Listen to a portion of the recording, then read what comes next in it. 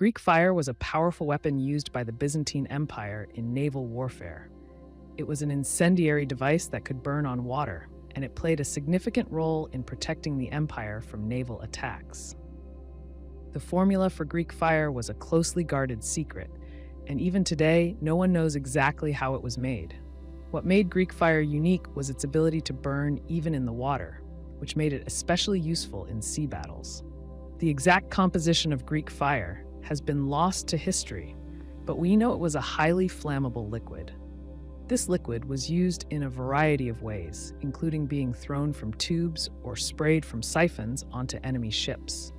The weapon's most terrifying feature was its ability to continue burning even after being doused in water. This made it a nightmare for the enemy, as there was no way to put out the flames once they were lit. Greek fire could spread quickly and cause devastating damage to wooden ships. The fire would often burn through the ship's hull, setting it ablaze and sinking it. The weapon was first used during the 7th century, and it became a key component of the Byzantine Empire's naval strategy. The Byzantines used Greek fire to defend their empire against Muslim invaders, particularly during the Arab sieges of Constantinople. During these sieges, the Byzantine navy used Greek fire to repel the attacking forces, burning their ships and preventing them from reaching the city. The weapon was so effective that it became a symbol of Byzantine power and naval superiority. Greek fire was not just a weapon of war, it was also a psychological tool. The fear of Greek fire struck terror into the hearts of the enemy. The flames were almost impossible to extinguish, and the smell of burning ships and flesh would have been overwhelming. The Byzantines used this fear to their advantage, knowing that the sight of Greek fire could cause panic and disorder among enemy forces.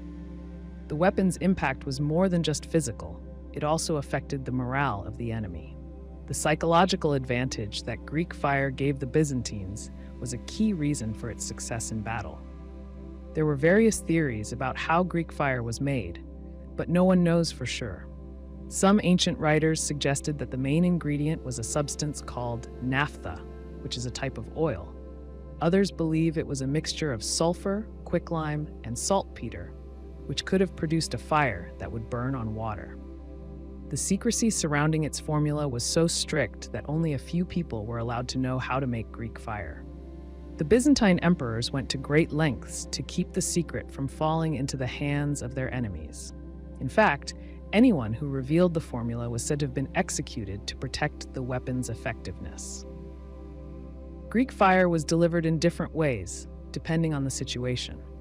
One of the most common methods was through the use of a siphon. The siphon was a type of pump that could project the flaming liquid at enemy ships. It was similar to a modern-day flamethrower, but it used pressurized air or water to propel the fire. The Byzantines used large ships equipped with these siphons to attack enemy fleets. These ships would get close to the enemy vessels and unleash streams of burning Greek fire onto their hulls, setting them alight and causing widespread panic. In addition to siphons, Greek fire was also used in other ways. The Byzantines would sometimes throw jars filled with the substance onto enemy ships. The jars would shatter on impact, releasing the flammable liquid and igniting the ship. The jars were often used in close quarters combat or when the Byzantines were defending their city walls. The fearsome nature of Greek fire meant that even a small amount of it could cause great damage. There were many instances in history where Greek fire played a decisive role in battle. One of the most famous uses of Greek fire was during the Arab sieges of Constantinople in the 7th and 8th centuries. During these sieges, the Byzantine navy used Greek fire to great effect, burning the attacking Muslim ships and preventing them from reaching the city. The flames from Greek fire were so intense that they could burn through the hulls of ships, even in the middle of the sea. The Byzantine defenders would often launch their fire from ships or from the walls of the city. The fear of Greek fire caused many of the attacking forces to retreat, and it played a key role in saving Constantinople from conquest. While Greek fire was used most famously in naval battles, it was also used in land battles. The Byzantine army would sometimes use Greek fire to burn down enemy fortifications or to clear paths for their troops. The The substance could be thrown from a distance or used to target specific areas. It was especially effective against wooden structures, as the fire would quickly spread and cause massive destruction. The secrecy surrounding Greek fire was so strong that after the fall of the Byzantine Empire, the knowledge of how to make it was lost. The formula was never written down in any surviving records, and over time, the details of how Greek fire worked were forgotten. Historians and scientists have speculated about what ingredients might have gone into Greek fire, but there has been no definitive discovery.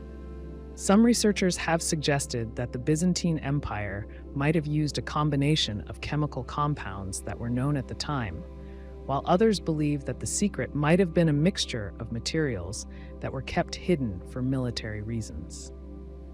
Despite the mystery surrounding Greek fire, its impact on warfare was undeniable.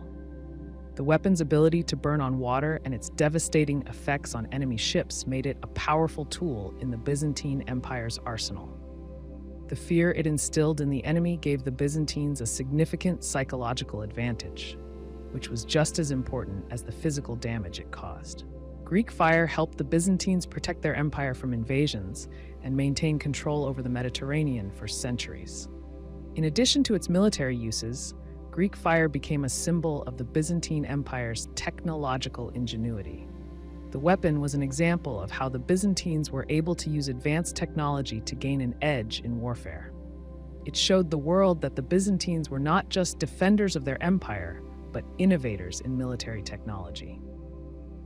The secrecy surrounding Greek fire added to its mystique, making it one of the most famous and feared weapons of its time. Though the formula for Greek fire remains a mystery, its legacy as a powerful and unique weapon lives on in history. The impact it had on naval warfare and its psychological effect on enemies set it apart from other weapons of the time.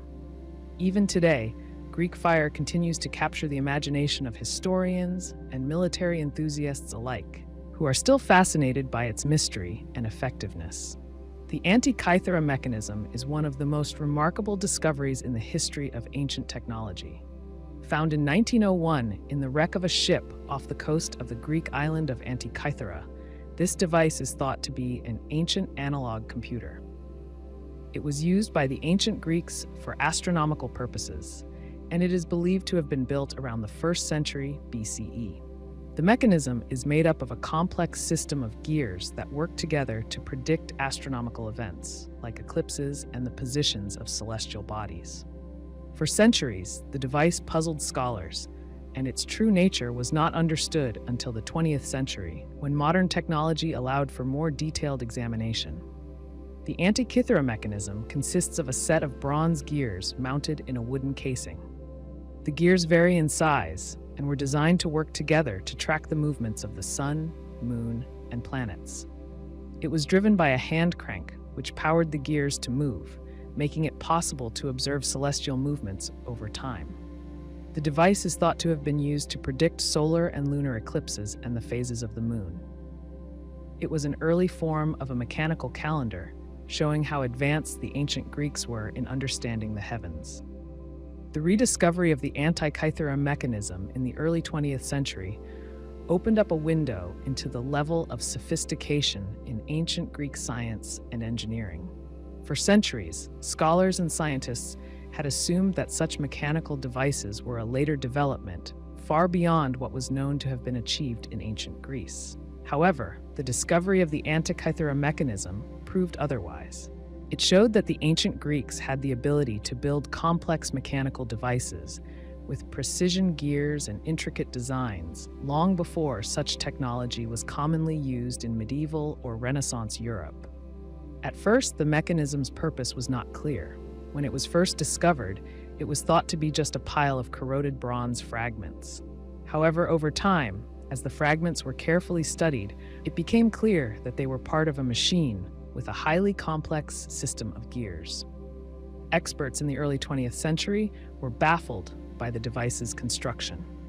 It seemed too advanced for its time, leading many to question how the ancient Greeks could have created such a device without the technological advancements that would be expected to build something so precise. One of the key features of the Antikythera mechanism is its set of interlocking gears. These gears allowed the device to simulate the movements of celestial bodies. By turning the hand crank, the user could move the gears and observe how the sun, moon, and planets moved through the sky. This made it possible to predict events like eclipses or to track the phases of the moon. It is thought that the device was used for a wide range of purposes, including guiding navigation, keeping track of the calendar, and even aiding in the timing of religious ceremonies. The design of the Antikythera mechanism was based on a deep understanding of astronomy. The Greeks were known for their interest in the stars, and they had developed sophisticated methods for observing and recording celestial movements. The device's creators were able to replicate these movements mechanically, using a system of gears that worked in harmony to simulate the cycles of the heavens. The mechanism's ability to track the cycles of the moon and predict eclipses was far beyond anything known in the ancient world. When medieval scholars first encountered similar mechanical devices, they were puzzled. In the centuries following the fall of the Roman Empire, many ancient technologies were lost or forgotten. As the Dark Ages set in, knowledge of complex devices like the Antikythera mechanism faded. It wasn't until much later that scholars in the medieval period began to rediscover and study similar devices. These medieval scholars were fascinated by the mechanical devices they found, but they were often unsure of their purpose. Many thought they were used for purposes similar to the Antikythera mechanism, such as predicting celestial events or keeping track of the calendar. However, the true nature of these devices was not fully understood until modern times. In the medieval period, much of the knowledge of ancient Greece and Rome was preserved in religious texts and the work of scholars who had access to ancient manuscripts. As these texts were rediscovered during the Renaissance, scholars began to take a deeper interest in the scientific and mechanical knowledge of the ancients. Some scholars in the medieval period began to construct their own mechanical devices, inspired by the designs of ancient Greek and Roman machines. While these devices were often simpler than the Antikythera mechanism, they still reflected the influence of ancient Greek astronomy and mechanical engineering. The rediscovery of the Antikythera mechanism in the 20th century shed light on how advanced ancient Greek technology had been. It became clear that the ancient Greeks were able to construct devices that were more sophisticated than many people had believed. They had an understanding of mechanical principles that was not fully appreciated until modern times. This discovery challenged many long-held assumptions about the progress of human technology and pushed back the timeline of when complex mechanical devices were thought to have been invented. Modern research has provided new insights into the function and construction of the Antikythera mechanism. Using advanced imaging techniques, scientists have been able to study the fragments of the device in greater detail than ever before. These studies have allowed researchers to reconstruct the mechanism's design and understand how it worked. The gears were not just simple cogs. They were carefully designed to fit together in a way that allowed the device to mimic the motions of the heavens. Some of the gears even had inscriptions on them, which provided clues about how the device was used and what it was meant to track. In addition to its astronomical functions, the Antikythera mechanism also served as a kind of calendar. It could be used to predict the timing of various events, such as the Olympic Games, which were held every 4 years. The Greeks were keenly aware of the passage of time, and the Antikythera mechanism helped them track the cycles of the moon, the movements of the planets, and other important events. This made it not just a tool for astronomers, but a practical device for daily life, helping the Greeks stay in tune with the rhythms of the universe. The device's ability to simulate celestial motions was a feat of engineering that was not replicated for many centuries. It was an impressive example of the Greeks' ability to combine their understanding of mathematics, astronomy, and mechanics. The Antikythera mechanism shows that the Greeks were not just philosophers and mathematicians, but also engineers who could design and build intricate devices with remarkable precision. Although many questions remain about the Antikythera mechanism, one thing is clear. It was a technological marvel of the ancient world. It is a testament to the ingenuity of the ancient Greeks and their ability to create complex devices that were centuries ahead of their time. The rediscovery of the Antikythera Mechanism has opened up new avenues of research into ancient Greek technology and has given us a glimpse into a world that was far more advanced than we once thought. Water-powered clock towers were among the earliest attempts to measure time mechanically, using water pressure to drive their movements. These clocks appeared long before the widespread use of mechanical gears and springs, offering an ingenious solution to the challenge of creating a reliable timekeeping system. The technology behind these clocks is simple in its essence, relying on the steady flow of water to power a system of gears and weights.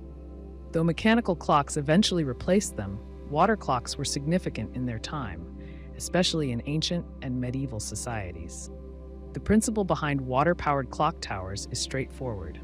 Water flows into a container where its weight or pressure moves a system of gears. These gears, in turn, drive the clock's hands or trigger a mechanism that chimes, indicating the passing of time. While many water clocks were used in private homes or temples, the water-powered clock tower was a public display of technological advancement. The clock towers often stood in prominent positions, such as city squares or at the entrances to important buildings, and their chimes would mark the hour for the surrounding community. One of the earliest examples of a water-powered clock tower can be traced back to ancient Greece. The philosopher and engineer Philo of Byzantium, who lived around the 3rd century BCE, designed a water clock known as a clepsydra. This device was quite simple. It consisted of a container that filled with water at a consistent rate. The water level would then move a float or a pointer, which would indicate the passage of time. While this type of water clock was not as complex as later clock towers, it laid the groundwork for future innovations. In the centuries that followed, inventors and engineers began experimenting with ways to incorporate water into more advanced timekeeping devices. One of the key developments in water-powered clock towers came in the Islamic world during the medieval period.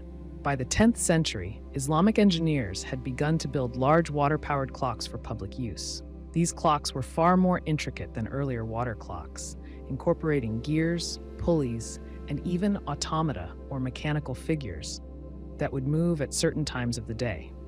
One of the most famous examples of such a clock is the 11th century clock built by the Persian engineer Ismail Al-Jazari. His clock, which he described in his famous work, The Book of Knowledge of Ingenious Mechanical Devices, used water to drive a series of gears that powered the clock's movement. Al-Jazari's clock tower featured a water-driven mechanism that could automatically adjust to different times of day, producing sounds or movements as it passed through certain hours. Al-Jazari's designs were a significant step forward in the development of water clocks. His clocks were far more accurate and reliable than the earlier Greek designs, and they included mechanisms for striking bells or moving figures at specific times. His work laid the foundation for later developments in clockmaking, including the integration of mechanical gears and the use of weights to replace water as the power source. The precision and complexity of these early water-powered clocks were such that they amazed and impressed those who saw them. Water-powered clock towers were not limited to the Islamic world. In Europe, there were also attempts to use water for timekeeping, though the technology developed more slowly in the West. The most famous of these early European clocks was the Tower clock in the city of Salisbury, England, built in the early 14th century. While the clock itself was driven by weights and gears, it is believed that water was used in some of the earlier models to help power the mechanism. This clock tower marked a significant advance in public timekeeping, with its chimes signaling the passage of time to the people of Salisbury. These early clock towers were complex, requiring skilled engineers and craftsmen to maintain and operate. The power of water was often harnessed in innovative ways. In many cases, the water would be stored in a large tank at the top of the tower. This tank would slowly release water at a consistent rate, using the force of gravity to power a system of gears below. The gears would turn a central axle, which in turn would drive the clock's hands. In some designs, the water flow would also power a system of levers or pulleys that moved mechanical figures, such as a rooster that crowed at sunrise or a bell that rang at the hour. One challenge in building water-powered clock towers was the need for a consistent water supply. In many cases, engineers had to design complex systems to ensure that the flow of water remained steady. This could involve diverting water from nearby rivers or springs, or using artificial channels to bring water into the clock tower. Once the water was collected, it had to be carefully regulated to ensure that the clock's movements remained accurate. In some cases, the water pressure was carefully controlled by adjusting the size of the opening through which the water flowed. This allowed the clock to maintain a steady pace even as the amount of water in the tank fluctuated. Another challenge was ensuring that the gears and other components of the clock worked smoothly over time. As with all mechanical devices, the parts of water-powered clocks were subject to wear and tear. The gears would need regular maintenance to keep them in good working order, and the flow of water would have to be carefully monitored to prevent any disruptions in the system. In some cases, engineers would build backup mechanisms into the clock, such as weights that could take over in the event of a water failure. This added an extra layer of reliability to the system, though it also made the clocks more complex and difficult to maintain. The role of water-powered clock towers in society went beyond mere timekeeping. These clocks were often used to regulate public life. In towns and cities, they would signal the start and end of workdays, mark the time for religious observances, or remind people to gather for important events. The sound of the chimes or the movement of mechanical figures could have a powerful effect on the people who lived and worked nearby, providing a shared sense of time and structure to their daily lives. In this way, water-powered clock towers were not just tools of measurement, but also symbols of social order and civic pride. In some cases, these clocks also served as a form of entertainment. Many water-powered clock towers were built with mechanical figures that moved at specific times of day. These automata could include everything from animals to human figures, all of which were powered by the water-driven gears inside the clock. The appearance of these figures was a source of fascination for those who watched them, and the clocks themselves became a kind of public spectacle. In this sense, water-powered clock towers served both a practical and a cultural purpose, combining the needs of timekeeping with the pleasures of public display. The development of mechanical clocks in the 14th and 15th centuries gradually replaced water-powered clock towers, as mechanical gears became more reliable and easier to maintain. As clockmaking technology improved, the need for water as a power source diminished, and clock towers began to rely more on weights and springs. However, the ingenuity behind the water-powered clock towers of the medieval period should not be underestimated. They were a testament to the creativity and resourcefulness of engineers in the ancient and medieval worlds, showing how early societies sought to master the passage of time in ways that were both functional and symbolic. Though the water-powered clock tower eventually gave way to more advanced mechanical clocks, its legacy remains. These early clocks represent a critical step in the development of timekeeping technology, showing how human ingenuity can overcome the challenges of nature to create devices that shape our understanding of time. Even as newer technologies have replaced them, the history of water-powered clock towers serves as a reminder of how humans have always sought to measure and control the passage of time.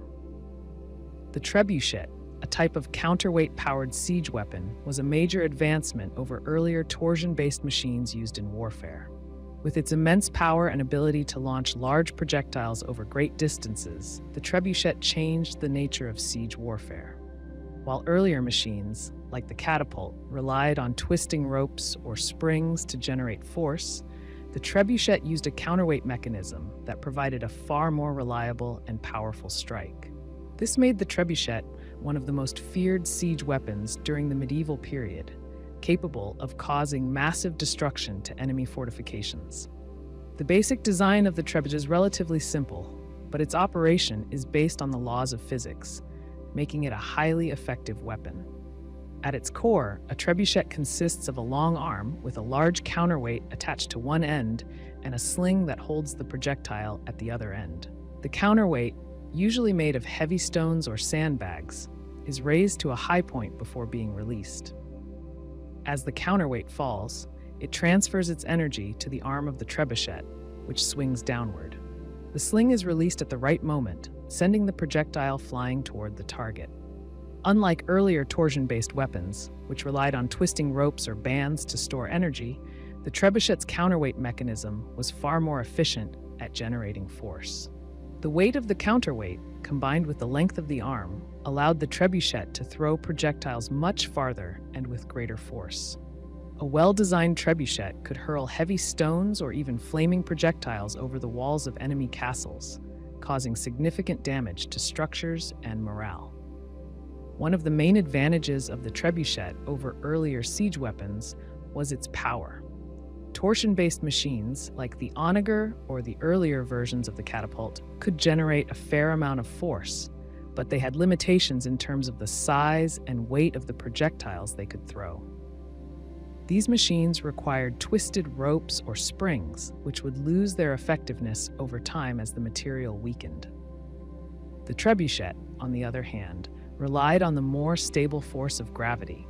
The counterweight could be as large as needed to create a powerful strike, and the mechanism was far less prone to wear and tear.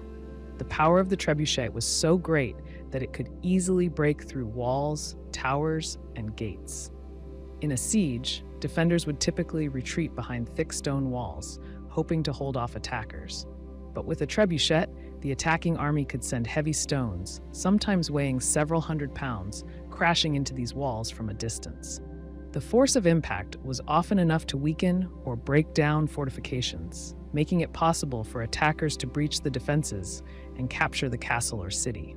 Another significant advantage of the trebuchet was its range. While torsion-based machines required close proximity to the target in order to be effective, the trebuchet could launch projectiles from much farther away.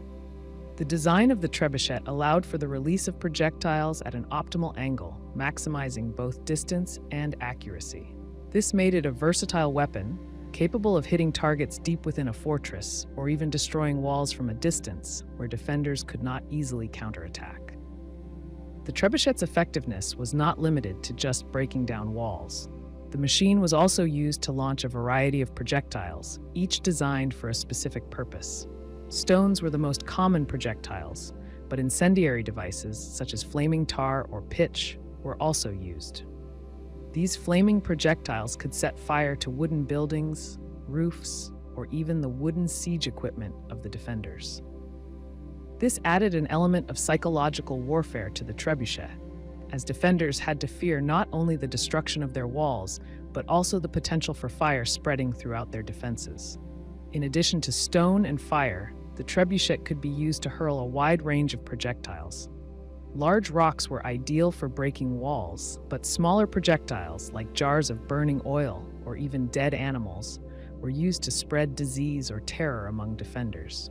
Some trebuchets were even designed to launch entire barrels of water or other liquids, making them highly adaptable to different types of siege situations. Operating a trebuchet required careful planning and coordination. The weapon itself was large and heavy, and it took a team of engineers and soldiers to operate it effectively. The counterweight had to be carefully balanced to ensure the proper amount of energy was generated. If the counterweight was too heavy or too light, the trebuchet would not fire properly, or it could cause damage to the machine itself. The sling also had to be adjusted to ensure that the projectile was released at just the right moment to achieve maximum distance and accuracy. The trebuchet's construction was also an impressive feat of engineering. The machines could be built in a variety of sizes, from small, portable versions to massive machines capable of launching projectiles over 100 yards. The materials used to build a trebuchet varied depending on the available resources, but the main components, wooden beams for the arm and frame, strong ropes or chains to support the counterweight, and a sling, were relatively simple to construct once the basic principles were understood. However, the assembly of a large trebuchet required skilled craftsmen and careful measurements to ensure that the machine was both stable and powerful. One of the challenges of using a trebuchet was its size and weight. A fully constructed trebuchet could weigh several tons, making it difficult to transport. This limited the weapon's mobility, and in many cases, trebuchets had to be built on site, either in a field near the enemy fortifications or in a specially constructed siege camp. The size of the trebuchet also made it vulnerable to counterattacks. If the defenders could manage to damage the machine, it would often be rendered ineffective. As a result, trebuchets were often accompanied by smaller, more mobile siege engines that could be used to support the attack.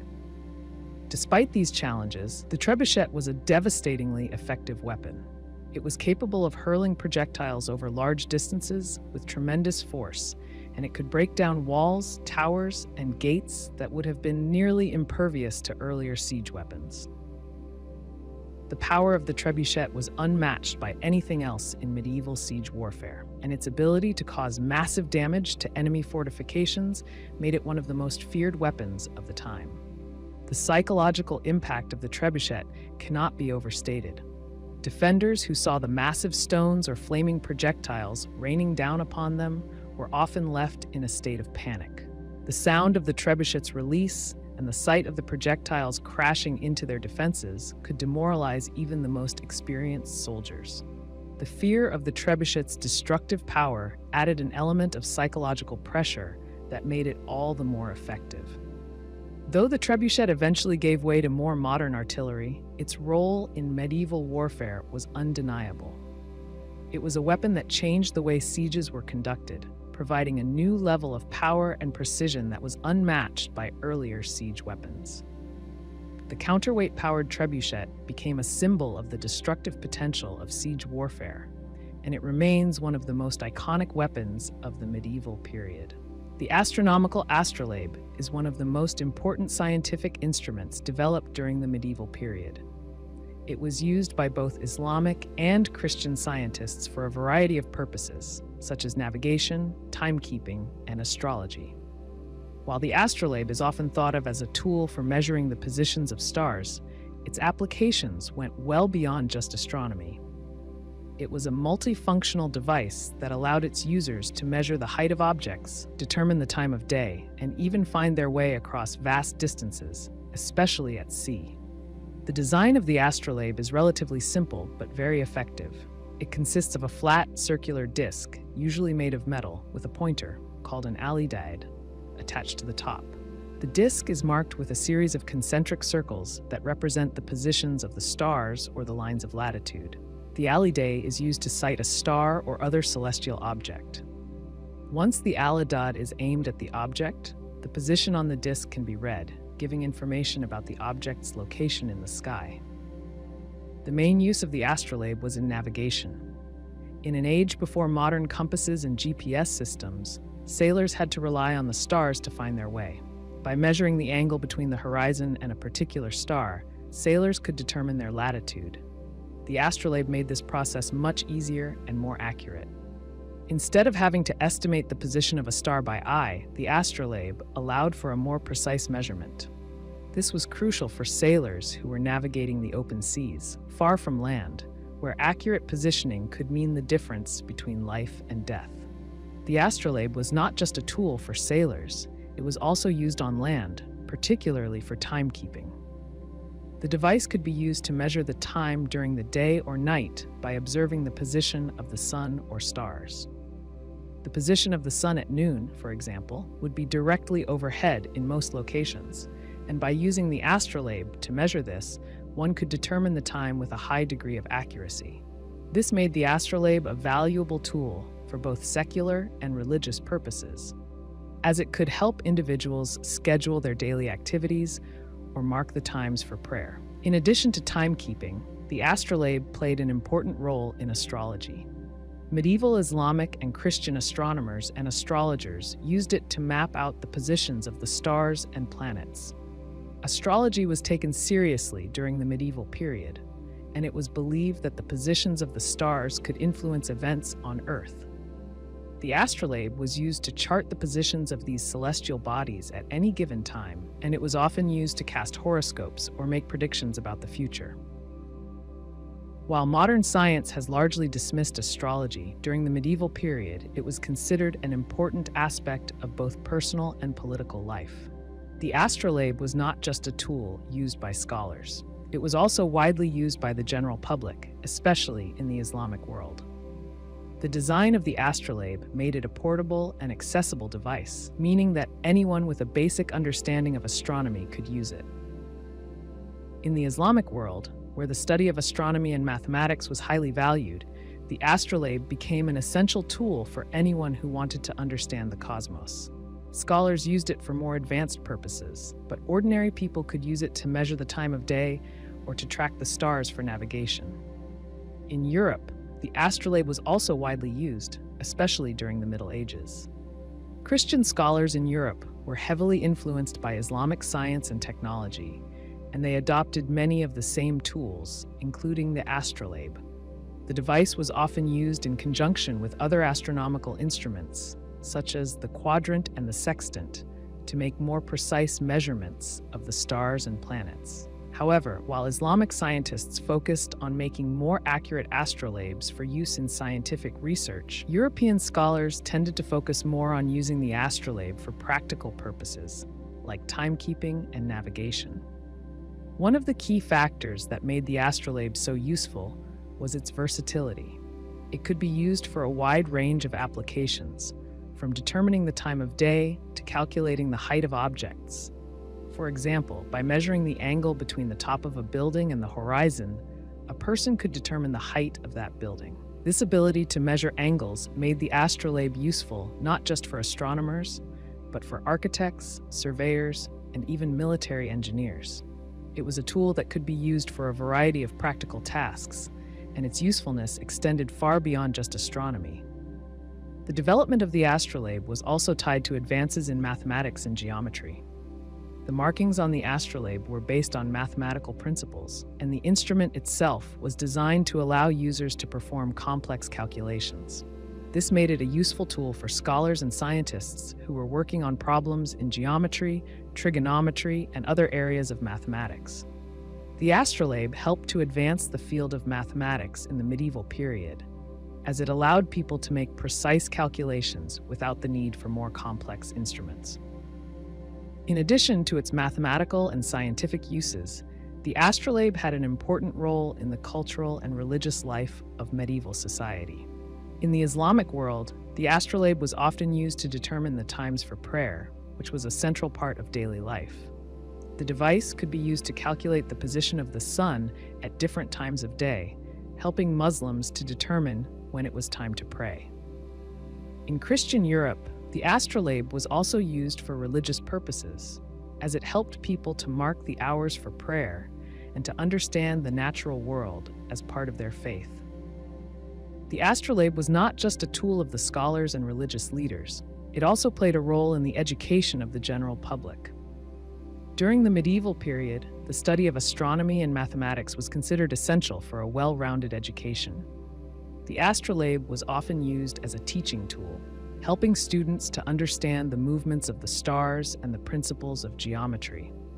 This made it an important instrument in both Islamic and Christian educational systems, where the study of the natural world was closely linked to religious and philosophical learning.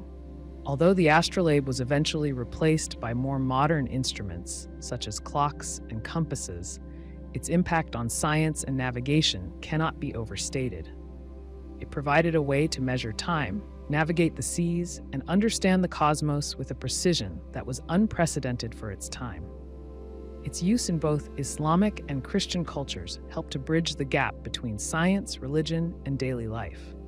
It was a tool that had practical applications for sailors and scholars alike, and its influence can still be seen in modern instruments used for navigation and astronomy. Eilmer of Malmesbury was a monk who lived in the 11th century in England. He is remembered not for his religious work, but for his bold and unusual attempt to fly. Eilmer's experiment involved strapping wings to his body and leaping from a tower. Though he didn't succeed in flying as we might imagine today, His attempt was a remarkable feat for its time, showing an early fascination with flight and an understanding of basic aerodynamic principles. Eilmer's story is largely known through a brief mention in the writings of the monk William of Malmesbury. According to these accounts, Eilmer had been inspired by the idea of human flight, a concept that had long fascinated people throughout history. He decided to take matters into his own hands and build a set of wings.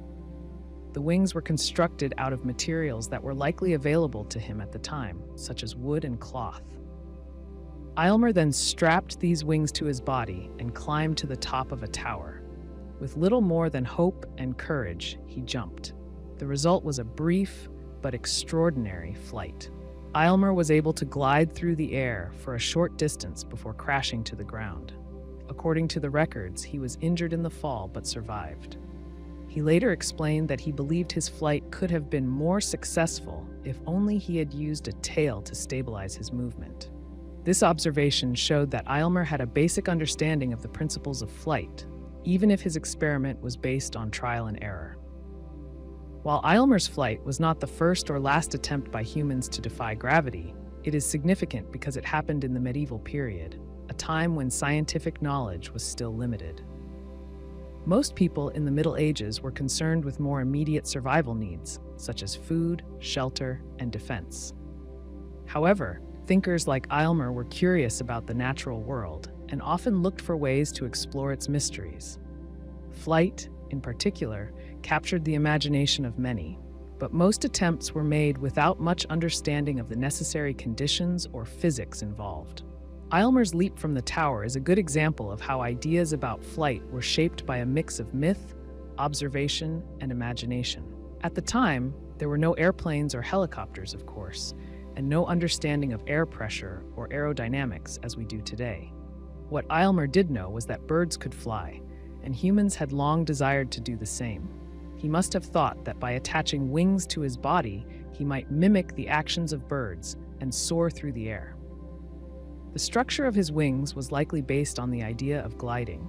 Birds don't flap their wings continuously the way humans might imagine. They glide and soar using the air currents around them. Eilmer's wings were likely made to be as light as possible to reduce the weight he would have to carry. However, unlike modern aircraft, which rely on highly specialized materials and design principles, Eilmer's wings were made from basic materials that wouldn't have had the same aerodynamic qualities. It's important to note that Eilmer's experiment wasn't a failure in the sense that it didn't achieve something. It succeeded in showing that human flight could, at least in theory, be possible with the right design and technology. What Eilmer lacked was the understanding of how to create wings that could both generate lift and provide control in the air. The wings he made were not able to sustain his flight or offer the stability that he needed. Nevertheless, the fact that he even thought to attempt this experiment is significant. Though his flight was short and ended in a crash, it was an important step in the long history of human attempts to achieve flight. Eilmer was not the only one with the idea of flight, but his experiment stood out because it was a rare attempt to turn imagination into action in the medieval period. His leap was a precursor to later experiments that would build on the idea of human flight, leading eventually to the development of airplanes centuries later. In medieval society, knowledge about flight was not widespread. Eilmer, being a monk, had access to some education, though it would not have been as advanced as the scientific knowledge we have today. Monks in medieval monasteries often had access to books and other sources of learning, especially when it came to the study of natural philosophy.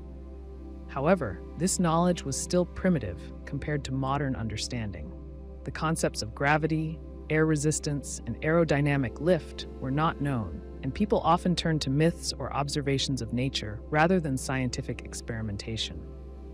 Eilmer's experiment was certainly unusual, especially for a monk who would have had access to theological studies rather than scientific texts. But he wasn't alone in his interest in flight.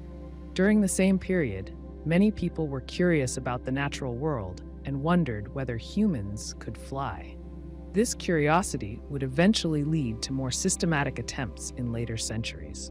The fact that Eilmer's attempt involved a mix of religious dedication and scientific curiosity is also worth noting. Monks like Eilmer were not just spiritual figures. They were also thinkers, scholars, and inventors. Their religious lives often intersected with their intellectual pursuits. In Eilmer's case, his devotion to prayer and religious life did not prevent him from being interested in the practical challenges of the physical world. His attempt at flight reflects a broader medieval culture that sought to understand the world through both faith and reason. Eilmer's experiment likely would have been seen as reckless by many of his contemporaries, especially considering the fact that he jumped from a tower without much preparation or scientific understanding of flight. Yet, in hindsight, it can be seen as an important moment in the history of human ingenuity. He dared to test the boundaries of what was possible, even though the chances of success were slim. In that sense, his attempt was more about the spirit of exploration than achieving a perfect outcome. It is also significant that Eilmer's flight attempt was an individual endeavor, which contrasts with the later, more organized approaches to flight development. In the centuries that followed, many more people would attempt to fly, often with teams of engineers, scientists, and philosophers contributing their knowledge to the effort. Eilmer's experiment, in contrast, was a solitary action that relied on his own understanding of the natural world and his imagination. Despite the failure of Eilmer's flight, it was an experiment that captured the spirit of medieval science and exploration. His attempt showed that people in the Middle Ages were not entirely bound by the limits of their time. They sought to understand and explore the world around them, even if it meant risking failure in the pursuit of knowledge. Eilmer's story, though simple and brief, is a reminder that human curiosity and the desire to explore have always been at the heart of scientific progress, even in the most unlikely places. Al-Jazari, a 13th century inventor and engineer from Mesopotamia, was responsible for creating some of the most advanced automata and mechanical devices of his time. His work, which includes robotic musicians, water clocks, and programmable devices, was a remarkable demonstration of ingenuity and skill. Living in the Islamic Golden Age, Al-Jazari was part of a thriving intellectual environment that fostered advancements in engineering, mathematics, and science. His creations were not only impressive from a technical standpoint, but also reflected a deep understanding of mechanical principles that would not be seen again in Europe for centuries. One of Al-Jazari's most famous inventions was a series of automata, mechanical devices that could perform tasks without human intervention. Among these automata were robotic musicians that could play music on command. These devices were powered by a system of water and gears, and they were designed to entertain guests at royal courts or provide music at public events. The automata consisted of lifelike figures, such as drummers and flute players, that were able to move and play their instruments with surprising precision. These musicians were an early form of robotics, representing a blend of art, technology, and entertainment. Al-Jazari's robotic musicians were more than just mechanical toys. They were part of a broader trend of creating devices that could mimic human actions. For example, the drummers used a mechanism that allowed them to strike their drums in rhythm, and the flute players would move their fingers to mimic the motion of playing a real flute. While these automata were not capable of composing music or improvising, their ability to play pre-programmed tunes was a significant achievement for the time. These devices showed that mechanical engineering could be used to replicate human behavior, even in the field of music. In addition to these robotic musicians, Al-Jazari is well known for his water clocks, which were some of the most intricate and sophisticated of the medieval period. His water clocks, like his automata, used the principles of water flow and mechanical gears to perform complex tasks. One of his most famous water clocks was designed to show the time while also serving as a spectacle. The clock had a series of moving figures, such as a boat that floated on the water, and it would chime to mark the passing of time. The figures were powered by the steady flow of water, which would move gears inside the clock and cause the figures to move in sync with the timekeeping mechanism. These water clocks were not just functional, they were works of art. Al-Jazari designed them to be visually interesting and engaging. For example, one of his clocks featured a mechanical boat that would sail across the water when the clock struck the hour. This combination of timekeeping and entertainment showed a level of creativity that was ahead of its time. Water clocks, particularly those designed by Al-Jazari, were often used to measure time for both practical and ceremonial purposes. In the Islamic world, timekeeping was an important aspect of daily life, particularly for scheduling prayer times, and Al-Jazari's clocks helped fulfill this need in a way that was both functional and artistic. Al-Jazari didn't just create decorative timepieces, he was also responsible for developing some of the first programmable devices. One of his inventions, the programmable musical automaton, could play different tunes depending on the setting of a mechanical dial. This device was an early form of automation in which the user could set a series of instructions to control the actions of the machine. The idea of programming a machine to perform a specific task, like playing music, was a precursor to modern computing and automated systems. The concept of programmability was not new, but Al-Jazari's designs were some of the most advanced and precise for their time. His programmable devices were powered by a system of gears, cams, and water, which allowed for controlled and repeatable motion. By adjusting the settings on the device, the user could change the sequence of events, such as which instruments were played or how the figures in a mechanical scene moved. This level of control was revolutionary, as it allowed for machines to perform tasks that were otherwise complex and time-consuming for humans. Al-Jazari's understanding of mechanical engineering and his ability to design intricate systems set him apart from many of his contemporaries. His inventions were based on a solid grasp of geometry and physics, which he used to design machines that were reliable, efficient, and capable of performing a wide range of tasks. He was also able to incorporate these mechanical systems into everyday life, making his inventions practical as well as impressive. For example, his water clocks not only provided an accurate measure of time, but they also added an element of entertainment and visual interest that made them stand out. One of the reasons Al-Jazari's inventions were so groundbreaking was his ability to combine technology with aesthetics. While many inventors in the medieval period focused solely on functionality, Al-Jazari took great care to ensure that his machines were visually engaging as well. His water clocks, in particular, were designed to be both beautiful and practical, with intricate carvings and moving parts that added to their appeal. This blend of art and science made his work unique and ensured that his inventions were memorable for both their technical skill and their creative design. Al-Jazari's legacy extends beyond just the creation of automata and water clocks. He was a master of combining engineering with artistry, and his inventions continue to inspire people today. The use of gears and mechanical systems in his devices laid the groundwork for future innovations in automation and machinery. His programmable devices, while rudimentary by modern standards, were an early step toward the development of more advanced mechanical and electronic systems. In many ways, Al-Jazari's work can be seen as a bridge between the ancient world and the modern age, connecting the early foundations of engineering with the more advanced technologies that would emerge centuries later. Al-Jazari's influence was not limited to the Islamic world. His work spread across the Middle East and into Europe, where it would later be rediscovered and admired by Renaissance engineers. Many of the principles he used in his automata and timekeeping devices were echoed in the mechanical inventions of later centuries. His legacy as a pioneer of automation and mechanical engineering lives on, and his work remains a testament to the creativity and ingenuity of the medieval world. In many ways, Al-Jazari's creations were ahead of their time. While the technology for building fully functional, modern machines was still centuries away, Al-Jazari's automata, water clocks, and programmable devices were a glimpse into the future of technology. They showed that even in the 13th century, people were thinking about ways to automate tasks and create machines that could perform complex actions.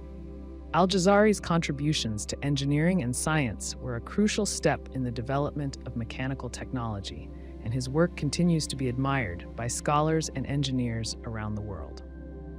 In ancient times, people living in cold climates developed practical solutions to the challenge of moving across frozen lakes and rivers. One of the earliest forms of ice travel involved strapping animal bones to the feet, creating what we now recognize as bone skates. These simple but effective devices allowed people to glide across ice, making travel faster and easier during winter months. The idea behind bone skates was straightforward. Use materials that were readily available and could provide enough support and glide to move smoothly across the ice. In areas where winters were long and harsh, particularly in parts of Europe and northern Asia, walking on ice was often a necessity, and the need for faster movement during this time led to the invention of bone skates. People needed to find a way to avoid slipping on the slick surface of frozen lakes or rivers, while also conserving energy during long, tough, cold months. Bone skates were made from the bones of large animals like cows, horses, or elk. The bones were chosen because of their strength and ability to be shaped into a suitable form for gliding on ice. The bones were usually flattened, smoothed, and then attached to the bottom of wooden platforms or shoes. These platforms were then strapped to the feet using leather or other sturdy materials. The bone itself acted as the blade, cutting into the ice and allowing the person wearing the skates to slide across the surface with relative ease. The design of these early skates was fairly simple. The bones were typically long and narrow, sometimes measuring up to 30 centimeters in length. They were carefully shaped and smoothed to reduce friction against the ice. The edges of the bone were sharpened to create a thin, smooth surface that could grip the ice without causing the wearer to stumble. The bones were not shaped like modern skate blades, but instead had a more basic form, acting as an early form of ice traction. By strapping these bones to their feet, people could push off from the ice, allowing them to glide in a way that would have been impossible without them. These bone skates offered a significant advantage over walking on the ice without any kind of support. Without skates, walking on ice could be dangerous, and people often moved slowly, carefully placing their feet to avoid slipping. With bone skates, people could glide across the ice, saving energy and reducing the risk of falling. This was especially important in regions where frozen waterways provided important routes for travel, trade, and communication during the winter months. Bone skates made it easier to travel between villages, cross frozen rivers, and even hunt or fish in colder climates. In some cases, bone skates were used for recreational purposes as well. Early evidence suggests that people in colder regions enjoyed sliding across the ice for fun, much like modern ice skaters. Some people even developed basic forms of ice dancing or racing, though these activities were often more about survival and practicality than entertainment. As people grew more accustomed to using the skates, they found new ways to use them, experimenting with speed, balance, and skill. Bone skates were often seen as a sign of ingenuity, offering a solution to an otherwise challenging aspect of life in a frozen landscape. One of the key advantages of bone skates was their accessibility. In regions where animal bones were plentiful, these skates were easy to make and did not require specialized materials or tools. Most people could fashion a pair of skates themselves if they had the right bones and materials to attach them to their shoes. The simplicity of the design meant that bone skates could be created by nearly anyone, providing an affordable and effective way to move quickly across ice. As useful as bone skates were, they were not without their limitations. The bones used in the skates were not as durable as the materials used in modern ice skates, and they could wear down over time. The sharp edges of the bone could also become dull, making it harder to glide smoothly across the ice. Additionally, the construction of bone skates was often crude, and the platforms could be uncomfortable for extended use. Despite these drawbacks, bone skates provided a major advantage in cold climates, offering a faster, safer alternative to walking on ice. The invention of bone skates was a significant development in the history of ice travel. While the basic design remained unchanged for centuries, the idea of gliding across frozen lakes and rivers became a standard method of travel in many regions of the world. As time passed, bone skates were eventually replaced by metal blades, which were more durable and efficient. However, the principle behind the bone skate, using a sharp edge to glide over ice, remained the same. In addition to being a practical tool for travel, bone skates were also a sign of resourcefulness. Early humans had to make do with the materials available to them, and bone skates showed how people could take what nature provided and turn it into something functional. The bones of animals were not just used for food or shelter, they were repurposed into tools that helped people adapt to their environment. The use of bone skates also reflected the close relationship that early societies had with their surroundings. People living in cold climates were deeply connected to the natural world, and they found ways to live in harmony with the seasons. In the winter, when travel on foot was often slow and dangerous, bone skates offered a way to keep moving, maintaining the flow of trade and communication. They were an essential part of life for those living in the northern parts of the world, where the winters were long and the ice formed early. As time passed, more advanced versions of ice skates were developed. The introduction of metal blades, for example, allowed for a smoother and faster glide over the ice. Over the centuries, the design of ice skates continued to evolve, moving away from bone and toward more durable and efficient materials like steel. But the basic idea of using a sharp edge to glide across frozen water remained unchanged. Today, modern ice skates are made of synthetic materials, and the blades are designed for greater control and speed.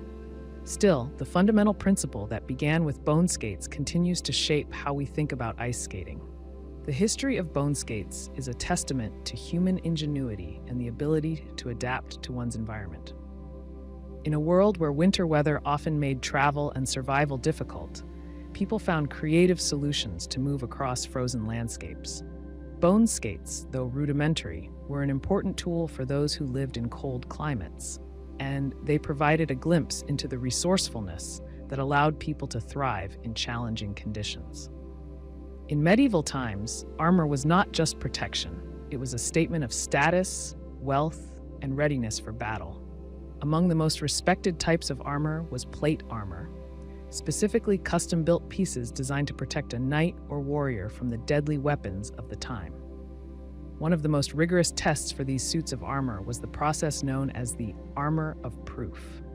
Before a suit of armor was sold or used in battle, it was put through a series of tests to ensure its strength and reliability. The most notable of these tests involved the use of crossbow bolts, which were fired at the armor to see how well it could withstand the force of a bolt. The process of testing the armor with crossbow bolts was vital for both the buyer and the blacksmith. A knight, lord, or warrior needed to be certain that the armor they were purchasing could protect them in combat, where crossbows were common weapons. A crossbow bolt was a formidable weapon in medieval warfare. The bolts were small, but they were powerful enough to pierce through weaker armor, especially if the bolt was fired from a close range or at a high velocity. For this reason, armor had to be both strong and well-crafted. Armor that was tested with a crossbow bolt would be more likely to provide the protection needed in battle. The test was simple but effective. A suit of armor, typically made of steel or iron, would be placed in a location where a crossbow could be aimed at it. The blacksmith or craftsman would then fire a bolt at the plate armor, often at a point where the armor was most vulnerable, like joints or seams. The goal of the test was to see if the bolt could penetrate the plate or cause any serious damage. If the armor passed the test, it was considered proof of its quality, hence the name armor of proof. If the bolt failed to penetrate the armor would be certified as strong enough to withstand real combat situations. While this process was primarily used to test plate armor, it could be applied to other types of armor as well. The testing could be done on breastplates, helmets, or even shields, depending on what was being made. The crossbow bolt was the most common weapon used in these tests because it was a widely known and feared weapon in medieval warfare. The crossbow's powerful bolts could pierce through many types of armor, and its ability to deliver a devastating shot made it the perfect weapon to test the durability of armor. The test didn't just check the durability of the metal, it also helped demonstrate the skill of the blacksmith. Making plate armor was an intricate process that required not just raw materials, but also knowledge of metallurgy and craftsmanship. A skilled blacksmith would know how to craft armor in a way that would distribute the force of a blow evenly, reducing the chances of a bolt penetrating the armor. The armor had to be shaped correctly to fit the body and allow for ease of movement, but it also had to be thick enough to withstand a direct hit. This balance of form and function made custom-built armor a unique and valuable commodity. To make armor that would pass the armor of proof test, blacksmiths had to use specific techniques and materials. Steel was preferred because of its strength and ability to be hardened. However, steel alone was not enough. The blacksmith would often temper the steel, a process that involved heating it and then cooling it quickly in water. This would increase the hardness of the metal, making it more resistant to penetration. In addition, the metal would be shaped using a hammer and anvil, and then polished to create smooth, even surfaces that could deflect crossbow bolts rather than absorbing the full force of the impact. The armor of proof test was also a point of pride for those who wore it. When a knight or soldier went into battle, they wanted to know that their armor could protect them from the deadly weapons of the enemy. The armor of proof ensured that they could trust their gear. However, it was not just about the quality of the armor. It also conveyed a sense of authority and status. Custom-built plate armor was expensive, and only the wealthy could afford it. The process of having armor tested with a crossbow bolt was a demonstration that the person wearing it had not only the money to afford the armor, but also the resources to ensure its quality. The process of testing armor with crossbow bolts was a practical necessity, but it also had cultural significance. In the world of medieval warfare, armor was an essential part of a knight's identity. A well-crafted suit of armor could make the difference between life and death. The armor of proof was more than just a test, it was a symbol of the knight's readiness for battle. Knights and warriors prided themselves on their gear, and armor that passed the proof test was seen as a mark of distinction. For the blacksmiths who made the armor, the ability to pass the armor of proof test was a demonstration of their skill and reputation. In a time when many knights traveled long distances to hire skilled craftsmen, reputation was everything. A blacksmith who could produce high-quality, battle-tested armor would gain the trust of knights, lords, and kings. As word spread about their skill, more and more customers would seek out their services, making armor production a lucrative business. However, not all armor passed the test. If a suit of armor failed to withstand a crossbow bolt, it would be considered unfit for battle. In some cases, the blacksmith would be given the opportunity to fix the armor and retest it. If the armor could not be made strong enough, it would not be sold to the knight or warrior. This ensured that only the best armor made it into the hands of those who needed it most. While the armor of proof process was an essential part of medieval warfare, it was also a reflection of the technological and cultural mindset of the time. The careful attention to detail and the testing of armor with crossbow bolts was a practical solution to a problem that could mean life or death on the battlefield. It was a combination of craftsmanship, science, and military strategy, with each test pushing the boundaries of what was possible in armor making. As time passed and warfare evolved, new technologies and weapons emerged that required different forms of protection. The crossbow bolts that once served as the ultimate test of armor were eventually replaced by firearms, which led to the decline of plate armor in favor of other forms of protection. However, the armor of proof test remains a symbol of the meticulous care that medieval craftsmen took in making armor that could withstand the deadly weapons of their time. In medieval times, people lived in a world where medical knowledge was limited, and many ailments were treated in ways we would find strange today. One such treatment involved the use of padded metal helmets designed to alleviate headaches, particularly migraines. These devices, often made of iron or steel, were intended to apply pressure to the head, with the idea that this would ease pain and provide relief. They were not sophisticated medical instruments, but rather an attempt to address a common and debilitating condition with the resources available at the time. The concept behind the pain relief helmet was fairly simple. Migraines, a condition characterized by intense headaches often accompanied by nausea and sensitivity to light, have long been recognized as a serious affliction. People in the medieval period didn't have the understanding of the brain and nervous system that we do today, so they relied on trial and error, as well as the medical theories of the time, to treat such ailments. It was believed that applying pressure to the head could help reduce the intensity of a headache, and thus the helmet was designed to compress the skull to some degree. These helmets were often padded on the inside, providing a soft layer between the metal and the head. The idea was that the pressure applied by the metal shell, combined with the cushioning from the padding, would ease the pain. Some helmets were designed to be worn for long periods of time, with straps to hold them in place, while others were intended to be worn during specific episodes of pain. The idea of applying pressure as a form of pain relief was not unique to these helmets. Similar concepts have been used throughout history, such as the use of tight bandages or wraps to alleviate headaches, but the medieval version was particularly notable for its strange mix of metal and padding. The helmets varied in design, with some being relatively simple, while others were more elaborate. Some were shaped like full headpieces, covering the entire skull, while others were more like caps or masks, covering only the upper portion of the head.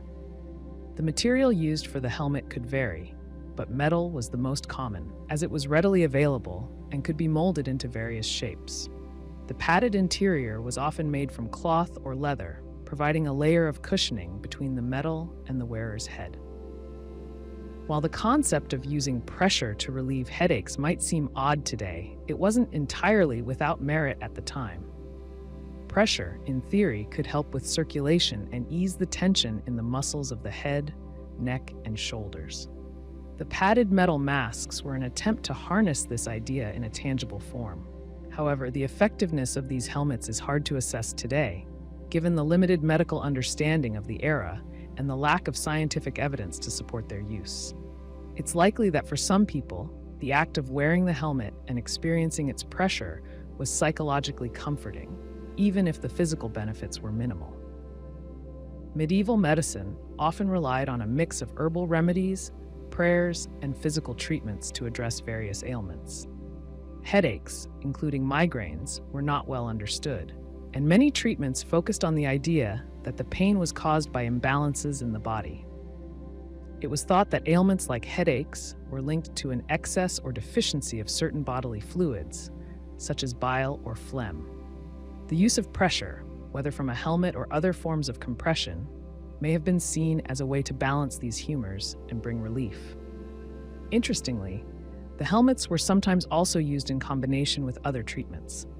For example, people suffering from migraines might also have been advised to rest in dark, quiet rooms or take herbal remedies like feverfew or willow bark.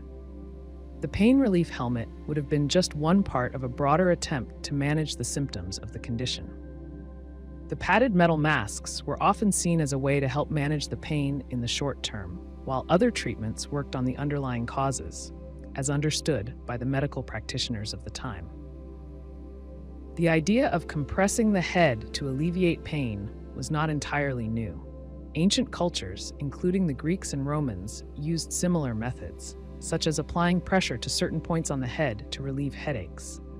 These early treatments were based on the belief that applying pressure to specific areas could relieve pain by influencing the flow of bodily humors or balancing the body's energy. The use of pressure in this way persisted throughout the medieval period and into later centuries, evolving as new theories about the causes of pain and illness were developed. In some ways, the padded metal helmets can be seen as a precursor to modern pain management techniques.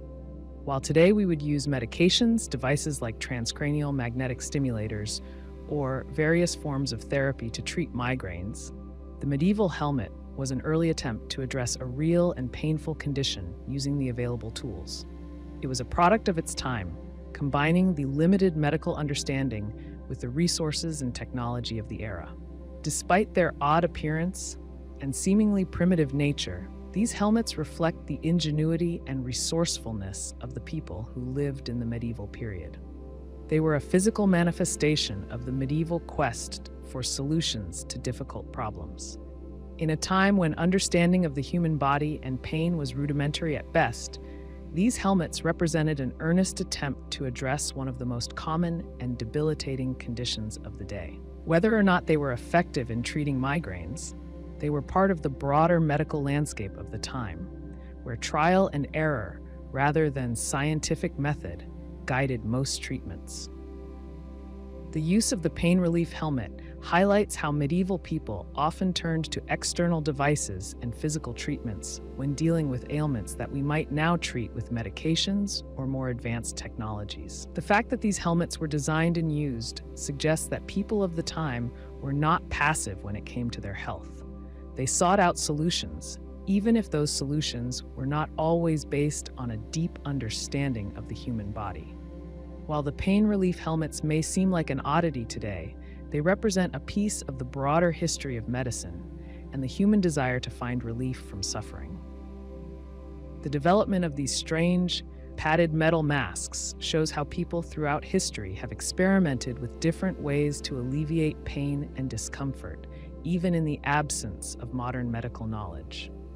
Although we now have more effective and scientifically backed treatments for migraines and headaches, the medieval pain relief helmet stands as a reminder of the lengths people went to in order to improve their quality of life. In medieval warfare, armies constantly sought new ways to protect soldiers and increase their chances of success on the battlefield. One of the more innovative ideas in this pursuit was the war wagon, a heavily armored cart used as a mobile fortress. War wagons were most notably used in Bohemia during the 15th century, offering a practical solution for troops to take cover and strike from a position of safety. Though they were not the tanks of modern warfare, war wagons represented an early attempt to combine mobility with heavy protection, changing the way battles were fought. A war wagon was essentially an armored cart or chariot, equipped with thick wooden or metal walls, and often covered with metal plating or shields to protect those inside from arrows, crossbow bolts, or other projectiles. These wagons were large, robust, and designed to withstand the rough conditions of battle.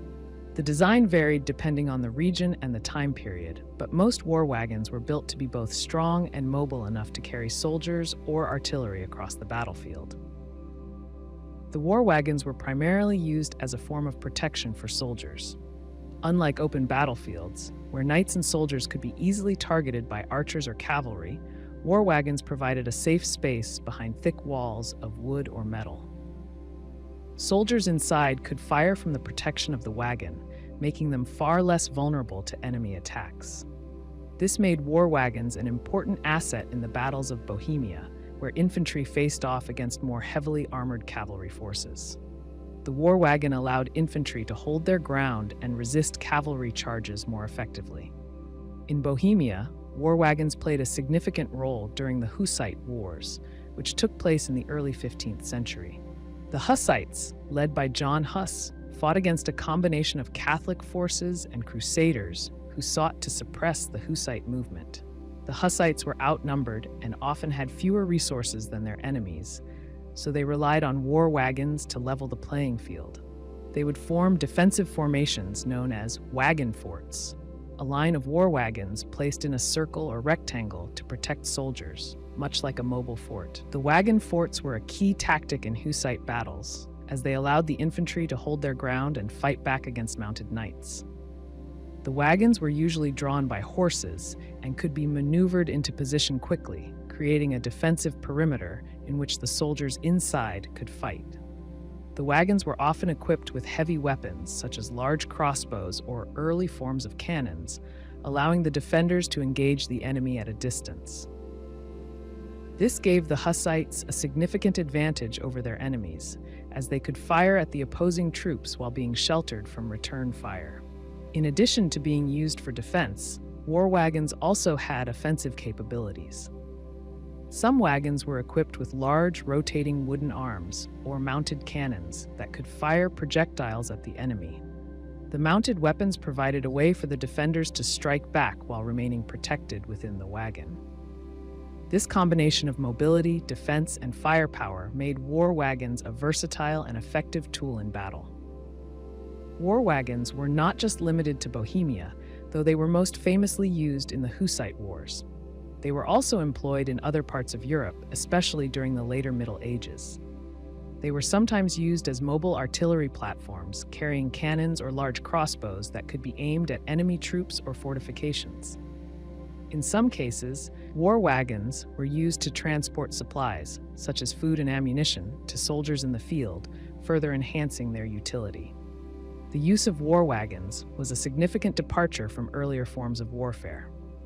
Before their introduction, armies relied on foot soldiers or cavalry to engage in battle, with little in the way of protection against long-range weapons like arrows or crossbow bolts. The war wagon offered a way to protect troops while still allowing them to fight back effectively. It also allowed armies to engage in more flexible tactics, as the wagons could be quickly moved into position and used in different ways depending on the situation. The design of the war wagon was an important part of its effectiveness. The carts were usually built from strong wood, reinforced with iron bands or metal plating to increase their durability. The wheels of the wagons were also reinforced, as they needed to be sturdy enough to support the weight of the armored structure. Some war wagons even had small slits or windows in the walls, allowing soldiers to fire arrows, crossbows, or guns from inside the protection of the wagon. This allowed the defenders to maintain a strong defense while limiting their exposure to enemy fire. Despite their advantages, war wagons had some limitations. One of the biggest drawbacks was their size and weight. The wagons were heavy and cumbersome, making them slow to maneuver on the battlefield. They also required a lot of horses or oxen to pull them, which meant that they could be difficult to transport over long distances. This lack of mobility meant that war wagons were most effective in situations where they could be used as part of a defensive line, rather than as part of a fast-moving offensive. The use of war wagons began to decline as firearms and more advanced artillery became common in the 16th century. Cannons and muskets could fire over longer distances and with more power, making the protection offered by war wagons less effective. Additionally, the rise of more mobile and flexible tactics, such as cavalry charges and infantry formations, made the stationary nature of the war wagon less practical in many battles. Over time, armies adapted to new technologies and methods of warfare, and the war wagon gradually disappeared from the battlefield. Nonetheless, the war wagon represented an important innovation in medieval warfare. It was a response to the changing needs of armies and a reflection of the evolving nature of combat. By offering a combination of mobility, defense, and firepower, war wagons helped level the playing field for infantry and allowed them to hold their ground against more heavily armored enemies. The war wagon was a precursor to modern armored vehicles, showing that the idea of using vehicles as mobile fortresses was not a modern invention, but something that was envisioned long before the tank. The war wagons of the Hussite Wars, in particular, were a symbol of tactical innovation and resourcefulness. The Hussites used the war wagons to their advantage, even when they were outnumbered and faced with stronger forces. This creative use of available resources allowed them to achieve significant victories, demonstrating the power of the war wagon as both a defensive and offensive tool. Though the war wagon is no longer in use, its role in medieval combat remains an example of how early innovators in warfare were able to create effective solutions with the technology available to them. The Heron Fountain, also known as Heron's Fountain, is one of the earliest known examples of hydraulic engineering that used trick physics to create the illusion of a perpetual water source. It was invented by Heron of Alexandria, a Greek engineer and mathematician who lived around the 1st century CE. The fountain used a simple system of water, air pressure, and gravity to create the effect of continuously flowing water without any external pump or constant input of energy. It was an ingenious piece of engineering that, while not truly a perpetual motion machine, seemed to operate in a way that appeared magical to the people of that time. The design of the Heron Fountain was based on principles of hydraulics, the study of the movement and control of water. The fountain consisted of a vessel filled with water, an airtight container, and a series of pipes connecting them. When water was added to the vessel, it would fill the airtight container through a set of pipes. This would cause the water to flow out of the fountain, creating the illusion of a never-ending source of water. In reality, the system relied on the balancing of air pressure and gravity, and the illusion was achieved by manipulating these forces in a clever way. At the heart of the Heron Fountain was a simple yet effective setup. The water was initially poured into a container placed higher than the fountain, allowing gravity to move the water down into an airtight vessel. As the water filled the vessel, the air inside would be compressed. This would create a pressure imbalance, forcing the water to be expelled from the vessel and into the pipes connected to the fountain itself. As the water was forced out, it would flow into the fountain, creating the appearance of an endless water supply. The system worked because of the way air pressure behaves when it is confined in a sealed container. As water entered the airtight container, the air inside became compressed, increasing the pressure. This pressure was enough to push the water out of the vessel and through the pipes, making it appear as if the water was flowing on its own. Once the water had been expelled, the air pressure inside the container would return to normal, and the system would need to be refilled for the process to start again. Heron's design relied on the principles of water displacement and air pressure. When the water entered the container, it displaced the air, causing it to become compressed. This, in turn, increased the air pressure, which forced the water to flow out of the container and into the fountain. The illusion of perpetual motion was achieved because the water appeared to flow continuously, even though the system actually required an external input of water to keep the process going. Once the water supply ran out, or the system was disturbed, the flow would stop and the fountain would no longer work. The Heron Fountain was not just a curiosity, but a demonstration of Heron's understanding of fluid dynamics and air pressure. His use of these forces to create the illusion of a perpetual fountain was a remarkable example of how the principles of physics could be applied in a practical setting. Though the fountain was not truly a perpetual motion machine, it was one of the earliest examples of using mechanical principles to manipulate natural forces for entertainment and practical purposes. The Heron Fountain was likely used in gardens or temples, where it could impress visitors with its continuous flow of water. The fountain would have been a striking feature, especially in a time when access to reliable water sources was not always guaranteed. The illusion of endless water could have been seen as a symbol of abundance or divine favor.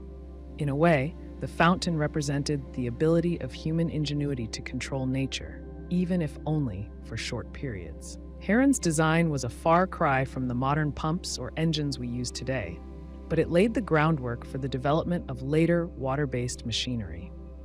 The Heron Fountain demonstrated how water could be manipulated through pressure and gravity, ideas that would later be refined and developed into more advanced technologies. It was a precursor to more complex systems that would harness these same principles, including those used in steam engines and hydraulic presses. While the Heron Fountain worked based on a clever balance of water and air pressure, it was not without limitations. The system relied on the constant addition of water to maintain the flow. This meant that the fountain could not truly be self-sustaining or operate indefinitely. It also depended on the precise calibration of the airtight container and the water pressure. If the system was disrupted in any way, it would stop working and the fountain would no longer flow. Nevertheless, for those who saw it in action, the Heron Fountain must have appeared as though it could provide an endless supply of water, an effect that would have been both intriguing and mysterious. The fountain's operation was based on the concept of equilibrium. Water would flow into the container, displacing air and compressing it. Once the air reached a certain pressure, the water would be forced out of the vessel and into the pipes. When the water level dropped and the air pressure returned to normal, the flow would stop. In order for the system to continue, someone would need to refill the water vessel. The mechanics of this process gave the illusion of a perpetual cycle, even though the system required regular attention to keep it going. Heron's Fountain is a reminder of the ancient world's fascination with machines and illusions. Though the technology of the time was limited, inventors like Heron were able to apply basic principles of physics to create devices that could entertain and educate. The Heron Fountain may not have been the last word in hydraulic engineering, but it demonstrated the creativity and ingenuity of the people who sought to understand and manipulate the world around them. The fountain's use of water and air pressure was also an early glimpse into the role of physics in everyday life. While many of the people who witnessed the fountain might not have understood the scientific principles behind it, the device represented an application of natural laws that could bring about real-world results. In this way, Heron's fountain was not just an illusion. It was a way to show how physics could be used to solve problems and create useful devices, even in the ancient world.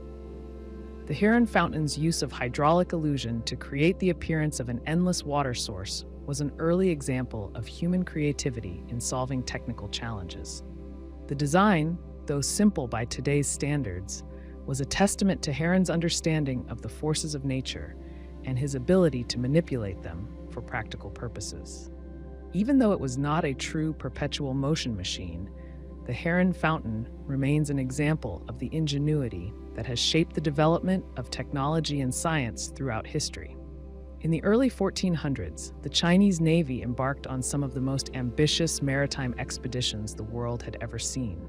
At the heart of these expeditions were Zheng He's giant treasure ships, massive vessels that were a testament to China's maritime capabilities. These ships were far larger and more advanced than the European caravels of the time. They were built not just for exploration, but also for trade, diplomacy, and displaying China's power and influence across the seas. The size and scale of these ships, coupled with their advanced design, made them a symbol of the might and sophistication of the Ming dynasty. Zheng He, a Muslim eunuch who rose to prominence under the Ming Emperor Yongle, was tasked with leading these voyages. His fleet, which consisted of dozens of ships, was headed toward places across Southeast Asia, South Asia, the Arabian Peninsula, and even East Africa. The treasure ships themselves, known as baochuan in Chinese, were particularly remarkable for their size. Some estimates suggest that they measured over 400 feet long, much larger than the typical European ship of the time, such as the caravel, which was often around 70 to 100 feet long. These ships were not only large in length but also in height, with multiple decks that allowed for the storage of vast quantities of goods, as well as accommodations for a crew that numbered in the thousands. The construction of these ships was a feat of engineering. They were built in shipyards along the coast of China, using advanced techniques that had been honed over centuries. The ships were made with strong timber, and their hulls were reinforced to withstand the long voyages across the open ocean. The design of the ships was a blend of traditional Chinese boat-building methods and more recent innovations in naval architecture. The use of watertight compartments, which helped to prevent flooding, was one such innovation that made these ships more seaworthy than many of their contemporaries. One of the most striking features of these treasure ships was their size. The large number of decks allowed for the storage of vast amounts of cargo.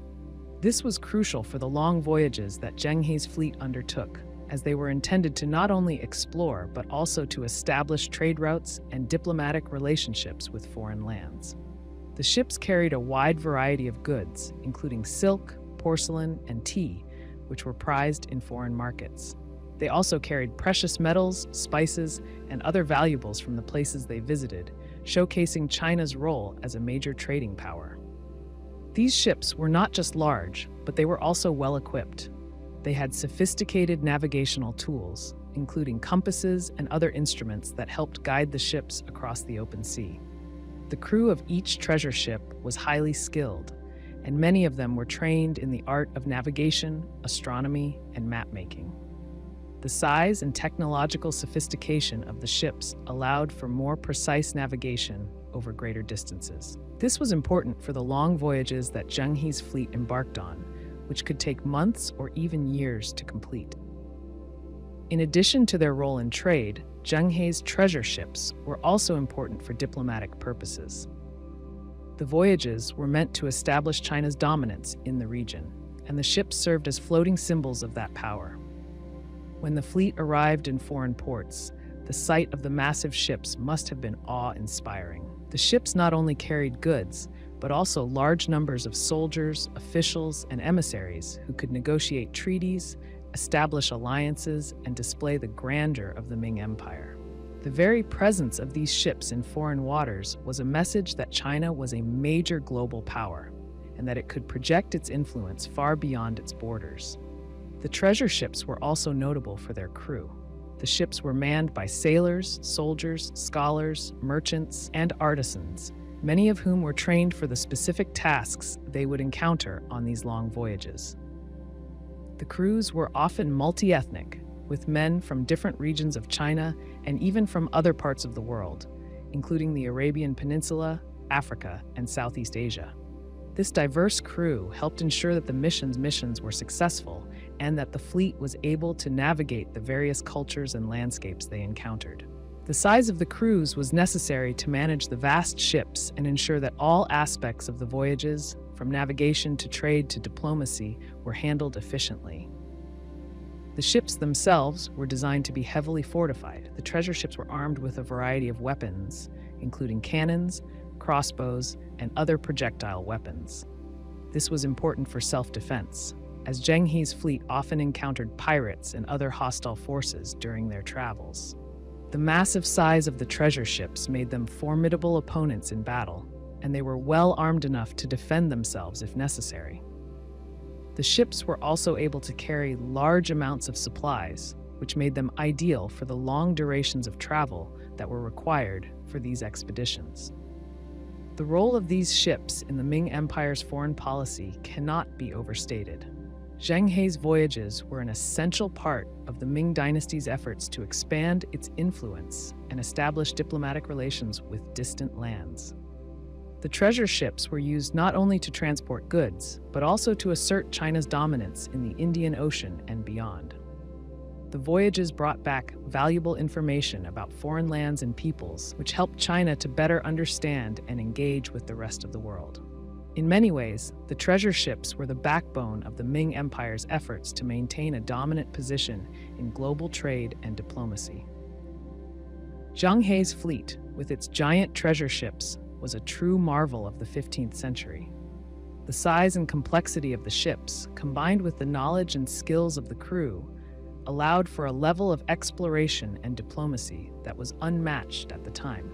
The voyages opened up new trade routes, established alliances, and spread Chinese influence across the Indian Ocean and beyond. The sight of these massive ships must have been a remarkable experience for those who saw them, as they represented not just China's technological prowess, but also its ability to project power and maintain influence far beyond its shores. Despite the success of Zheng He's voyages, the treasure ships eventually fell out of favor. The Ming Emperor after Yongle, who was less interested in foreign expansion, ordered that the fleet be disbanded and that the treasure ships be abandoned. While the treasure ships themselves were no longer in service, the legacy of these ships remains a symbol of China's brief but impressive maritime dominance.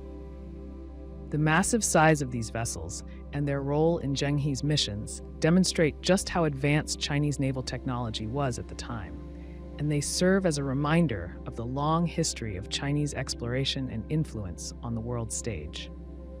In ancient times, long before the advent of modern communication technologies, people had to rely on simpler methods to send messages over long distances. One of the most effective systems used was based on mirrors for fire signaling.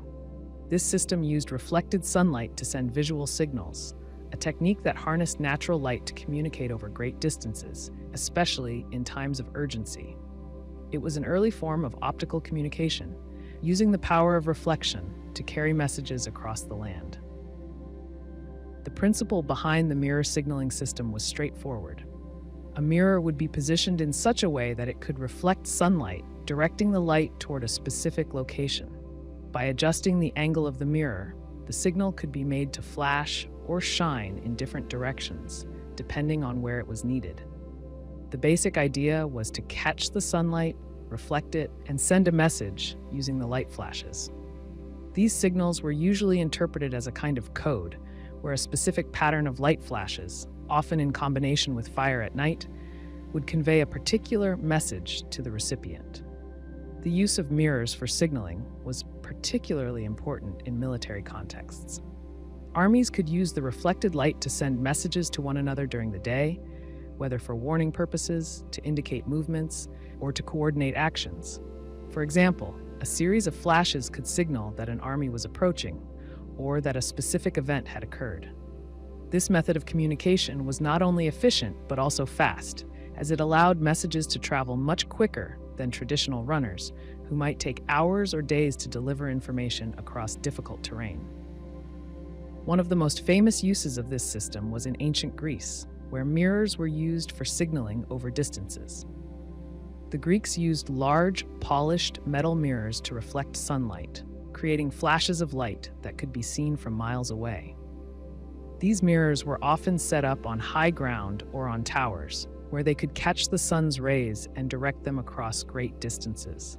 This system worked well because the light from a reflective mirror could travel much farther than a voice could carry. The Greeks also used fire as part of their signaling system, combining the two methods to create more reliable messages that could be seen during both the day and night. In ancient China, a similar method was used, especially during times of war.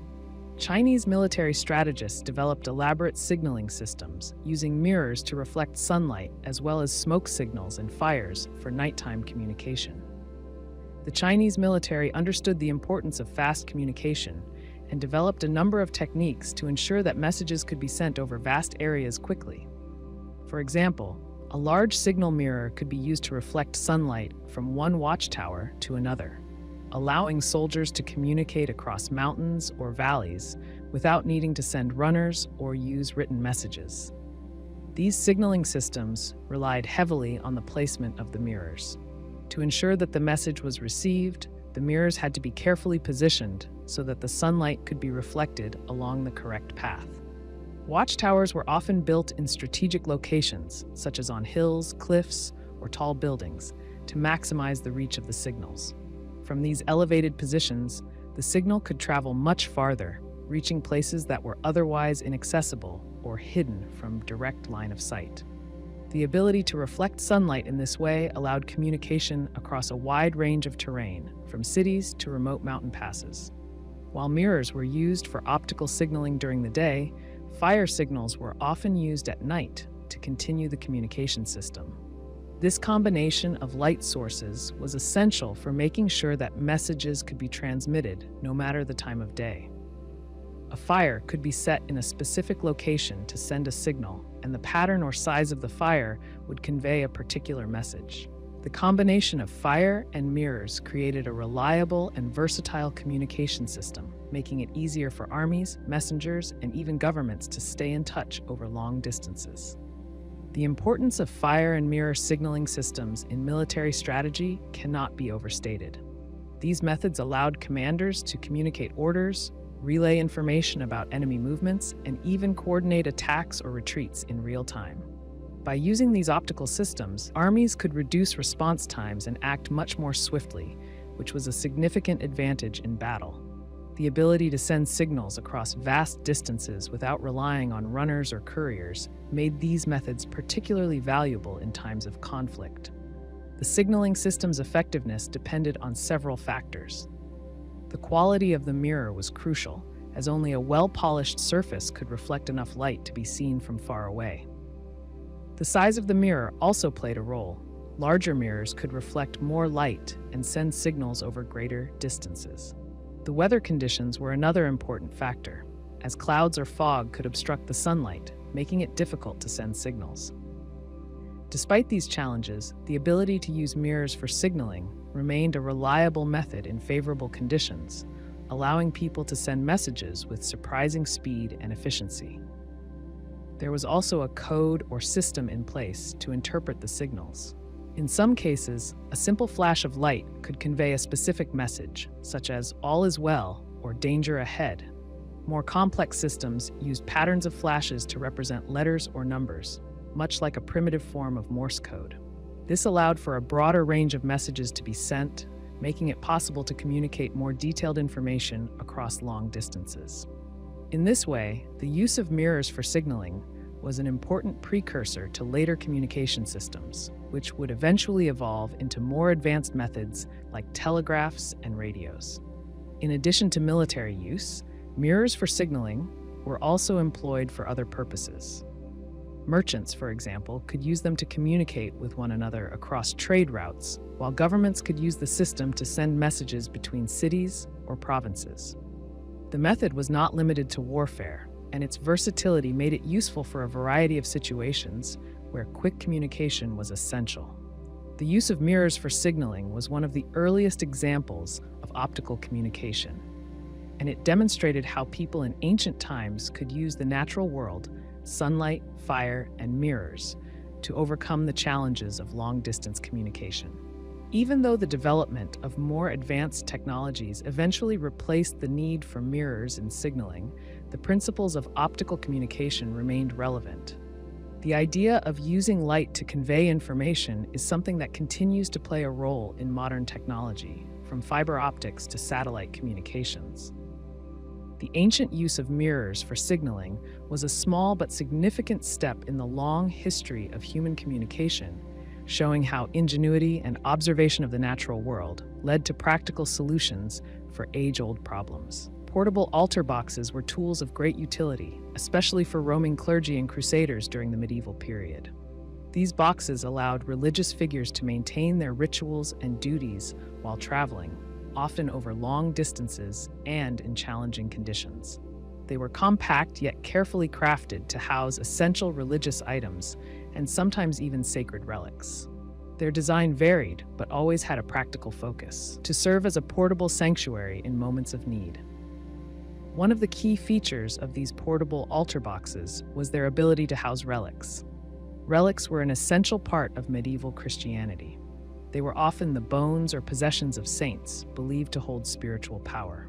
Carrying these relics in a box ensured that they remained safe, while also giving the clergy the ability to offer blessings and prayers on behalf of those who might never be able to travel to a cathedral or shrine. Imagine a priest traveling with a small group of crusaders, preparing to embark on a long journey. The soldiers would have their swords, armor, and provisions, while the priest carried his portable altar box. At camp, when the time came for prayer, he could take out the necessary items from the box to perform the ritual. The box would contain a chalice, a paten, perhaps a small crucifix, and often a vial of holy oil. These items were essential for performing the sacraments of the church, and having them in a compact, mobile form meant the priest could continue his duties even in the most remote locations. Hidden compartments were also a typical feature of these boxes. These compartments served several purposes, both practical and symbolic. In some cases, the compartments held sacred relics, sometimes in small sealed vials or encased in miniature shrines. Relics were often thought to carry a blessing or a divine connection, so priests who traveled with these items took extra care to protect them. These compartments would be hidden beneath layers of wood, secured with locks or sliding panels to keep the contents safe from both prying eyes and physical harm. The hidden nature of these compartments added an element of reverence to the relics stored within them, but the hidden compartments weren't always used for relics. Some boxes contained secret spaces for storing documents, such as letters or scrolls that needed to remain confidential. These compartments might also house items of personal significance to the clergy or the crusader, like a family heirloom or a token from a loved one. The combination of sacred and personal in these boxes gave them a dual nature, a vessel for both faith and memory. In addition to religious items, portable altar boxes might also store practical objects for day-to-day living. For example, a small pouch of coins or a dagger could easily be kept in a hidden space. During times of war or travel, a portable altar box could serve more than one purpose, offering both spiritual and physical protection. While these boxes were compact, they were usually made with great attention to detail.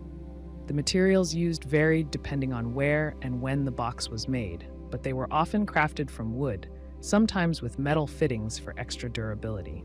The wood was frequently carved with religious imagery or symbols, turning the box into not only a functional item, but also a piece of art. In some cases, these carvings might depict scenes from the Bible or representations of saints, angels, or the Virgin Mary.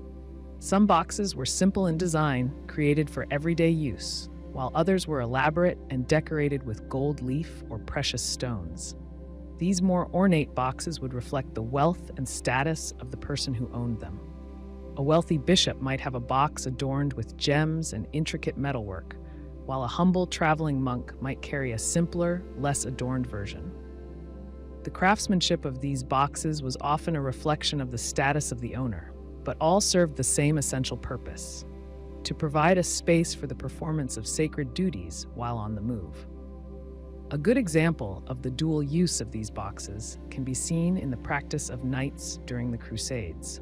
As these knights went into battle, they would carry their portable altar boxes with them. While their swords and shields might be the tools of war, the altar box was their connection to the divine, a physical manifestation of their faith even in the chaos of battle. At times, knights might use their portable altar box to offer prayers before a fight, seeking blessings for protection.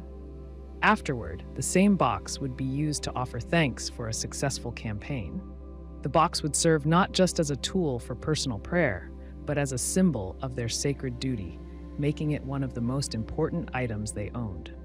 When these boxes were in use during religious ceremonies, they provided a sense of continuity. A priest or a knight could perform a ceremony, say Mass, or offer communion wherever they were. This ability to take the rituals of the church into the wilderness, the battlefield, or a distant foreign land was a powerful symbol of the reach and endurance of the faith. It showed that no matter how far one traveled, one could always find a way to be close to God. In some cases, the relics stored inside the boxes were particularly famous. The Crusaders, in particular, carried relics with them to the Holy Land, seeking to establish their connection to the divine by carrying a piece of history with them. This practice led to the portable altar boxes often being passed down through generations, as the relics they contained were thought to carry spiritual power. The boxes themselves, while often unremarkable in their exterior design, became the repositories of great importance due to the relics inside. The use of these altar boxes was not limited to traveling clergy. Merchants, pilgrims, and other travelers also used them to carry religious items for their own use. In many ways, these boxes were a reminder of the sacred in everyday life. A simple merchant journeying to another town or village could carry with them a small altar box that contained their most sacred religious items. By having these items with them, they could perform prayers wherever they found themselves. This practice was common throughout medieval Europe and the Middle East, with many people seeking to keep a connection to their faith even while far from home. Despite their practical function, these boxes also served as symbols of devotion. They were often small enough to fit under an arm or to be tucked away in a travel bag, making them easy to carry, yet large enough to hold essential religious items. To the owner, the box was a physical reminder of their faith, their responsibilities, and the journey they had undertaken. It was both a tool for worship and a symbol of a commitment to live a life centered around faith, no matter where they went. These altar boxes were more than just containers. They were objects that carried spiritual significance and emotional value. Whether they held relics, documents, or personal items, they were a testament to the connection between the sacred and the mundane, the divine and the human. The box might travel far, but its purpose never wavered: to carry with it the means to uphold the sacred traditions of faith wherever its owner went. Clock jacks, also known as striking automatons, were early examples of mechanical figures designed to perform specific tasks on the hour. These figurines, often crafted with great care and skill, would strike bells at a set time, marking the passage of time for the people around them. They were part of a broader tradition of automaton craftsmanship, which involved creating mechanical devices that mimicked human or animal movements. While these devices were not as complex as modern robots or machines, they were a step forward in the development of mechanical automation and were seen as both functional and decorative. The most recognizable feature of a clock jack was its ability to strike bells on the hour. This action was often performed with a mechanical movement triggered by a clock mechanism inside the figurine. When the time came, the clock jack would move and strike a bell, providing both a visual and auditory signal to mark the hour. This made them useful for keeping time in places where clocks were not always readily available, or when a more decorative and entertaining way to track the hours was desired. Imagine a noble house in the 16th or 17th century. The family gathers for their evening meal in a grand dining hall. Above the mantelpiece, a clockjack stands proudly, its figure dressed in fine robes. As the hour approaches, the figurine springs to life. With a series of intricate mechanical movements, it strikes a bell, letting the family know it is time to begin their meal. The clockjack serves not just a practical purpose, but also adds a touch of elegance and entertainment to the space. These clockjacks were not just simple timekeepers. Many of them were designed to be elaborate, sometimes featuring moving arms, heads, or even legs. Some were built to resemble human figures, while others took the form of animals or mythical creatures. The movements of the figurine were powered by a clockwork mechanism hidden within its base or body. This mechanism was often intricate, involving a series of gears, springs, and levers that worked together to produce the necessary movements. For example, a clockjack might feature a figure of a soldier dressed in full armor. At the top of the hour, the soldier would raise a sword and strike a bell with it. The mechanism behind this movement was based on the clockwork technology of the time, which had already been used in a variety of mechanical devices. The clockjack combined the practical function of keeping time with the artistry of the craftsmen who built it. These devices were often placed in homes of the wealthy, in churches, or in town halls. Their purpose was not merely to keep time, but also to entertain and impress those who saw them. In an era when clocks were still relatively rare and expensive, clockjacks served as both a timekeeping device and a status symbol. The ability to own one of these mechanical figures was often a mark of wealth and sophistication, showing that the owner could afford not only a clock, but also a decorative and functional automaton. The clockjack was also an early example of what we might now consider an automaton, a mechanical figure that moves or operates on its own.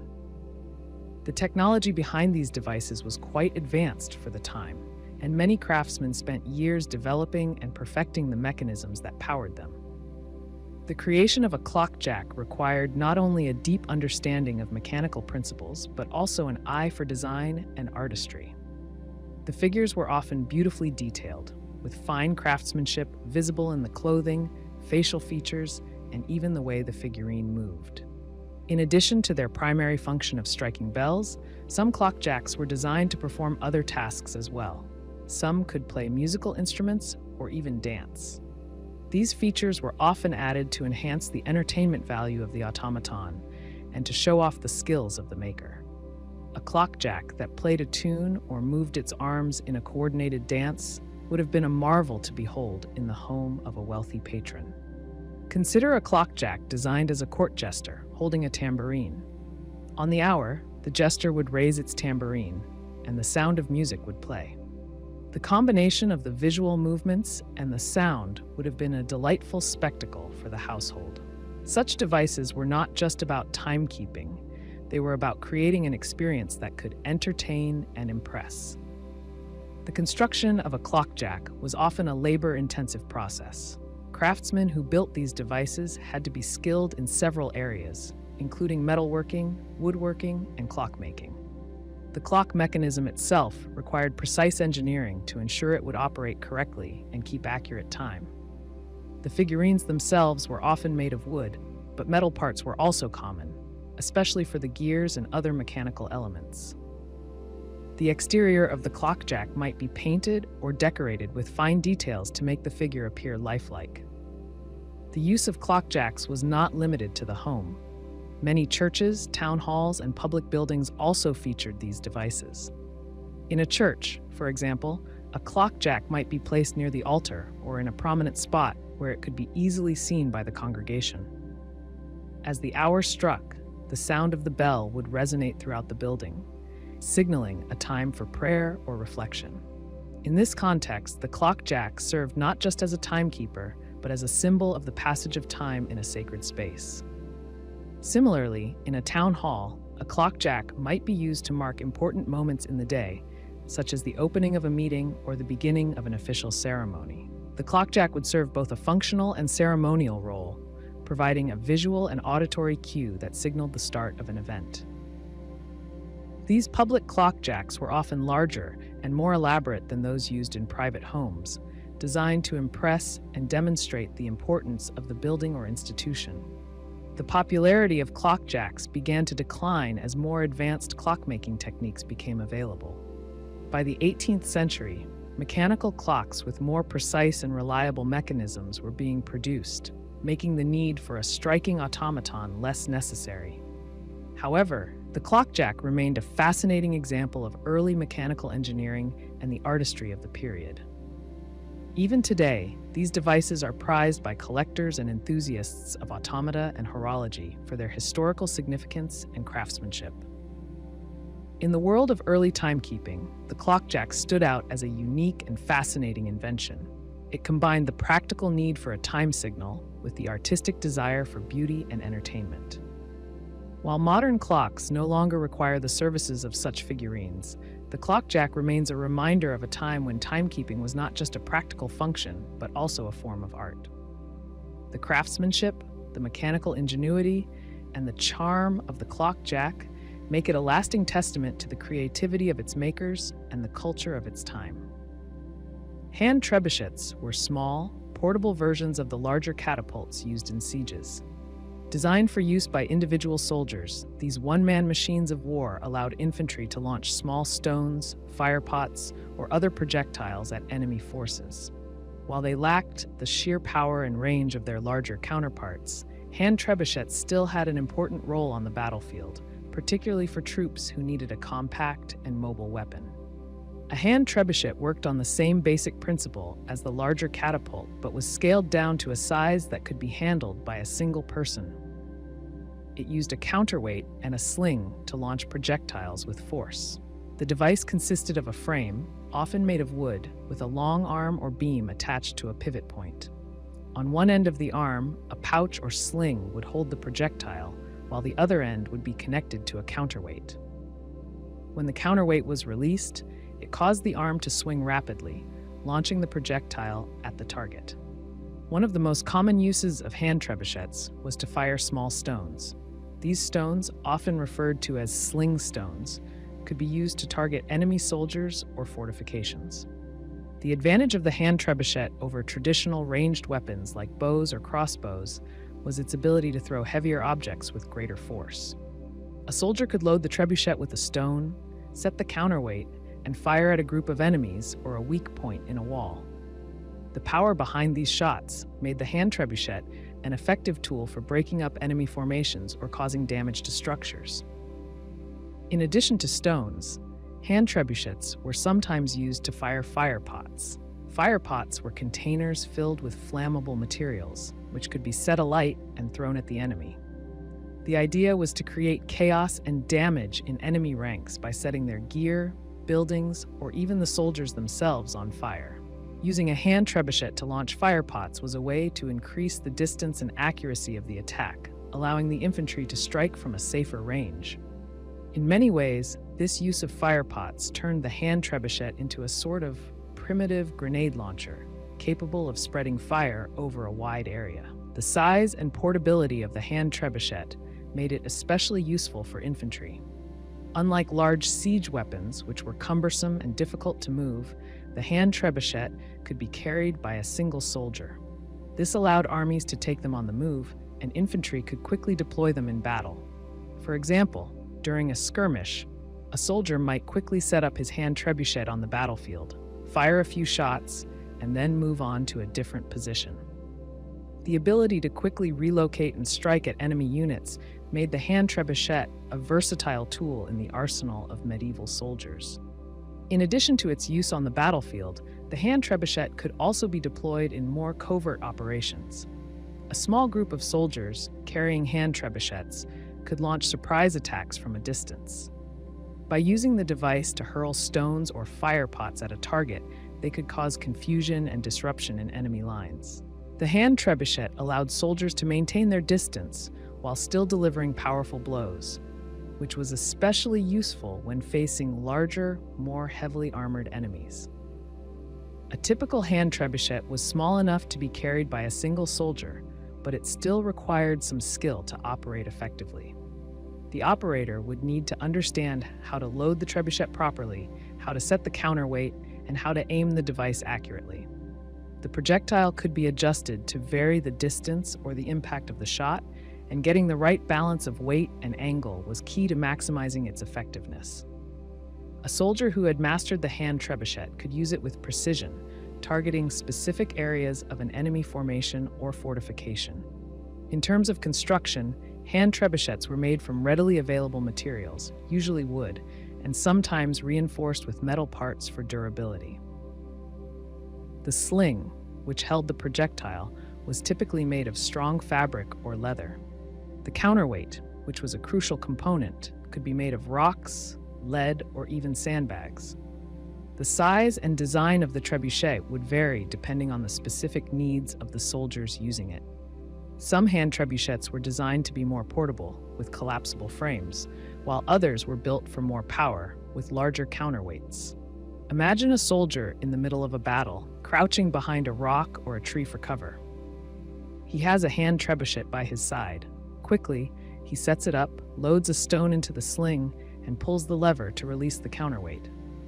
The arm swings forward with a great force, and the stone flies toward the enemy.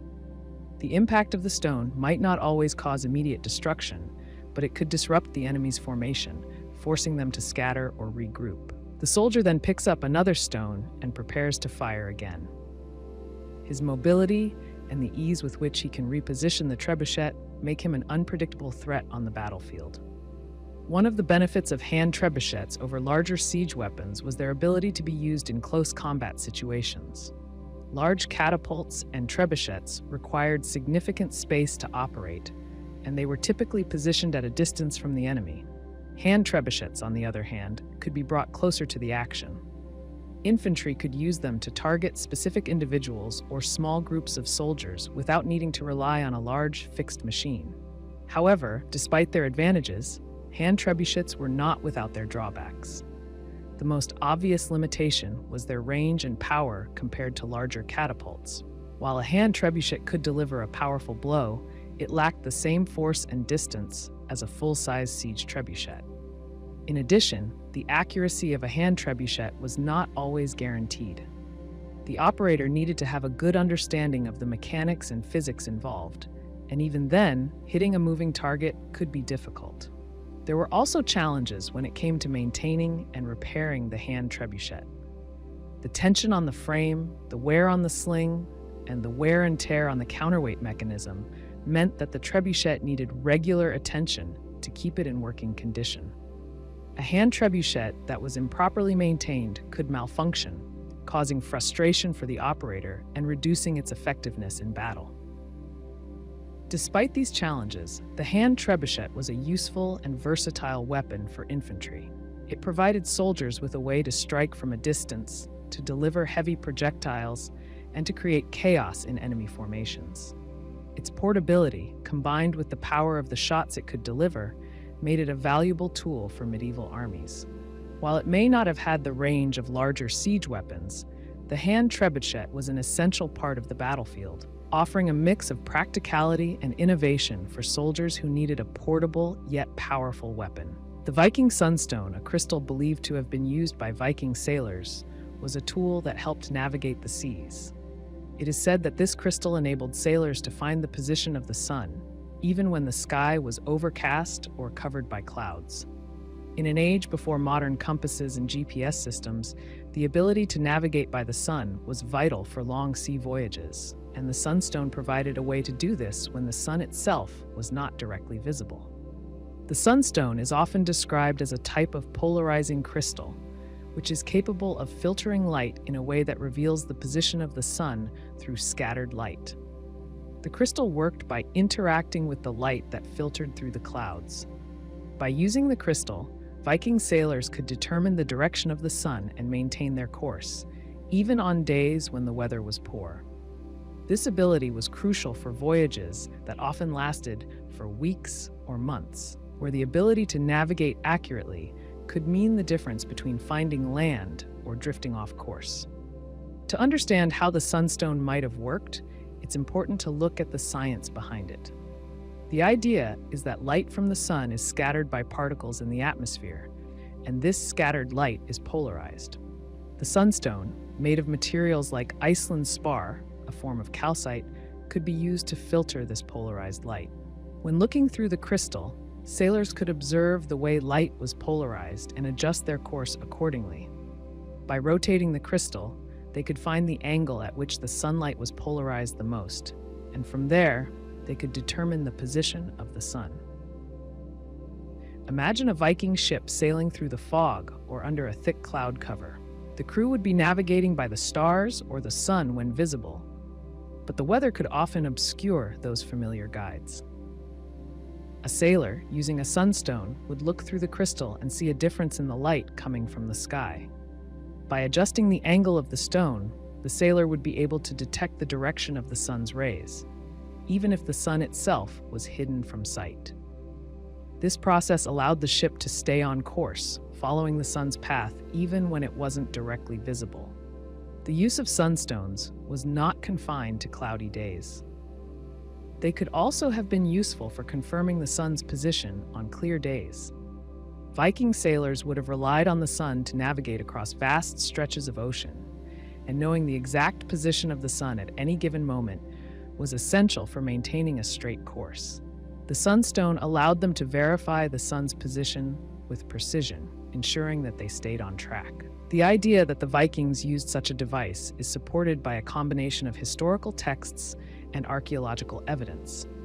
The Vikings, known for their advanced seafaring skills, needed accurate methods of navigation to travel long distances. They would sail across the North Sea to the British Isles, down to France, and even as far as the Mediterranean. The sunstone would have been an invaluable tool in these journeys, particularly when navigating in regions where weather patterns could obscure the sun for days at a time. The crystal itself was likely a small piece of Iceland spar, which could be easily carried and used on a ship. Iceland spar is a type of calcite that, when cut properly, exhibits the property of double refraction, which is the ability to split light into two rays.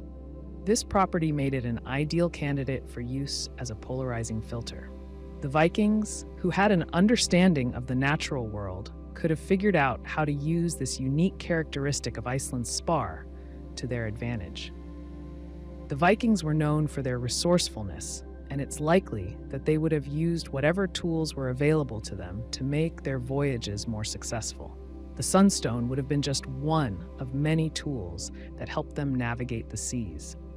They would also have relied on other methods, such as the position of the stars, the color of the sea, and even the behavior of birds to help them find their way. But the sunstone provided a unique advantage, especially in conditions where other methods might have been unreliable. The way the sunstone worked is still a subject of debate among historians and scientists. Some believe that the sunstone was a purely navigational tool, while others think that it may have had a more symbolic role. Some scholars suggest that the Vikings used the sunstone as a way to reinforce their connection to the sun and to the natural world. For the Vikings, who were deeply connected to the rhythms of nature, the ability to track the sun could have held spiritual significance. Regardless of its symbolic meaning, the sunstone was a practical tool that helped the Vikings navigate the seas with greater accuracy. In addition to its navigational uses, the sunstone may have had other applications as well. It's possible that the crystal was used in other contexts, such as for storytelling or for determining the time of day. The Vikings had a rich oral tradition, and it's conceivable that the sunstone was used in some way as a reference point for their stories, or as a tool for measuring the passage of time during long sea voyages. While we may never know the full range of uses for the sunstone, its role as a navigational aid is perhaps its most enduring legacy. There are accounts from later periods that mention the use of sunstones by sailors, but there is no direct evidence that the Vikings used them in the way we imagine. Much of what we know about the sunstone comes from sagas, which are historical tales that often blend fact with legend. Some of these sagas mention the use of a crystal to help navigate during cloudy weather. But there is little concrete evidence to confirm that the Vikings actually used sunstones as we understand them today. Nevertheless, the idea of the Viking Sunstone persists in popular culture as a symbol of the Vikings' advanced knowledge of navigation. Whether or not the Vikings used the sunstone in the exact way it's often described, the concept of a tool that could guide sailors through the clouds is a fitting representation of their ingenuity. The sunstone remains one of the many fascinating aspects of Viking history that shows just how advanced their seafaring technology was for its time. The Vikings' ability to navigate the vast oceans using a combination of tools, natural knowledge, and practical skills allowed them to explore and conquer lands far beyond their homeland. While we may not have a complete understanding of how the Vikings used the sunstone, the crystal continues to captivate imaginations. It stands as a symbol of the Vikings' resourcefulness and their deep connection to the natural world, which played such an important role in their journeys across the seas. Mechanical wine servers were a novelty among wealthy nobles during certain periods of history. These devices, which were essentially early automaton creations, combined entertainment with practicality. The purpose of the mechanical wine server was not just to serve wine, but to do so in a way that impressed guests and showcased the owner's wealth and sophistication. The device typically featured a mechanical animal, often a bird, dog, or other creature, which was designed to pour drinks in a graceful and almost magical manner.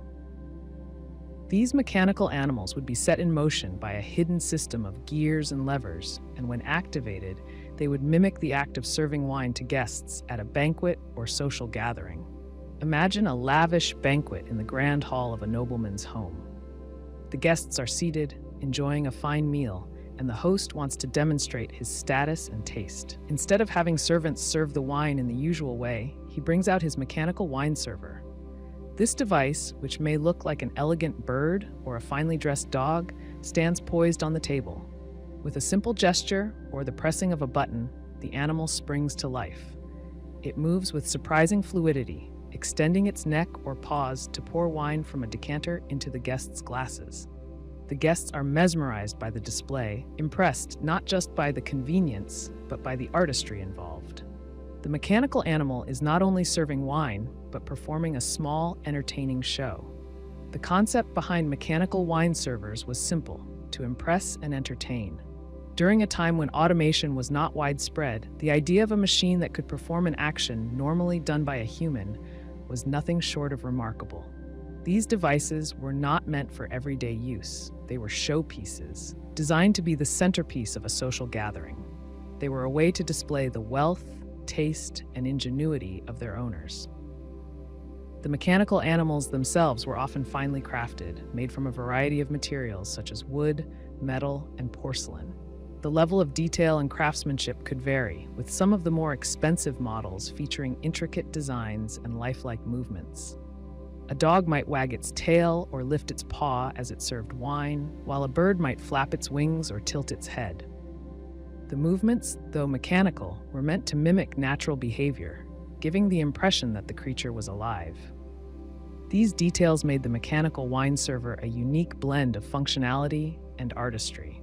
The mechanism that powered these automaton animals was usually a system of gears, springs, and pulleys hidden within the figure. When activated, the gears would work together to make the animal move in a specific way. For instance, a mechanical bird might use a small spring to simulate the motion of its wings, or a mechanical dog might use gears to make it appear as though it was walking or wagging its tail. The mechanisms were often quite complex, requiring careful design and skilled craftsmanship to ensure that the movements were smooth and realistic. Some of these devices were powered by simple hand cranks, while others may have used more sophisticated clockwork systems, which were becoming more common in the era. The wine serving process itself was often a choreographed performance. The guest would watch as the mechanical animal approached the wine decanter. With a gentle movement of its head or paws, the animal would tilt the decanter and pour the wine into a glass. Depending on the design, the animal might pause after each pour, look around, or perform some other gesture to add to the entertainment value. The guests, entertained by both the novelty of the device and the cleverness of its movements, would often talk about the experience long after the evening ended. In addition to their practical use at social gatherings, mechanical wine servers also served as a symbol of wealth and status. They were expensive to make and even more expensive to own. Only the wealthiest individuals could afford to have one of these devices in their home. As such, owning a mechanical wine server was a way for nobles to demonstrate their affluence, their appreciation for fine craftsmanship, and their ability to host sophisticated events. These devices were often displayed prominently in the dining room or parlor, where guests could admire both the artistic creation and the technical achievement behind them. For example, imagine a noble family hosting a grand banquet for visiting dignitaries. As the meal progresses, the mechanical wine server is brought out to serve wine to the guests. The guests are already impressed by the lavish decorations and the fine food, but the appearance of the mechanical animal adds an extra layer of luxury to the evening. The wine server, with its intricate movements, becomes the focal point of the event. The host uses it to entertain and delight the guests, while also subtly signaling his own wealth and social standing. It's a display of both taste and power, a way to set himself apart from others. Over time, mechanical wine servers became a symbol of the opulence and innovation that defined the elite classes. These devices were often featured in the homes of European aristocrats and royalty. They were a way to show off not just wealth, but also a sense of refinement and a love for artistry. At a time when mechanical devices were still relatively rare and impressive, having a mechanical animal that could serve wine was a statement of sophistication. It wasn't just about the convenience of the wine being served. It was about the spectacle, the entertainment, and the ingenuity behind it. The mechanical nature of these wine servers also reflected the growing interest in automaton technology during the period. As clockwork mechanisms became more advanced, craftsmen began experimenting with creating machines that could move and perform tasks on their own. Mechanical animals like those used for serving wine were part of a broader trend in automaton craftsmanship. These devices, while functional, also represented the creative spirit of the time. They were built not just for utility, but to delight, to amaze, and to provide a glimpse into a world where machines could mimic life. Despite their charm, mechanical wine servers were not practical for everyday use. They were delicate, expensive, and often more of a conversation piece than a tool for regular service. But that was the point. The wealthiest individuals did not need to worry about the practicality of such devices. Instead, they focused on what the mechanical wine server represented: sophistication, creativity, and status. As the years went by, the popularity of these devices began to wane. Newer technologies and more efficient ways of serving wine began to emerge, and the mechanical wine server became less common. However, the idea of an automaton that could perform tasks for entertainment or utility continued to inspire future inventors and artists. Today, mechanical wine servers remain a fascinating example of early automation, a testament to the creativity and craftsmanship of their creators, and a reminder of a time when even the act of serving wine could be transformed into an art form. The fire lance was one of the earliest gunpowder weapons used in China, combining elements of a flamethrower with the thrusting power of a spear. It was a weapon designed to bring both fire and force to the battlefield, creating chaos and fear among enemy soldiers. The fire lance was a simple yet effective tool that marked a significant moment in the development of firearms. The basic design of a fire lance was straightforward. It consisted of a metal tube attached to a long wooden shaft, much like a spear. The tube was filled with gunpowder and sometimes other materials, like flammable oils or even small projectiles. The idea was to ignite the gunpowder inside the tube, which would create a burst of flame when the weapon was fired. The fire lance could shoot a jet of fire at close range, burning or disorienting the enemy, or it could be used like a spear, thrusting at the enemy in close combat. Imagine a soldier in ancient China, standing with his fire lance ready to use. The battle is intense, with arrows flying through the air and swords clashing. The soldier, holding his fire lance, takes a step forward and points the tube at an approaching enemy. With a sudden ignition, a burst of flame shoots out, catching the enemy soldier off guard. The enemy is burned, thrown into confusion, and momentarily blinded by the fiery burst. The soldier, now able to approach more safely, thrusts the spear part of the fire lance forward, delivering a lethal blow. The fire lance could be used in several ways, depending on the situation.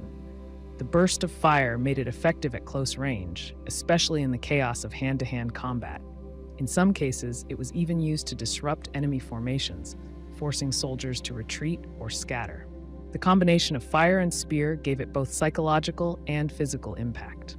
The fire itself was terrifying, and the force of the spear made it a versatile weapon for multiple types of combat. One of the key advantages of the fire lance was its ability to surprise the enemy.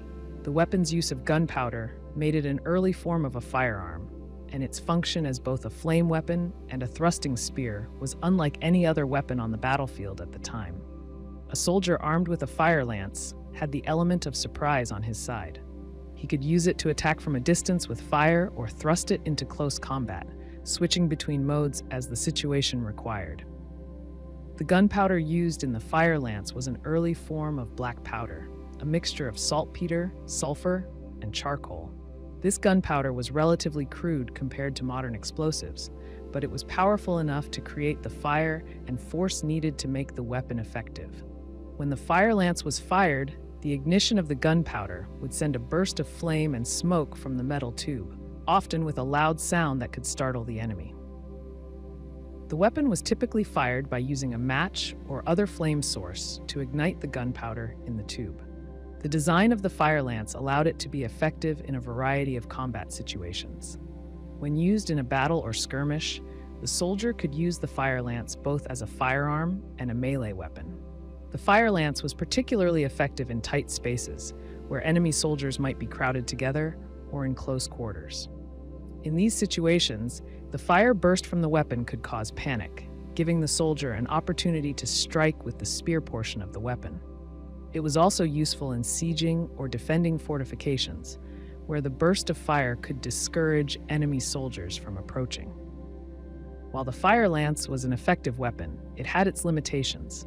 The range of the weapon was relatively short, typically only a few meters, which meant it was most effective in close combat. The fire burst could only last for a few seconds, and after that, the weapon had to be used as a spear, which meant that soldiers needed to get very close to their enemies to use it effectively. The gunpowder used in the fire lance was also not as reliable as modern ammunition, meaning that the weapon could misfire or fail to ignite at times. Additionally, the fire lance required careful handling and maintenance. The gunpowder inside the tube had to be packed correctly to ensure the weapon would work properly, and the metal tube had to be durable enough to withstand the pressure from the ignited gunpowder. If the tube was not properly constructed or maintained, it could rupture or explode, causing harm to the user.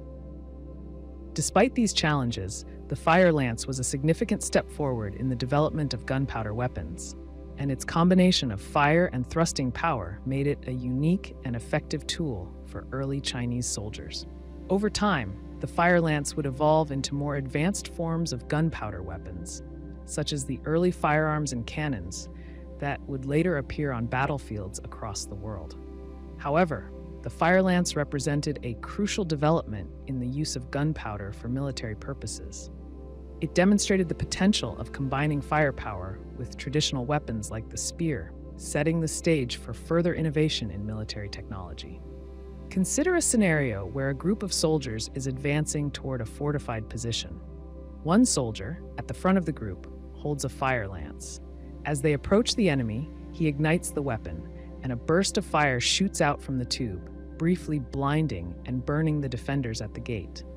This confusion gives the soldiers behind him the opportunity to charge forward and breach the defenses. The fire lance, then, is not just a weapon of destruction, it is also a psychological weapon that plays on the fear and uncertainty of the enemy. The fire lance was also a tool of innovation.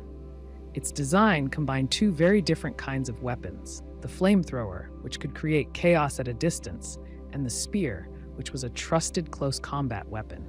This dual-purpose design showed the versatility and adaptability of early Chinese military engineers. They were not only thinking about how to create a weapon that could deal damage, but also how to create one that could adapt to different types of combat situations. In some cases, the fire lance was used alongside other early gunpowder weapons, such as hand cannons or rocket launchers. These weapons, while primitive by modern standards, represented a major shift in how warfare was conducted.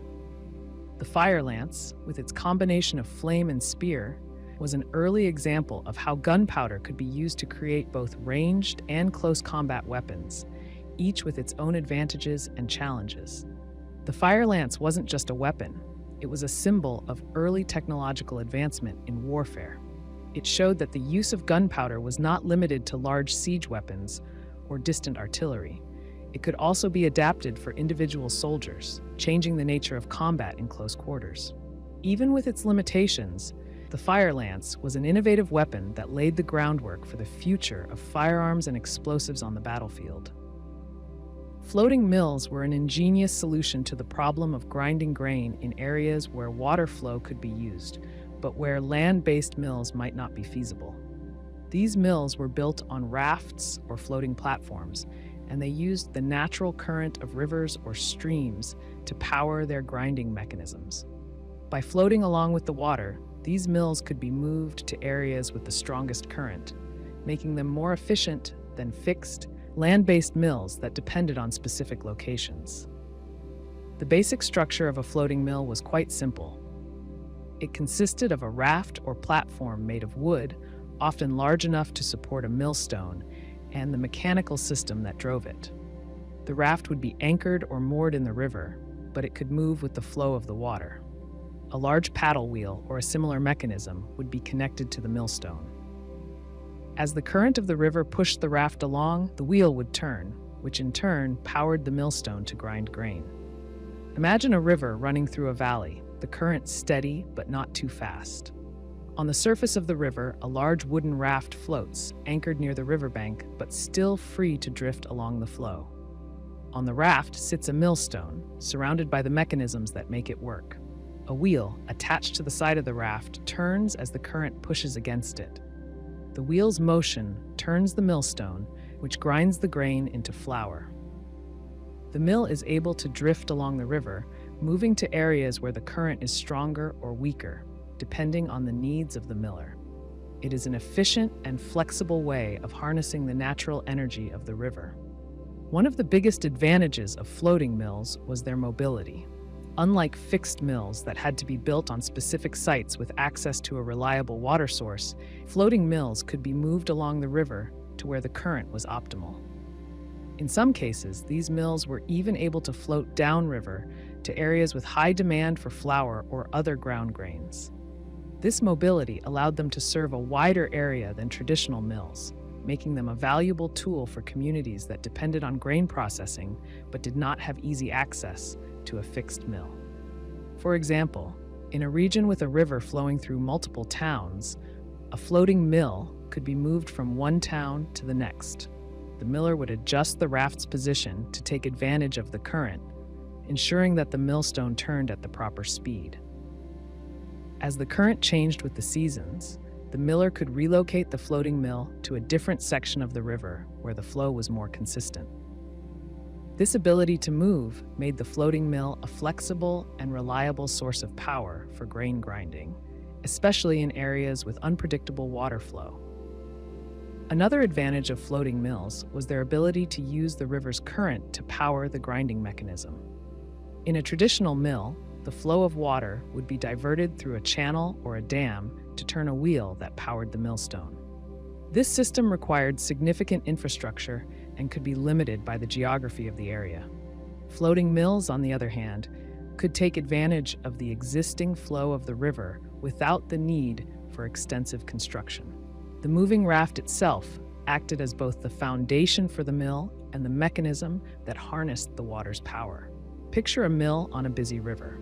The current is strong, pushing the raft gently down the waterway. As the raft moves, the paddle wheel attached to it turns with the flow, generating the power needed to grind grain into flour. The beauty of this design is that it requires no elaborate system of dams or channels. The miller doesn't need to worry about diverting water or maintaining complicated infrastructure. As long as the river flows, the floating mill works. Floating mills were particularly useful in regions where rivers were the main mode of transportation and trade. These rivers could connect communities that were otherwise isolated, allowing goods and resources to be transported and exchanged more easily. The floating mill played a crucial role in ensuring that grain, a staple food source, was processed and available to these communities. In areas where land-based mills were too difficult or expensive to build, floating mills provided a cost-effective alternative. However, the floating mill also had its limitations. One of the challenges was ensuring the raft remained stable, especially in areas where the current could be unpredictable or where there were obstacles in the river. If the raft drifted too far, or if the water became too rough, the mill might become damaged or rendered ineffective. The miller had to be skilled in managing the position of the raft, adjusting it as needed to maintain the best conditions for grinding. In some cases, the raft might need to be anchored in a specific location to avoid drifting too far downstream, which could reduce the effectiveness of the mill. Moreover, the floating mill was not immune to the challenges of river navigation. While it could be moved to areas with stronger currents, it also had to avoid getting stuck on rocks or debris. The miller's task involved not just grinding grain, but also monitoring the health of the raft and ensuring the water did not cause damage. The miller needed to be aware of changes in the weather, as heavy rain or a sudden change in water levels could affect the current and the mill's operation. The floating mill, like any other tool that relied on the natural environment, required attention and care to ensure it continued to function effectively. Despite these challenges, floating mills offered a practical and innovative solution for grain milling. Their mobility allowed them to serve a wider area, and their ability to use the natural current made them a simple yet effective tool. They were particularly useful in places where building a fixed mill would have been difficult or too expensive, and their relatively low maintenance made them an attractive option for communities that needed a reliable source of flour. The floating mill was a perfect example of how human ingenuity could use nature's resources in creative ways. By harnessing the power of the river's current, it transformed an essential task, grinding grain, into something that could be done with little more than a floating raft and a simple mechanical system. The beauty of the floating mill lay in its simplicity and its ability to adapt to the changing conditions of the river. Whether moving downstream or staying anchored in a specific spot, the floating mill was an efficient and flexible way to process grain, making it an important tool in the history of early industrial technology. Hourglasses with colored sand were a practical tool used in a variety of situations, providing a simple yet effective way to measure time. These devices had a glass frame containing two bulbs, one above and one below, connected by a narrow neck. Inside these bulbs, fine grains of sand flowed from the top to the bottom, marking the passage of time as the sand slowly emptied. The hourglass was often designed with colorful sand, which not only made it visually appealing, but also made the measurement of time more noticeable. These hourglasses were used in different settings, from religious services to medical practices, and even for everyday activities like napping. One common use for hourglasses with colored sand was in the context of religious services, particularly in churches. Clergy members would often need to ensure that their sermons or prayers didn't run on too long. An hourglass was an ideal way to keep track of the time without needing to constantly check a clock or a watch, both of which might not have been readily available in many places. The colored sand, often a bright hue like red or blue, made the passing time visible to the congregation and the speaker alike. As the sand flowed from one bulb to the other, the preacher or priest could adjust the pace of their sermon or prayer to ensure it remained within the allotted time.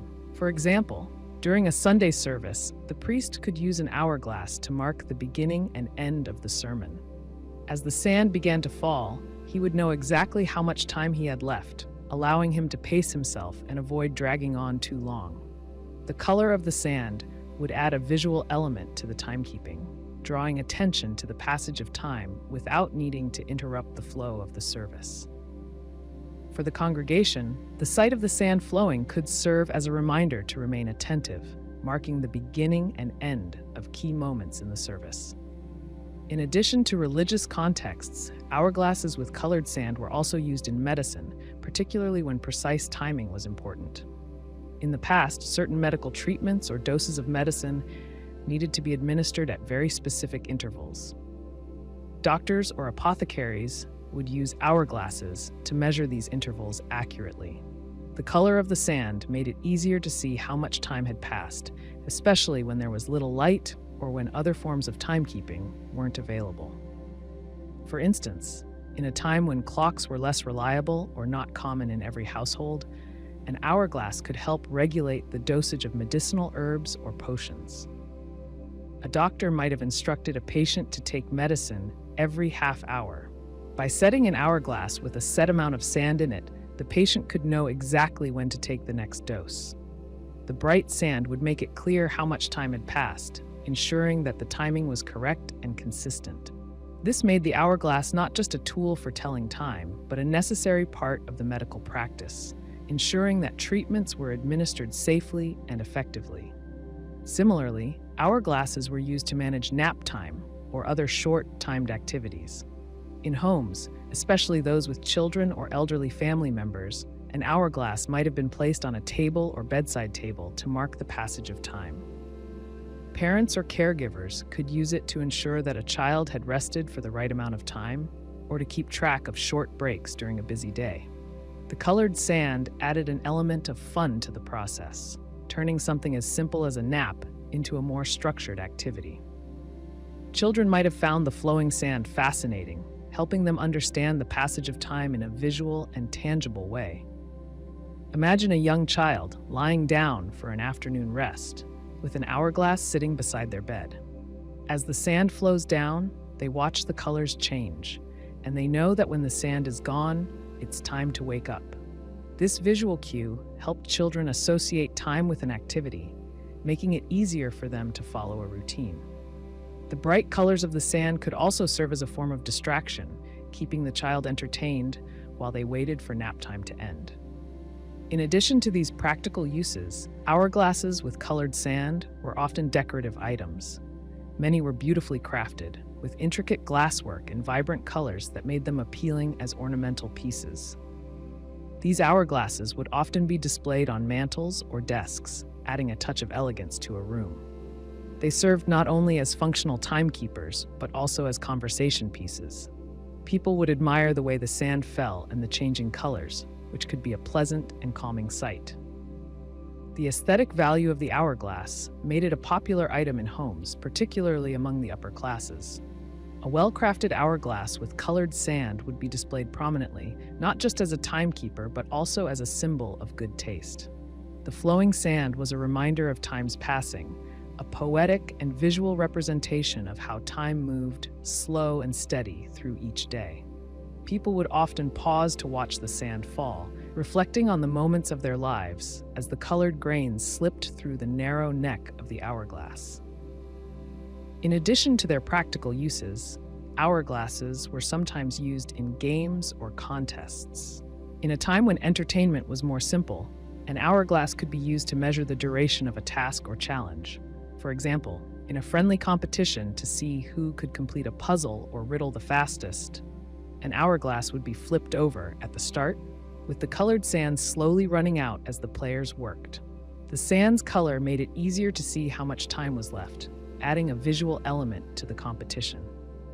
It also kept everyone on the same timetable, ensuring that the game was fair and the timing was clear. Consider a scene where guests are gathered for an evening of conversation and games. A large, ornate hourglass with bright blue sand sits on the table. Every so often, the host turns it over, and the soft, rhythmic flow of the sand sets the pace for their discussion. The hourglass might be used to set the length of each turn during a game, with the colorful sand providing a visual cue that everyone can see. It was a simple yet elegant way to ensure that everyone participated fairly and that time was divided evenly among the players.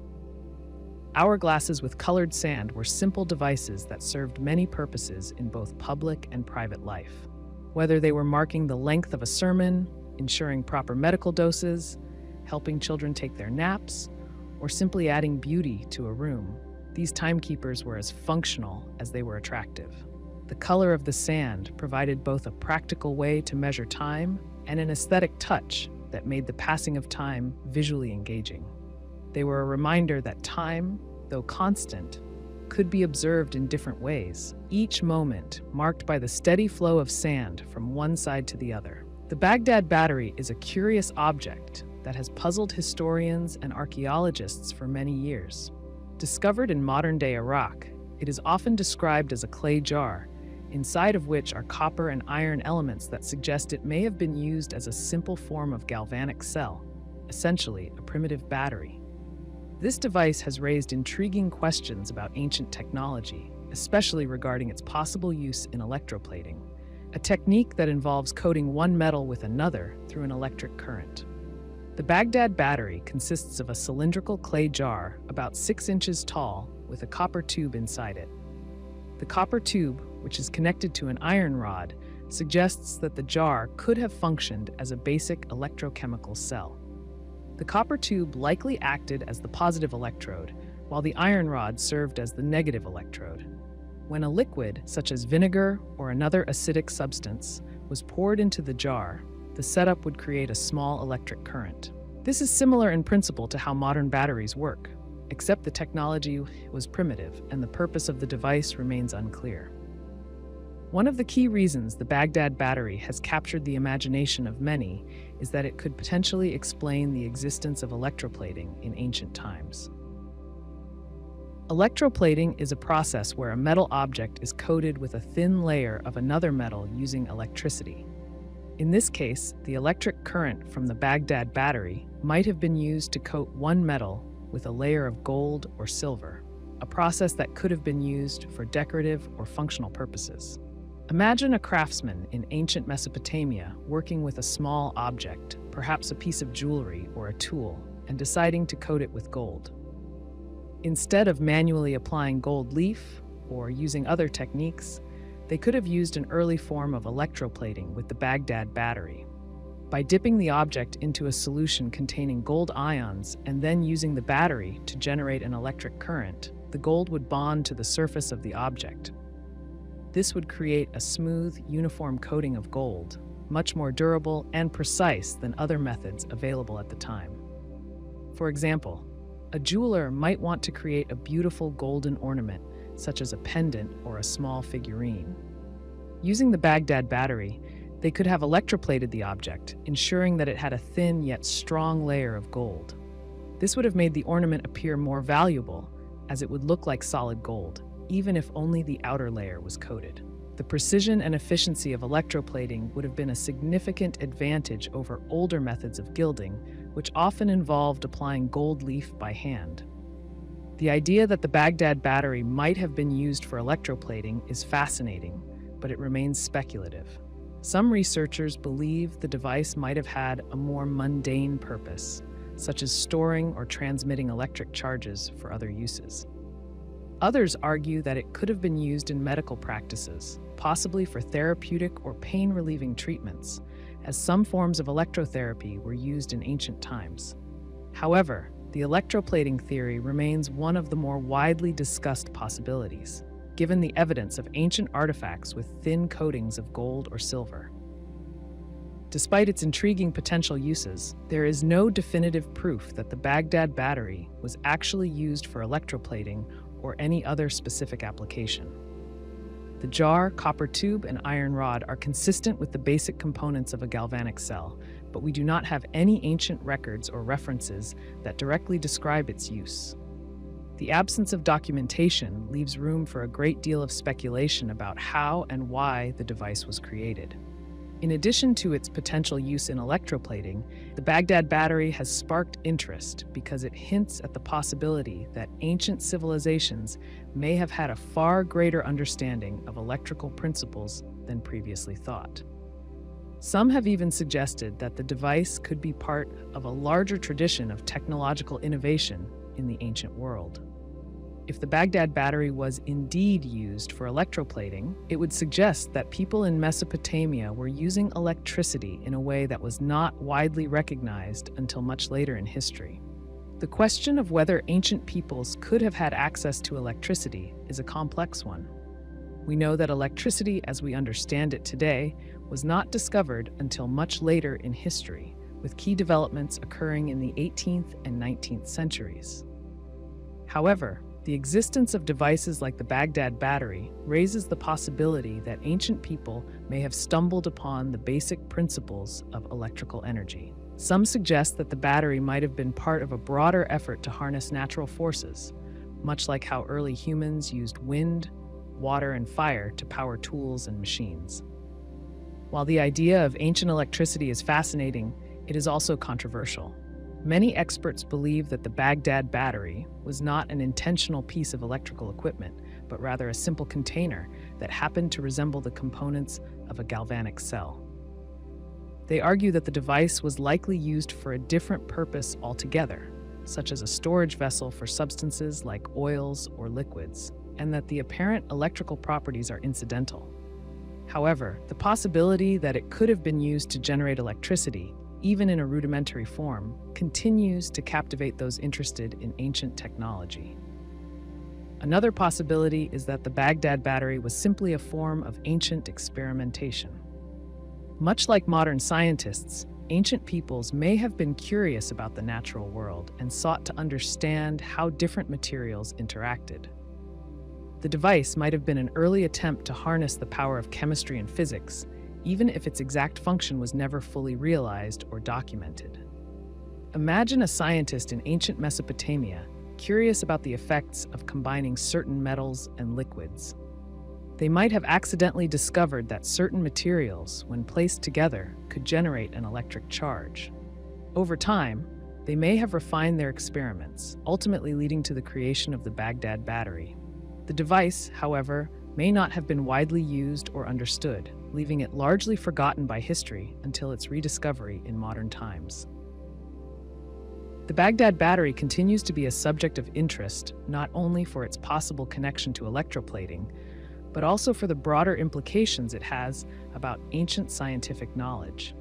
It represents a tantalizing glimpse into a world where the line between myth and history blurs, where ancient people may have been capable of technological achievements that we had assumed were much later developments.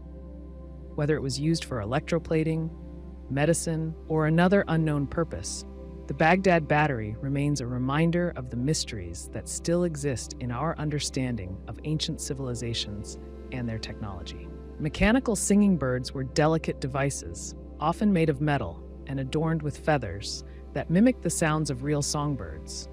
These small mechanical creatures were designed to chirp and sing like their living counterparts, bringing a touch of nature indoors. Inside these creations were intricate mechanisms, usually powered by bellows and a system of gears, which allowed the birds to produce sounds that imitated the songs of actual birds.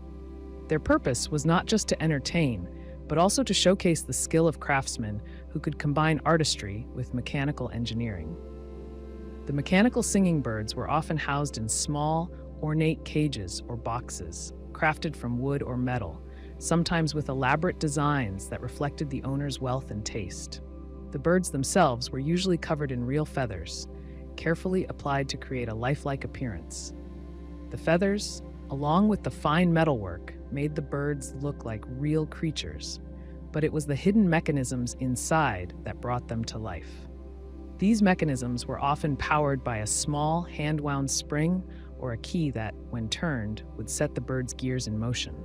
The inner workings of the bird were delicate. When the mechanism was wound, it would activate the bellows, which would force air through small pipes or flutes hidden inside the bird's body. The air would pass through these pipes, creating the chirping and singing sounds that imitated the songs of real birds. The bellows would contract and expand, pushing air through the system in such a way that the bird produced a variety of notes, mimicking the calls or songs of specific birds. This was a remarkable achievement of mechanical design, as it allowed for the production of sound without the need for live animals or complex external devices. Imagine a well-to-do household in the 18th century, where a mechanical bird sits on a shelf in a finely crafted cage. The bird, covered in colorful feathers, looks just like a real songbird. The owner, perhaps after a long day, sits down in the parlor and wins the small key at the back of the cage. Almost immediately, the bird begins to chirp, its wings moving slightly as the air from the bellows causes the pipes inside to produce sound. The bird sings a sweet, familiar tune, the notes rising and falling, like the calls of a bird perched on a tree branch. The owner smiles, watching the bird sing. It's not a real animal, but the joy it brings is as genuine as if it were. The bird might sing for a few minutes, before the sound slowly fades away as the wind-up mechanism loses power. Once it stops, the owner might wind it again, enjoying the simple pleasure of listening to the bird's song. The beauty of the mechanical singing bird lay not just in its appearance, but in its ability to produce something as lifelike as sound without needing the presence of a living creature. It was an object that combined nature with craftsmanship, bringing the outdoors into the home in a way that had never been done before. The mechanical singing birds were often seen as luxury items, owned by wealthy individuals who had a taste for fine, intricate craftsmanship. These birds were not just toys or novelties, they were works of art. The craftsmanship involved in creating these birds was impressive. Skilled artisans would handcraft the birds' metal bodies, carefully fit the gears and bellows, and apply the feathers, ensuring that each bird looked realistic. The attention to detail was extraordinary. The feathers might be dyed in vibrant colors and the metal parts polished to a gleam, making the bird not just a functional device, but a beautiful object to admire. The bellows inside the bird were an essential part of its design. They worked much like the bellows used in a blacksmith's shop, where air is blown onto a fire to make it burn hotter. In the mechanical singing bird, however, the bellows were used to produce sound. The air it forced through the pipes created the chirping and singing that mimicked a bird's call. These bellows were often triggered by winding a spring, which would then engage the gears that powered the rest of the mechanism. The sound produced was surprisingly clear, given the small size of the device, and it was one of the key reasons why these birds were so admired. For a person of that time, owning a mechanical singing bird was a statement of sophistication and wealth. It was a way to display both an appreciation for nature and an interest in the marvels of technology. These birds weren't just pretty objects, they represented the pinnacle of mechanical artistry at the time. Only the wealthiest could afford to own one, and these birds were often passed down as heirlooms, treasured for both their beauty and their ability to entertain. Mechanical singing birds were also a source of amusement for those who had the pleasure of seeing them in action. In a grand home, they might be placed on a mantelpiece or in a prominent room where guests could admire them. The birds would be a source of conversation, and when they were wound up and started to sing, they would often captivate the room. The novelty of the bird was in its ability to imitate nature, offering a slice of the outdoors indoors. In a way, these birds offered a small taste of the natural world, a reminder of the beauty of birdsong even during the cold, dark months of winter. These birds were not just objects of luxury, but also of innovation. At the time, they represented the cutting edge of mechanical design. The combination of delicate gears, bellows, and pipes to produce lifelike sounds was a technological feat, one that showed just how far artisans and inventors had come in their understanding of mechanical systems. They also represented the beginning of what would later become more complex automata, machines designed to mimic human or animal movement and behavior. In this way, the mechanical singing bird can be seen as a precursor to later developments in mechanical engineering, where machines would be designed to do more than just perform simple tasks. In addition to their role in the homes of the wealthy, these mechanical birds also appeared in the collections of museums and in exhibitions of craftsmanship. The fascination with these tiny, singing wonders continued long after they were first created. Even today, they are often displayed as examples of the extraordinary skill involved in creating mechanical objects that could imitate life. A common feature of these birds was their ability to simulate the movements of real birds, as well as their songs. Some mechanical birds were designed to flap their wings while singing, adding to the illusion that the bird was alive. The movement of the wings was powered by the same mechanism that created the sound, further showing the intricacy of the device's design. This combination of movement and sound made the bird even more lifelike, blurring the line between the mechanical and the organic. The owner, winding the bird, would often watch in amazement as it moved and sang, marveling at the delicate work that went into creating such a piece.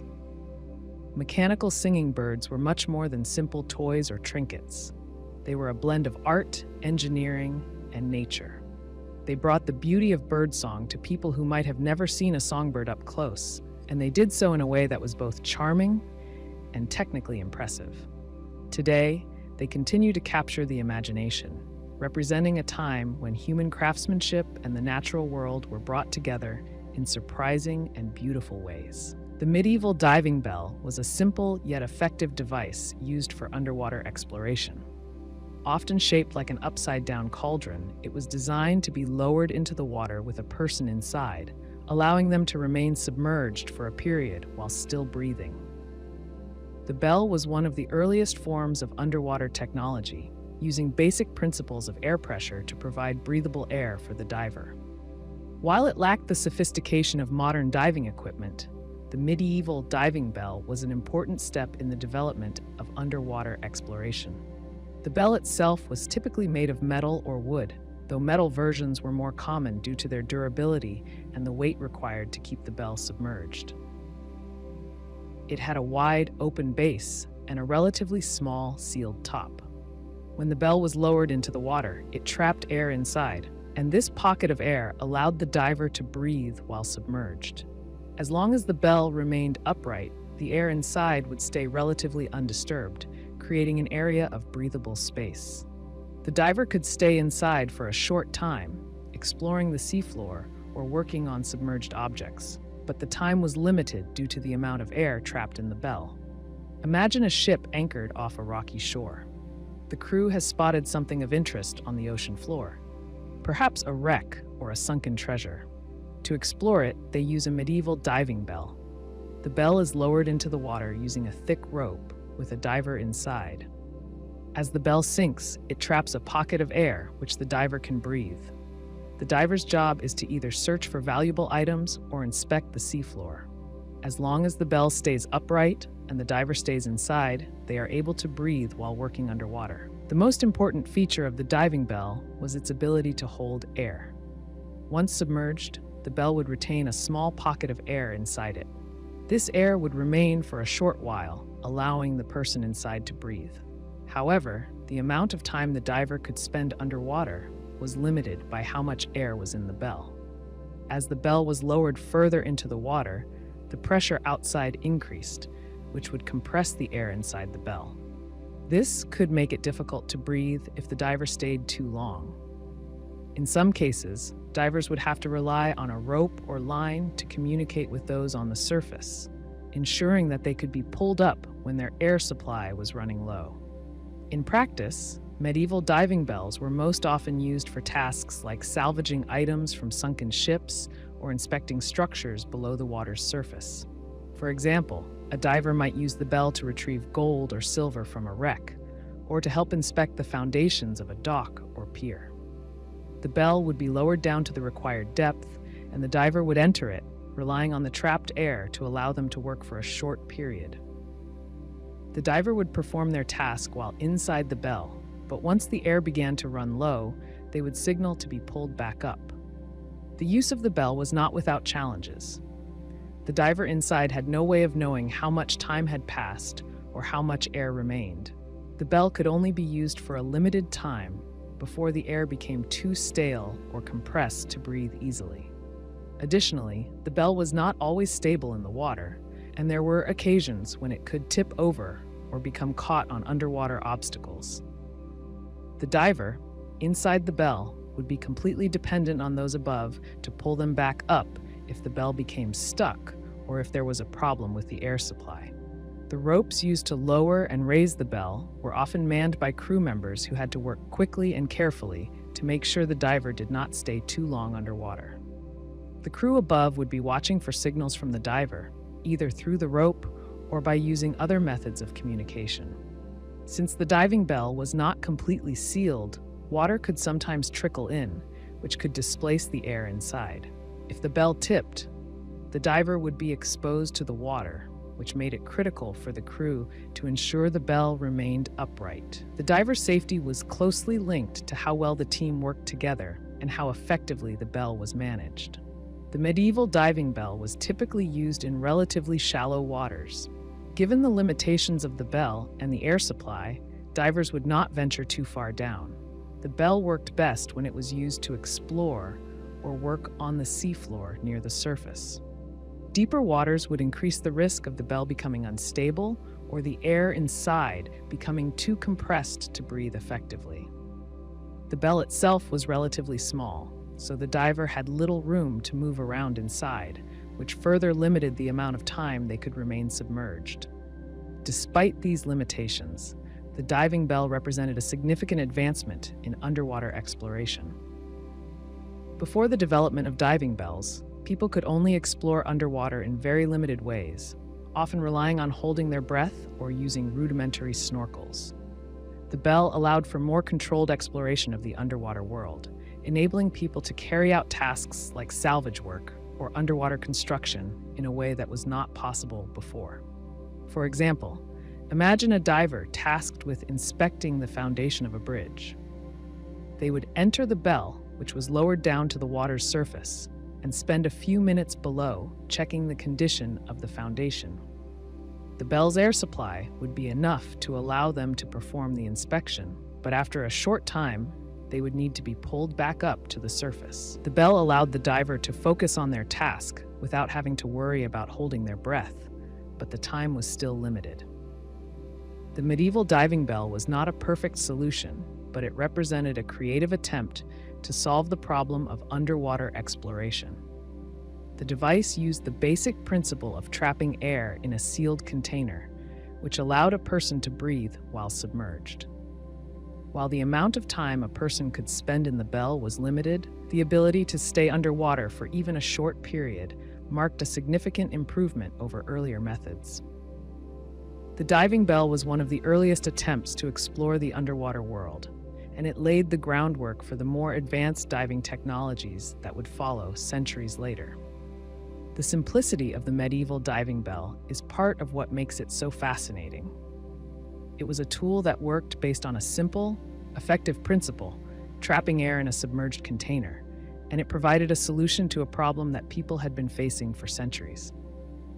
The bell was not a high-tech invention, but it demonstrated the ability of medieval engineers and craftsmen to think creatively and solve problems with the materials and knowledge available to them. In the context of underwater exploration, the diving bell was an important innovation that made it possible to see, explore, and work in the depths of the water with more efficiency and safety than had ever been possible before. Wind-powered prayer machines were devices found in monasteries designed to combine the natural force of the wind with spiritual practices. These machines were built around windmills, structures that used wind energy to turn prayer wheels or bells.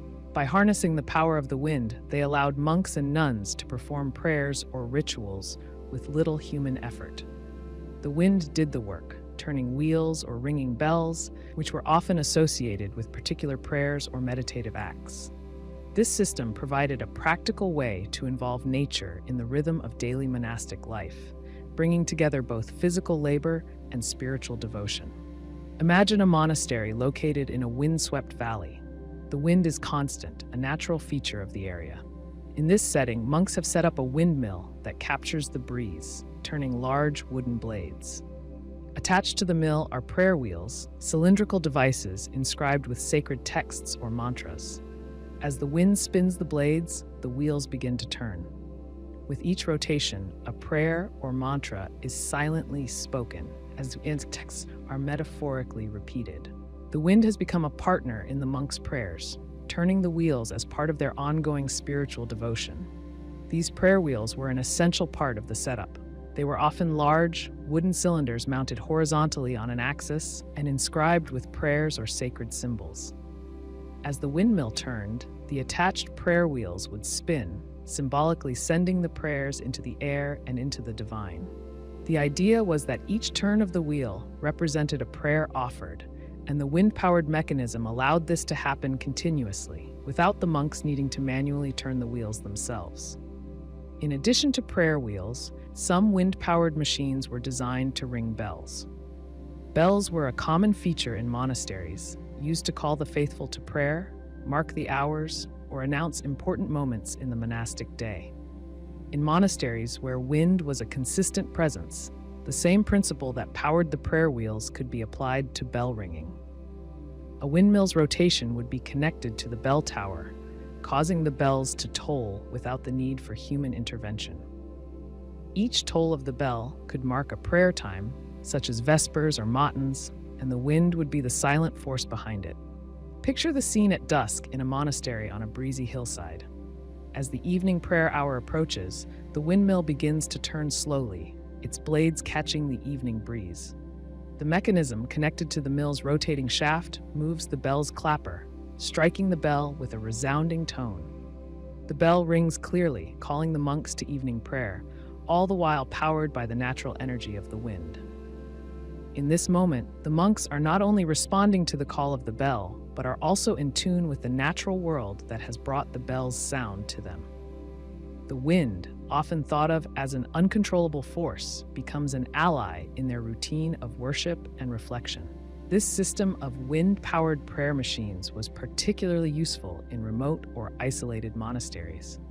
In these locations, where the human labor needed to ring bells or turn prayer wheels might have been scarce or difficult to maintain, wind power offered a reliable alternative.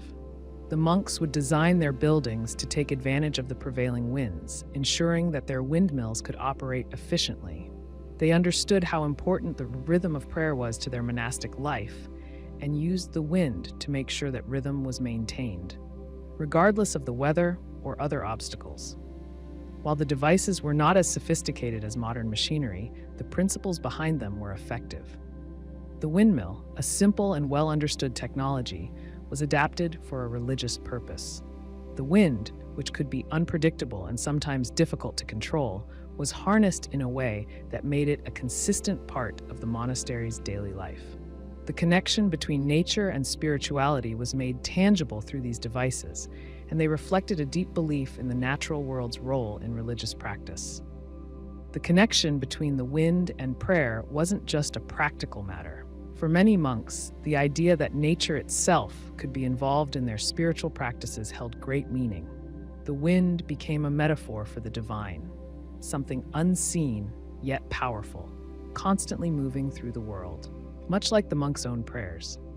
The wind-powered prayer machines were an expression of this belief, a way to draw the forces of nature into the monastery's sacred space.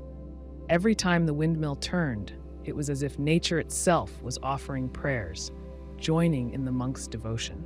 For example, in a monastic community that was focused on contemplative prayer, the windmill might be an important tool.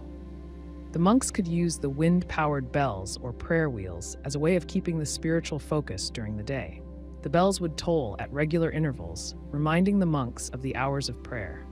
The prayer wheels would turn, silently offering prayers, even when the monks were too busy with other tasks to actively engage in prayer themselves. The wind, a constant yet invisible force, was always present in the monastery, silently assisting in the spiritual rhythm of the community. These wind-powered prayer machines also had a symbolic aspect. The fact that the wind was an uncontrollable force, one that could not be directed by human will, lent an air of humility to the monks' practices. By relying on the wind, they were acknowledging that their work was part of a greater order, one beyond their control.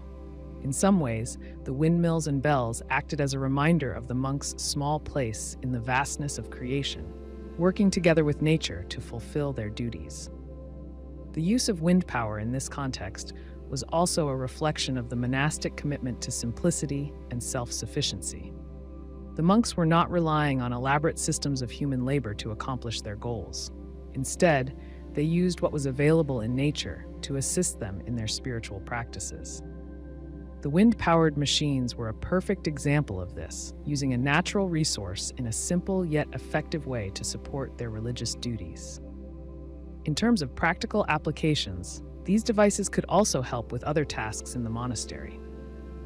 Beyond prayers and bells, windmills were often used for grinding grain or pumping water. While the specific design of a wind-powered prayer machine might not have been used for these tasks, the broader concept of harnessing wind energy was well established in monastic communities. The windmills used for prayer or bell ringing were often part of a larger network of devices that helped sustain the monastery. Windmills powered by the natural flow of air could be used for multiple functions, integrating smoothly into the daily life of the monks. The wind-powered prayer machines were a perfect blend of function and spirituality. They took advantage of the natural forces around them, creating a bridge between the physical and the divine. By turning prayer wheels or ringing bells, the wind became an active participant in the monks' religious life. The monks, in turn, used these machines not only for convenience, but also as a way to deepen their connection with the world around them. Through these devices, they acknowledged that the divine could be found in even the simplest, most natural things: the wind, the bells, and the prayer wheels turning in the breeze. Bone-setting frames were basic but effective orthopedic devices used in ancient times to help straighten and heal broken limbs. These frames were designed to hold a limb in place while it healed, ensuring the bones set correctly. While they lacked the precision and materials of modern splints or casts, these frames were an early step in the development of orthopedic care and helped to reduce complications from broken bones. The frames themselves were typically made from wood, leather, or other available materials. They often consisted of rigid supports that would surround the injured limb, keeping it straight and immobilized. The injured person's limb would be placed within the frame, and various straps or bands would be used to secure it in place. In some cases, the frame would be built around the limb with some kind of padding, allowing the bones to heal without being disturbed. The main goal was to prevent the bones from shifting out of alignment as they healed, which could cause deformities or long-term disability. Imagine a small village in the ancient world where a farmer has broken his arm after falling from a tree. The local healer, who has some experience with bone setting, carefully examines the injury. Using the resources available, the healer decides to create a bone-setting frame. The farmer's arm is carefully placed within the frame, and the healer uses straps to secure it in place. The goal is simple: hold the bones steady until they can naturally heal. The farmer will wear the frame for several weeks, during which time the healer will check for signs of healing and adjust the frame if needed. Bone-setting frames could vary in design depending on the location and time period, but the principle was always the same: to provide support and stability while the body did the work of healing itself. These devices were often used in cultures where skilled healers or physicians were available, but in many cases they were also used by common people who had learned basic methods of treating fractures. Healers used these frames as one of their primary tools for bone setting, a practice that required both knowledge of anatomy and an understanding of how to manage fractures. In addition to simply immobilizing the limb, some bone-setting frames were designed to provide gentle pressure on the bones to encourage proper alignment. This was especially important if the broken bones were not aligned properly at the time of injury. A frame might include mechanisms that allowed for small adjustments to the angle of the limb, slowly moving the bones into the correct position. Over time, this process would help to straighten the limb and ensure that the bones healed in the proper alignment.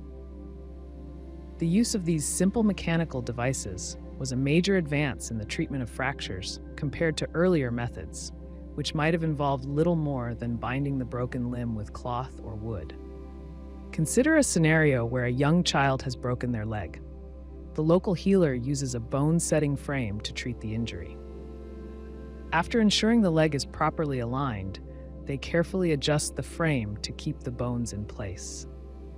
This frame might include supports on either side of the leg, with leather straps that hold it securely while the bones heal. During the weeks of recovery, The healer might need to adjust the frame as swelling decreases and the leg begins to heal. The frame provides a structure that helps the leg stay straight and prevents it from moving out of alignment, which could lead to further injury or complications. The child's leg will heal, and the use of the frame has ensured that it will heal properly. Despite their effectiveness, bone-setting frames were not without their challenges. Because they were often made from simple materials, they lacked the precision and comfort of modern medical equipment. The frames could be bulky, uncomfortable, and difficult to adjust. The patient might experience discomfort during the healing process, especially if the frame was too tight or not properly padded. Additionally, if the frame wasn't positioned correctly or if the bones weren't aligned properly before being placed in the frame, the healing process could result in deformities or chronic pain. The limited materials available for these devices also meant that they could not be adjusted as precisely as modern splints or casts. In some cases, the frame might not provide enough support for a severe fracture, and the bones might not heal properly. Healers had to be skilled in their use of the frames, knowing when to adjust them and how much pressure to apply to achieve the desired outcome. It was a trial and error process, and many injuries were treated without a full understanding of the long-term consequences. In many cases, these frames were used as a stopgap measure while the body healed naturally.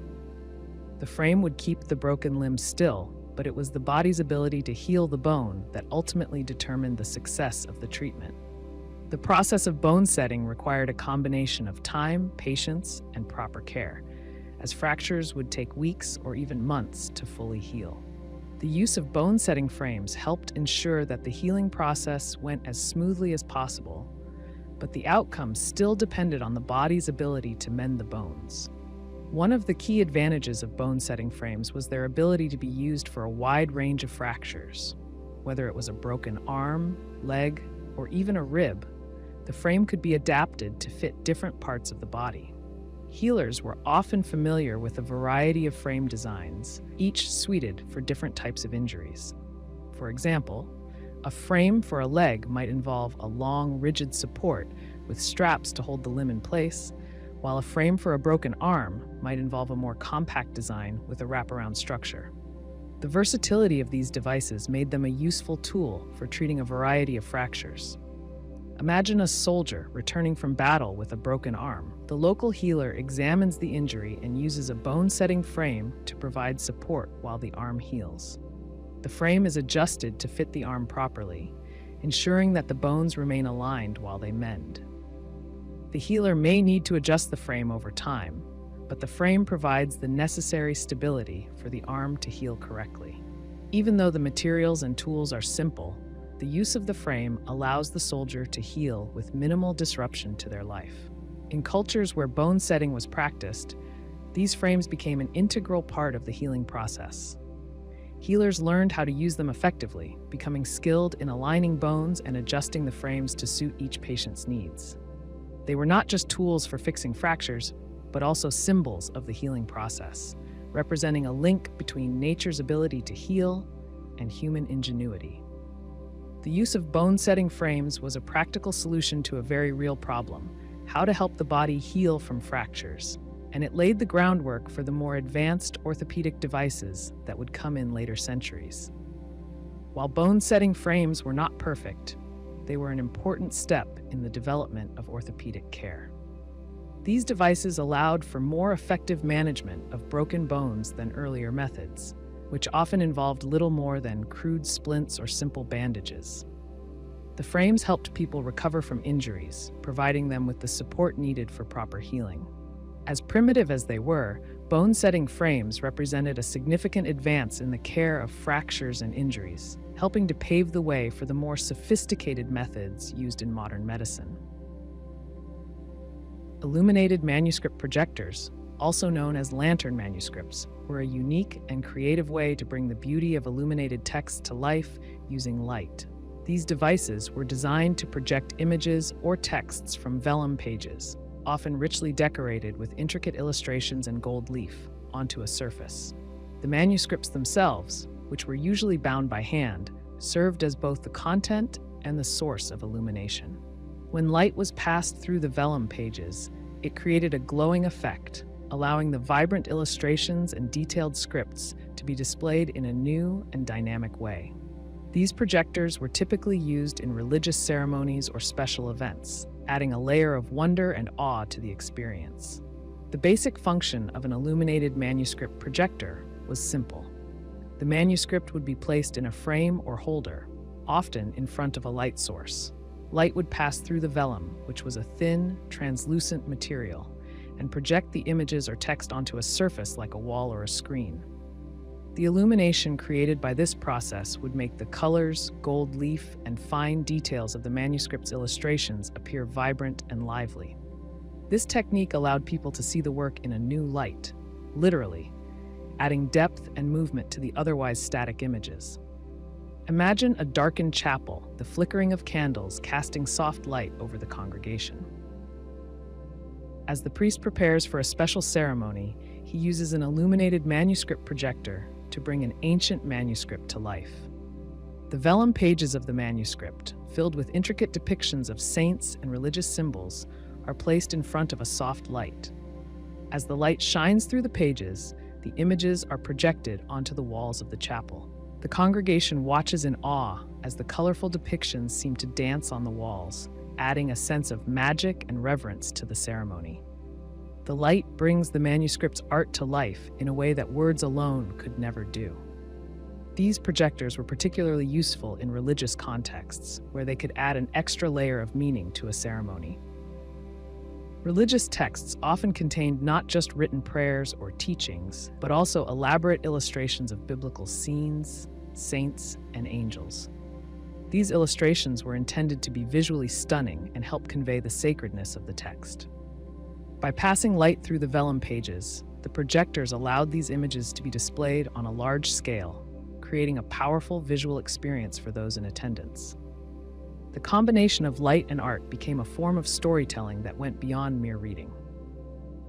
For example, during a Christmas Eve service, an illuminated manuscript projector could be used to project scenes of the Nativity onto the walls of the church.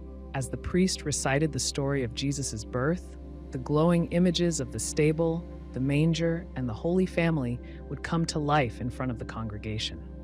The effect of the light shining through the manuscript would give the illustrations a sense of movement and dynamism, making the story more vivid and engaging. This type of visual storytelling was a powerful tool for enhancing the spiritual experience, especially in times when literacy was not widespread, and people relied on images to help understand religious teachings. Beyond religious ceremonies, illuminated manuscript projectors could also be used for other special occasions. For example, in a noble household, a manuscript projector might be used to display scenes from a family's history or to celebrate a feast. The light passing through the vellum pages would allow the guests to see the detailed artwork in a new way, casting an ethereal glow that made the images feel more alive. In these settings, the projector was both an artistic and technological marvel, combining the craftsmanship of the manuscript with the wonder of light. The construction of these illuminated manuscript projectors was relatively simple, but required a good understanding of light and materials. The manuscript would typically be positioned in a frame or holder, which could be adjusted to ensure the light passed through the vellum properly. The light source itself could be a candle, oil lamp, or other form of illumination, with the light focused and directed at the manuscript. Some projectors might include mirrors or lenses to help direct the light more effectively, ensuring that the images were projected clearly and brightly. The vellum pages used in illuminated manuscripts were typically made from animal skin, which was prepared and treated to be thin and translucent. The process of illuminating the manuscripts involved carefully painting or drawing the images and text with colored inks, often accented with gold or silver leaf. The combination of the translucent vellum and the rich, vibrant colors made these manuscripts particularly effective for projection, as the light would pass through the pages, illuminating the colors and details in a way that was impossible with ordinary paper. In a monastery, the use of illuminated manuscript projectors would have been a significant part of certain religious events. During major feasts or festivals, The projector could be used to display scenes from the Bible, helping the monks and visitors immerse themselves in the sacred stories. The light from the projector would fill the room, casting the images onto the walls and creating an atmosphere that was both spiritual and awe-inspiring. The use of these projectors would have been a special event, a way to combine the beauty of art with the power of light to create an unforgettable experience. These manuscript projectors were also a way for people to engage with the texts in a more direct and intimate way. While the written words of a manuscript were often reserved for scholars and religious leaders, the projected images could be shared with a wider audience. A manuscript projector allowed anyone present to experience the beauty and depth of the artwork, regardless of their ability to read.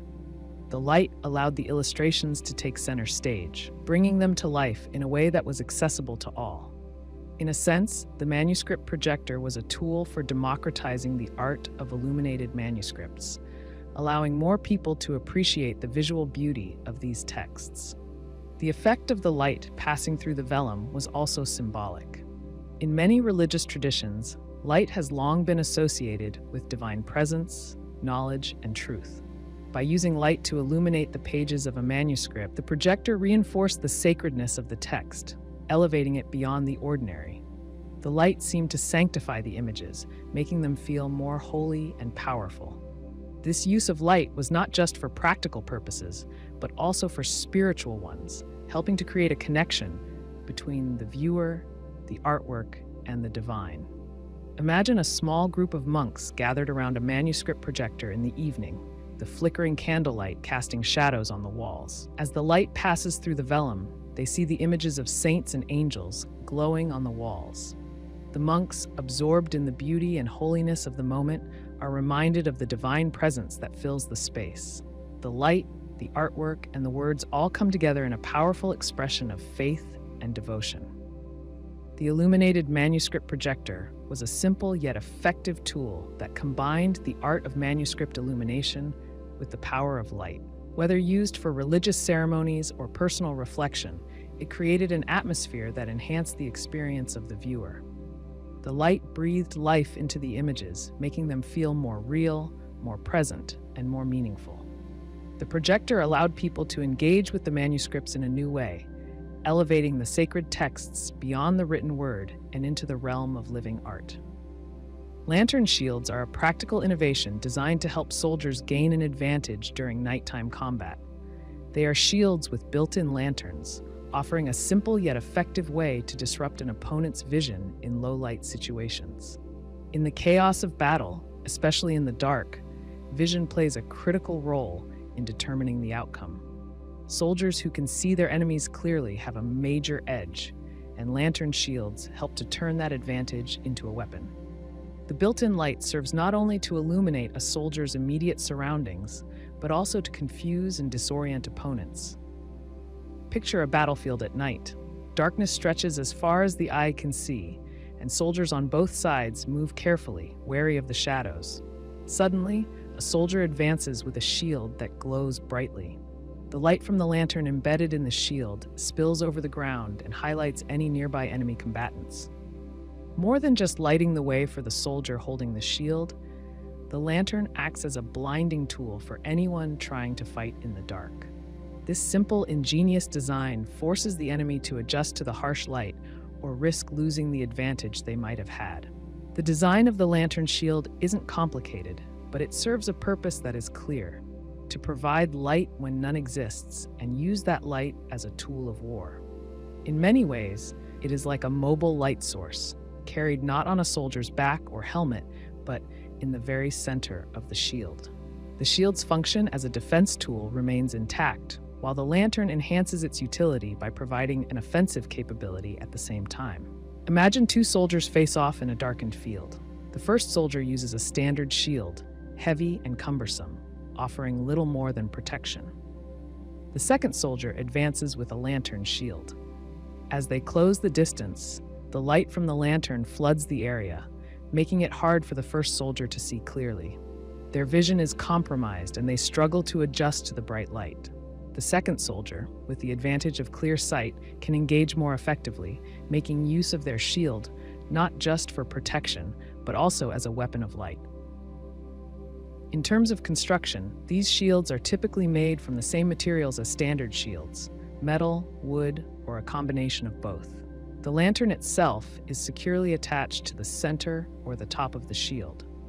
While some designs may feature more advanced, durable lanterns that can withstand the heat of battle, others are simpler, designed primarily to serve the function of blinding the enemy temporarily.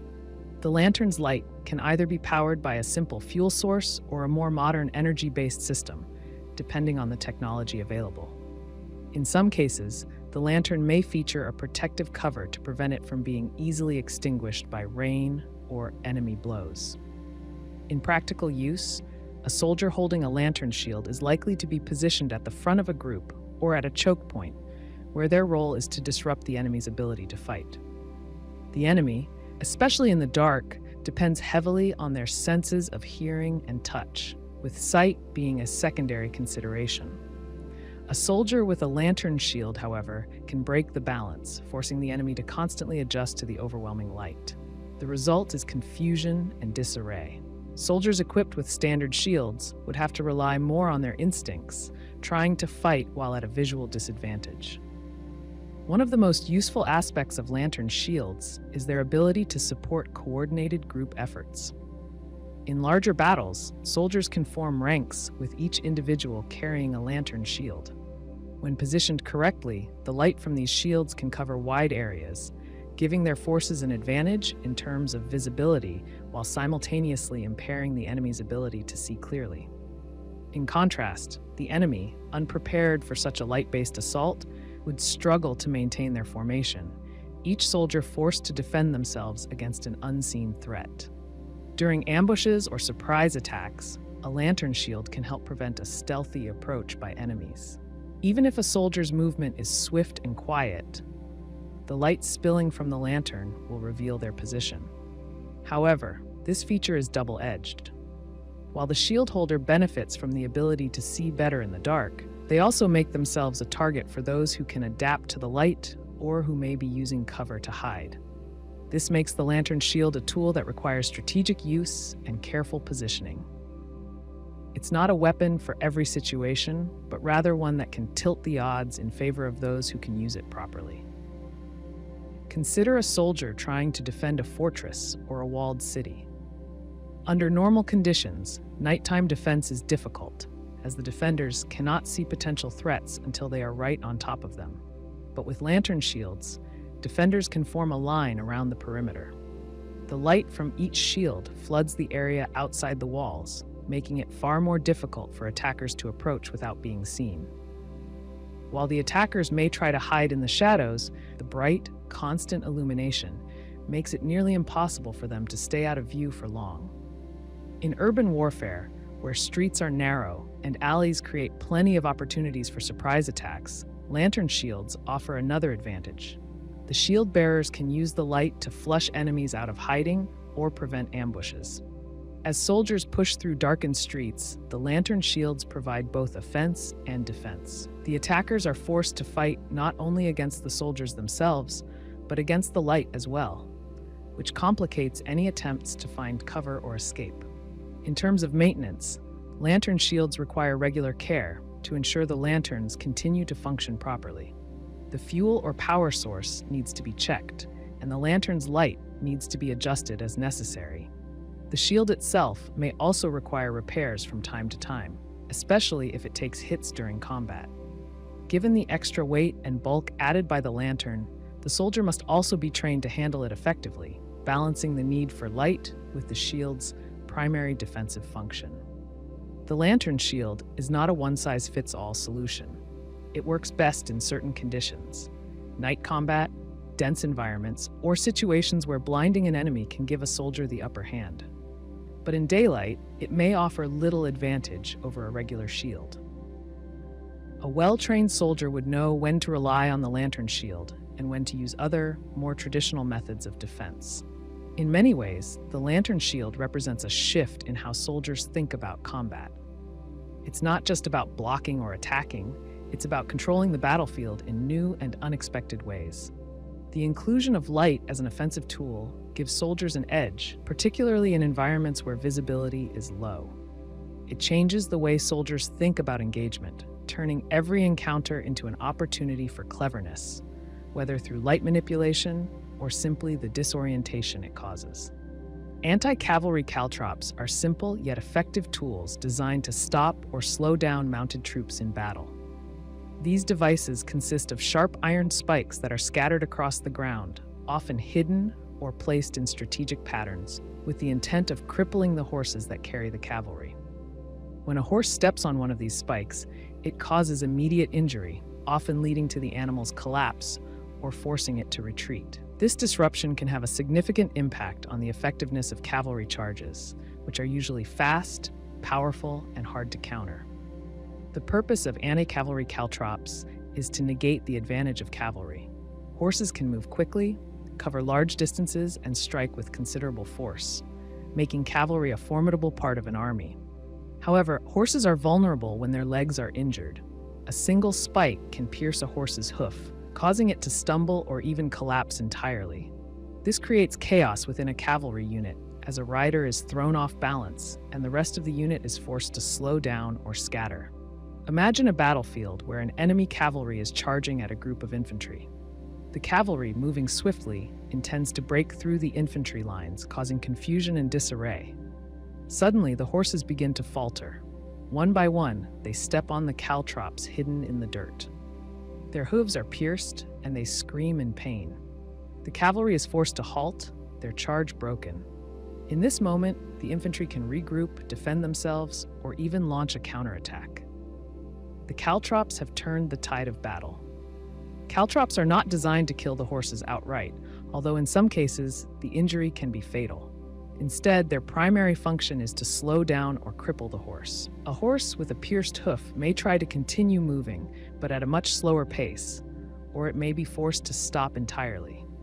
If the horse collapses, it may be unable to rise, trapping the rider and further disrupting the cavalry's ability to maintain momentum. The spikes are typically made of iron or steel, materials that are strong enough to puncture a horse's hoof. The design is simple. A cross-like shape with 4 sharp points. This design ensures that at least one point will always land pointing upward, no matter how the caltrop lands. The idea behind this is straightforward. When the caltrop is thrown or scattered, its sharp points will remain exposed, ready to pierce anything that steps on it. In terms of use, anti-cavalry caltrops are often scattered in areas where cavalry are expected to charge. This might include narrow passes, choke points, or open fields where cavalry have no choice but to advance in a straight line. A well-placed set of caltrops can completely disrupt an organized cavalry unit, causing chaos and confusion among the riders. In some cases, the caltrops are even used to break up cavalry formations, forcing the horses to scatter and weakening the unit's coordination. For an infantry force, the use of caltrops can be a game changer. Infantry units typically struggle against cavalry, as the fast-moving horses are difficult to engage with traditional weapons like swords or spears. But when the cavalry is forced to slow down or stop due to injuries caused by the caltrops, the balance of power shifts. The infantry can now defend themselves more effectively, using their weapons to target dismounted riders or even charging at the scattered cavalry. The spread of caltrops is not always random. In many cases, they are strategically placed in patterns designed to trap cavalry. For example, soldiers may place them in a line along a path that they know the enemy cavalry will follow. This forces the horses into a confined area where they are more likely to step on the spikes. In other situations, caltrops are thrown across a wide area to create a larger hazard, forcing the cavalry to slow down and navigate carefully to avoid the spikes. This can make it difficult for the cavalry to maintain their speed and momentum, turning what would normally be a devastating charge into a much slower, disorganized advance. Another important aspect of anti-cavalry caltrops is their simplicity. Unlike other weapons or defenses, caltrops require no complex construction or specialized knowledge to use effectively. They are easy to make, easy to scatter, and require little maintenance. A small unit of soldiers can deploy them quickly and without much effort, allowing them to set up a defensive perimeter in a matter of moments. In contrast, other forms of anti-cavalry weapons, such as spears or pikes, require training and coordination to use effectively. Caltrops, however, work on their own, causing damage and confusion simply by being in the right place at the right time. The use of caltrops also does not require advanced technology or extensive resources. The spikes themselves are relatively cheap to produce and can be made from basic materials. In a time before gunpowder and advanced artillery, such simple tools could have a significant impact on the outcome of a battle. A well-timed use of caltrops could stop an enemy cavalry unit in its tracks, allowing a smaller force to hold its ground against a much larger, more powerful opponent. While the effectiveness of caltrops is clear, they do come with some limitations. One of the biggest challenges is that they are most useful when the enemy is charging in a predictable manner. If the cavalry is able to maneuver or adapt to the presence of the caltrops, their effectiveness is reduced. For example, if the cavalry is able to spread out or slow down before reaching the caltrops, they may be able to avoid stepping on them altogether. This is why caltrops are often used in combination with other defensive measures, such as fortified positions or archers, to make the enemy's advance even more difficult. In addition, caltrops can pose a risk to friendly forces as well. If soldiers are not careful when placing or scattering the spikes, they may accidentally injure their own horses or troops. This is why caltrops are often used in areas that are clearly marked or where only the enemy is expected to pass.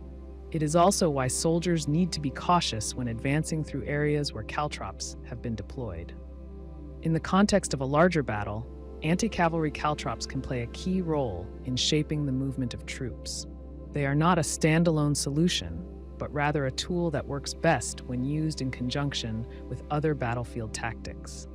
By forcing cavalry to slow down, caltrops create an opportunity for infantry or archers to target the dismounted riders or prevent the cavalry from engaging effectively.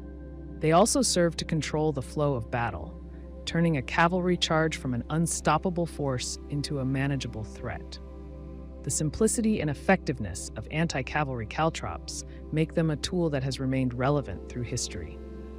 From ancient battles to modern skirmishes, they continue to be used as a way to level the playing field when facing a superior cavalry force. While cavalry remains an important part of military strategy, the humble caltrop has proven time and again that even the most basic tools can have a profound impact on the battlefield. Portable ovens for the battlefield are practical tools designed to provide hot meals for soldiers in the field. These ovens are specifically made to be lightweight and compact, allowing them to be carried by military cooks and easily set up in various environments.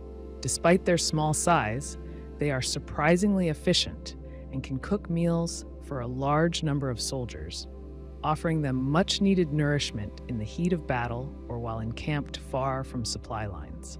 Imagine a military unit on a long campaign, deep in enemy territory, miles away from their base of operations. The soldiers are exhausted and hungry, relying on ration packs that have little more than the bare essentials. In this scenario, a portable oven becomes a critical tool. The cook, carrying the collapsible oven, sets it up at a designated cooking site. With limited fuel and space, the oven quickly heats up and begins cooking fresh meals, turning basic ingredients into something far more satisfying than the usual canned or freeze-dried food. The design of these portable ovens makes them incredibly useful in combat situations where mobility and efficiency are key.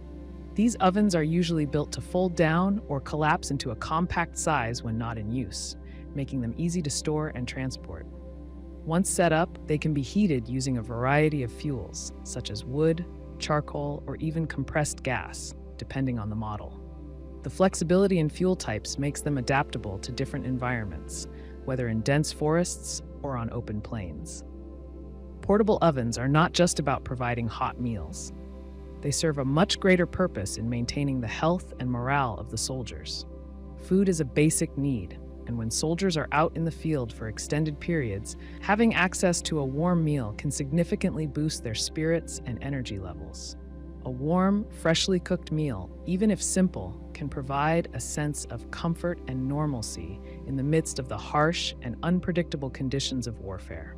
It's a small thing, but it can make a big difference in the overall well-being of the troops. The ovens themselves are usually designed to be rugged and durable, built to withstand the rough conditions of the battlefield. They need to be able to handle not only the heat, but also the constant movement and shifting of the soldiers. A poorly constructed oven could break down or fail to heat properly, leaving the cook with no way to prepare food. A well-built portable oven, on the other hand, will continue to function despite being moved from location to location, enduring the dust, rain, and constant wear of field use. In terms of cooking, these portable ovens can be surprisingly versatile. Some are designed to bake bread or cook stews, while others may be able to grill or roast meat. The compact nature of the oven doesn't mean it's limited in its cooking capabilities. It can still prepare a variety of meals that would normally require large, stationary kitchen setups. For example, a soldier might have a chicken or a stew cooking in the oven while the cook prepares vegetables or bread in a separate section. Even in the middle of a battle, the oven allows for a varied and balanced diet, which can help maintain the energy levels and morale of the troops. One of the key benefits of portable ovens is their ability to improve the efficiency of food preparation. Rather than relying on a slow, inefficient method of cooking over an open flame or campfire, these ovens can cook food more evenly and quickly. A portable oven can also reduce the amount of fuel required for cooking, as it's designed to be more energy efficient than traditional open fire cooking. This is especially important in situations where fuel is limited or hard to come by, as it helps make the most of available resources.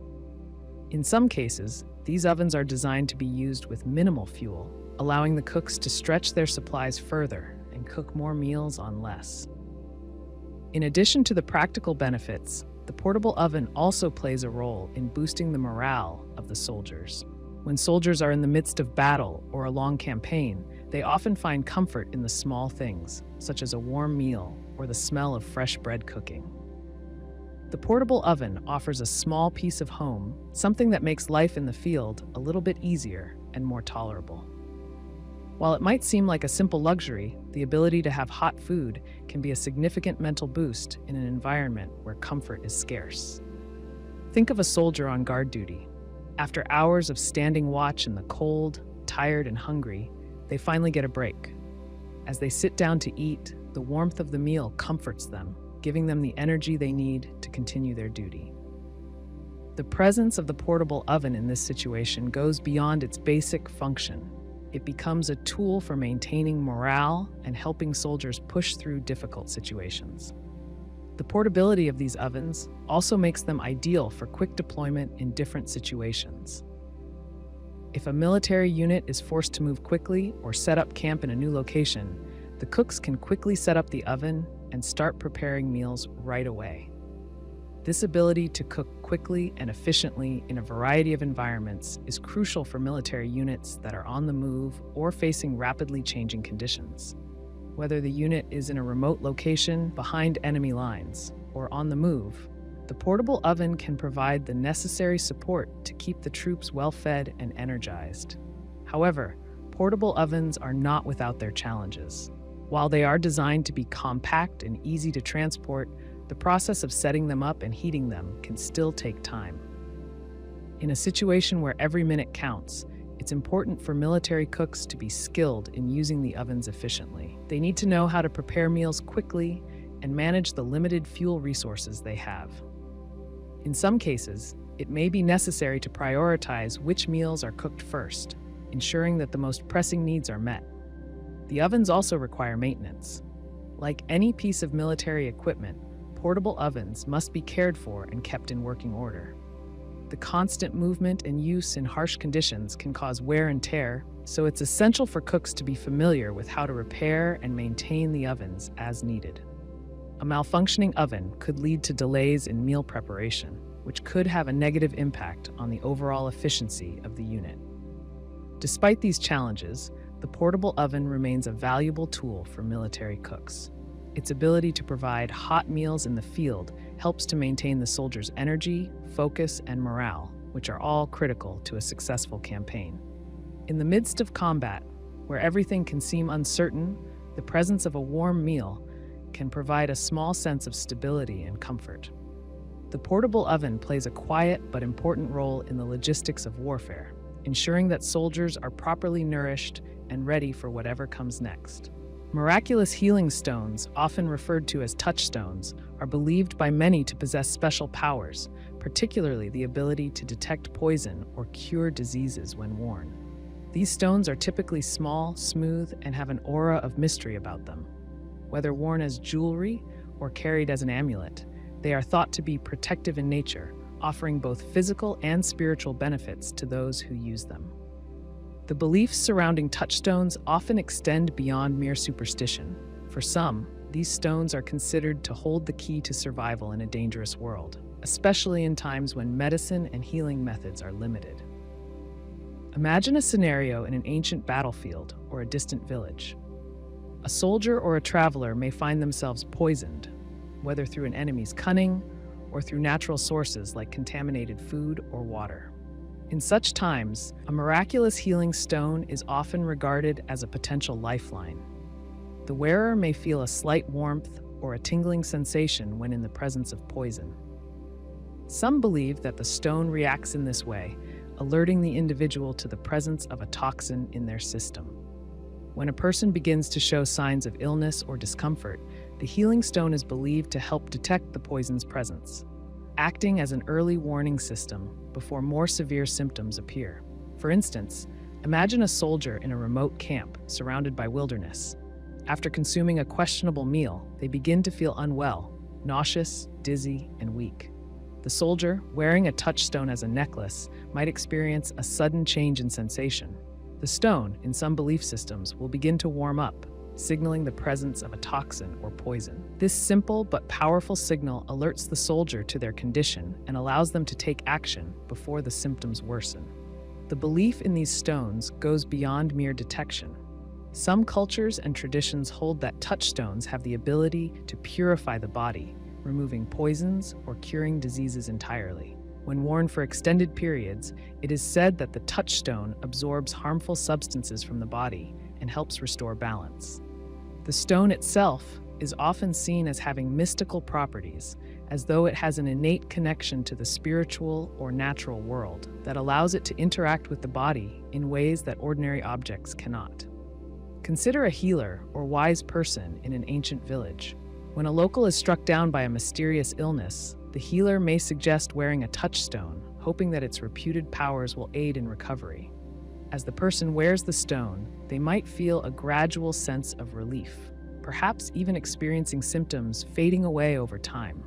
To some, this would be seen as proof of the stone's power, its ability to directly impact the health of the person wearing it. The stones are often selected with great care. Many believe that not all stones possess the healing powers attributed to them. A healing stone must be chosen or found in a certain way, perhaps in a sacred place or during a special time of the year. Some cultures place great importance on the stone's color, shape, or even the way it feels when held. The ideal touchstone is thought to resonate with the individual who wears it, amplifying its healing capabilities. The process of finding or receiving a stone can often be seen as a rite of passage or a spiritual journey, with the stone itself being a symbol of connection between the physical and spiritual realms. While these stones are thought to detect poison and cure diseases, the belief in their powers is often intertwined with other practices. For example, in ancient times, a person who was poisoned might also seek out a healer or religious figure for rituals or prayers meant to assist in the healing process. The touchstone is often used alongside these more conventional treatments, seen as an additional layer of protection or support.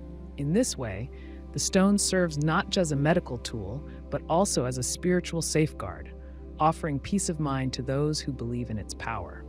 In some cultures, the stone's powers are also linked to its history or the way it was obtained. A touchstone passed down through generations may be viewed as particularly potent. Its long history of use and the belief in its effectiveness give it additional strength. Those who possess such stones might feel a deep connection to their ancestors who relied on the same power to survive dangerous situations. The act of wearing such a stone becomes not only an act of healing, but also one of honoring tradition. A scenario might unfold where a young warrior is given a healing stone by an elder before heading off to war. The elder, who has seen many battles and knows the toll that poison and disease can take on soldiers, tells the young warrior to wear the stone always. The young warrior, unsure but trusting the elder, keeps the stone close. In battle, when the warrior is poisoned by an enemy's blade coated with venom, the touchstone reacts, alerting the warrior to the danger. The stone's warmth encourages the soldier to seek treatment quickly, and perhaps it even aids in speeding the recovery, allowing the warrior to fight again. Of course, skepticism exists alongside the belief in the stones. Not everyone in ancient times, or even today, would have put full faith in their healing properties. Many would argue that any effect experienced while wearing the stone is purely psychological, with the mind convincing the body that the stone is working.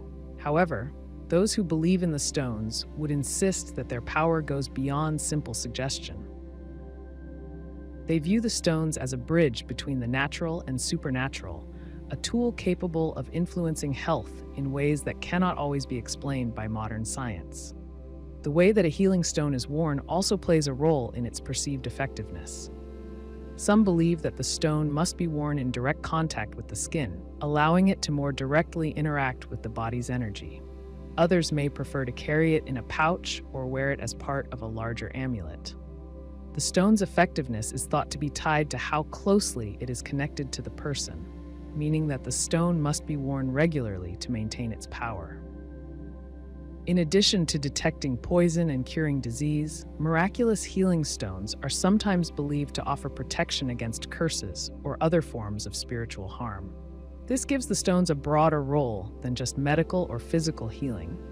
They are seen as a defense against the unseen forces that might bring misfortune to the wearer. In such cases, the stones become part of a larger system of beliefs that involve both the physical and the spiritual, protecting the individual from harm in multiple dimensions. Despite the fact that there is no scientific proof to support the claims about the powers of miraculous healing stones, their popularity persists. Whether they truly have the power to detect poison or cure diseases or not, their role in history and culture is undeniable. The belief in these stones offers comfort to those who wear them and provides a sense of security in times of danger. For many, the stone is not just an object, it is a symbol of hope and survival. A small, simple tool that has the potential to make a world of difference when faced with the uncertainties of life and death. Naval grappling ballistas are specialized weapons used in ship-to-ship combat, designed to help crews board enemy vessels or cause damage to them from a distance. These weapons are large, powerful crossbows mounted on ships, capable of firing heavy bolts or spears, equipped with hooks or chains. The primary purpose of a naval grappling ballista is to create an opportunity for boarding actions or to disable the enemy ship, making it easier for sailors to close in and either capture or destroy it. Imagine a tense naval battle taking place on the open sea. Two enemy ships approach one another, their crews preparing for the inevitable clash. The first ship, well equipped and ready, has its ballista ready for action. The weapon is aimed at the enemy ship, and in a swift motion, a bolt is released. The bolt flies through the air, its sharp tip and attached hook finding purchase on the enemy's wooden deck. With a loud crash, the grappling bolt embeds itself into the ship's hull, its chain connecting the two vessels. Now, the attacking crew can pull the ships together, bringing them into boarding range, where the real fight will take place. The strength of a naval grappling ballista lies in its ability to pull enemy ships closer. This is a crucial advantage during ship-to-ship combat, where maneuvering and closing the distance between the vessels can be difficult due to wind or the opposing ship's actions. The ballista allows a crew to control that distance, forcing the enemy ship into a position that is more favorable for boarding. By securing the ships together, the grappling weapon also prevents the enemy from escaping, forcing them into a fight they may not be prepared for. These weapons are particularly useful in battles where boarding is the preferred tactic. Before firearms and gunpowder-based artillery were common, many naval battles relied heavily on physical combat between crews once ships were close enough. A naval grappling ballista makes this process more efficient by effectively binding the two ships together, leaving less room for escape or avoidance.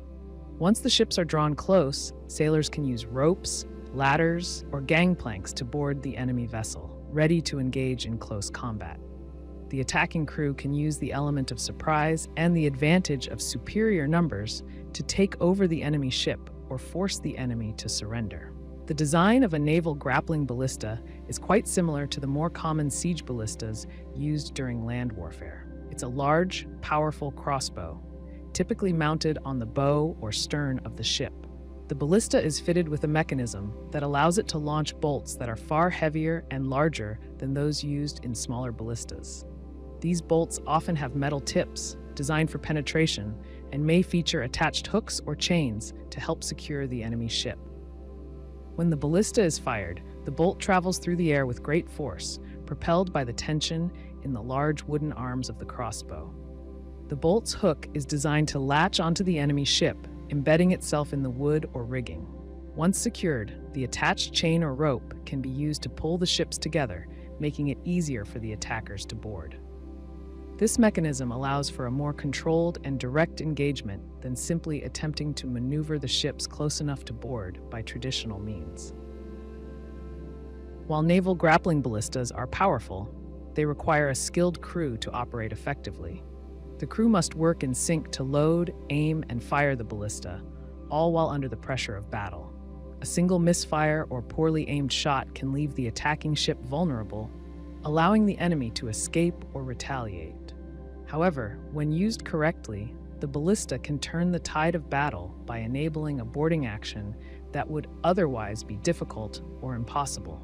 Consider a scenario in which two ships are locked in battle, with one attempting to escape the other. The pursuing ship has a naval grappling ballista mounted at the front. The enemy vessel is attempting to sail away, but the attacking ship is closing the distance. At just the right moment, the ballista crew releases the bolt, sending it flying through the air. The hook finds its mark, and the two ships are pulled together. The enemy ship, now unable to escape, is forced into a fight for survival. The attacking crew leaps aboard, and a fierce battle ensues, with the attackers using their advantage to overpower the defenders. In addition to their usefulness in boarding, naval grappling ballistas can also serve as tools for damaging enemy ships. A well-placed bolt could potentially cripple key areas of the enemy vessel, such as the rudder or mast, making it more difficult for them to maneuver. The attached chain or rope could also be used to tie down enemy sails or rigging, preventing the ship from escaping or maneuvering properly. This makes the naval grappling ballista a dual-purpose weapon, one that can be used for both boarding actions and as a means of disabling enemy ships from a distance. The range of a naval grappling ballista is typically limited, as it is not designed for long-distance firing like traditional artillery. However, its power and precision make it effective at closer ranges. In a battle, this means that the ballista is used when the ships are within striking distance of each other, typically when a full engagement is imminent. Once the ships are within range, the grappling ballista can be deployed to ensure that the attacker's ship can close the gap and make the most of the ensuing battle. The versatility of the naval grappling ballista also makes it a valuable tool for defending a ship. If an enemy ship attempts to board or grapple, a crew can use their own ballista to counterattack, either by damaging the enemy ship or by disrupting their boarding attempt. The ballista's power can be used both offensively and defensively, depending on the situation at hand. For example, if a ship is under attack, the crew might use their own ballista to shoot bolts at the attacking ship's grappling lines, cutting the ropes and preventing the enemy from securing their vessel. In this way, the ballista becomes a key defensive weapon that protects the ship from being boarded. Naval grappling ballistas are often accompanied by a variety of other weapons and tools to ensure that the boarding action goes smoothly. Sailors would carry swords, axes, and other close combat weapons, ready to fight once they reach the enemy vessel. The ballista serves as the means to bring the ships together, but it is the crew's fighting ability that will determine the outcome once the ships are connected. The use of grappling ballistas also requires careful planning and strategy. The crew must anticipate the enemy's movements, positioning their ship in a way that maximizes the ballista's effectiveness. A poorly timed shot or a failure to hit the target could lead to a missed opportunity for boarding. The attackers must also be prepared for the possibility that the enemy ship might try to use its own grappling weapons or counterattacks to disrupt the boarding process. These ballistas, while effective, are not without their drawbacks. They are bulky and require significant space on the ship, meaning that not every vessel can accommodate them. In addition, their use is limited to situations where the ships are in close range, meaning that they cannot always be used when long-range artillery or other forms of attack are more appropriate. However, in situations where boarding is the preferred method of attack, the naval grappling ballista proves to be a critical weapon that can give one ship the advantage over another. Gravity-driven book wheels are simple, yet ingenious devices designed to make it easier to read multiple open books at the same time. These rotating wooden stands, often referred to as book wheels, use the force of gravity to turn the pages of a book, allowing the reader to read several works without having to manually flip each page. The device consists of a series of platforms or shelves, each holding a book, and these platforms are mounted on a rotating axle. The rotation is typically powered by gravity, meaning that once the wheel is set in motion, it can continue to turn without requiring constant effort or mechanical power. Imagine a scholar in a medieval library surrounded by rows of books. In those times, books were rare and valuable, often handwritten by monks or scribes, and they were not easily accessible. The scholar, eager to cross-reference different texts or examine multiple sources at once, faces the challenge of flipping through each book one by one. This is where the gravity-driven book wheel becomes a solution. The scholar places several books on the stands, adjusts the wheel, and with the gentle push of gravity, the books begin to rotate. Each book turns on its own, one page at a time, allowing the scholar to follow along with multiple texts, all without having to stop and manually turn each page. The design of the gravity-driven book wheel is quite straightforward. At its core, it consists of a rotating axle, often made of wood, which supports several shelves or stands.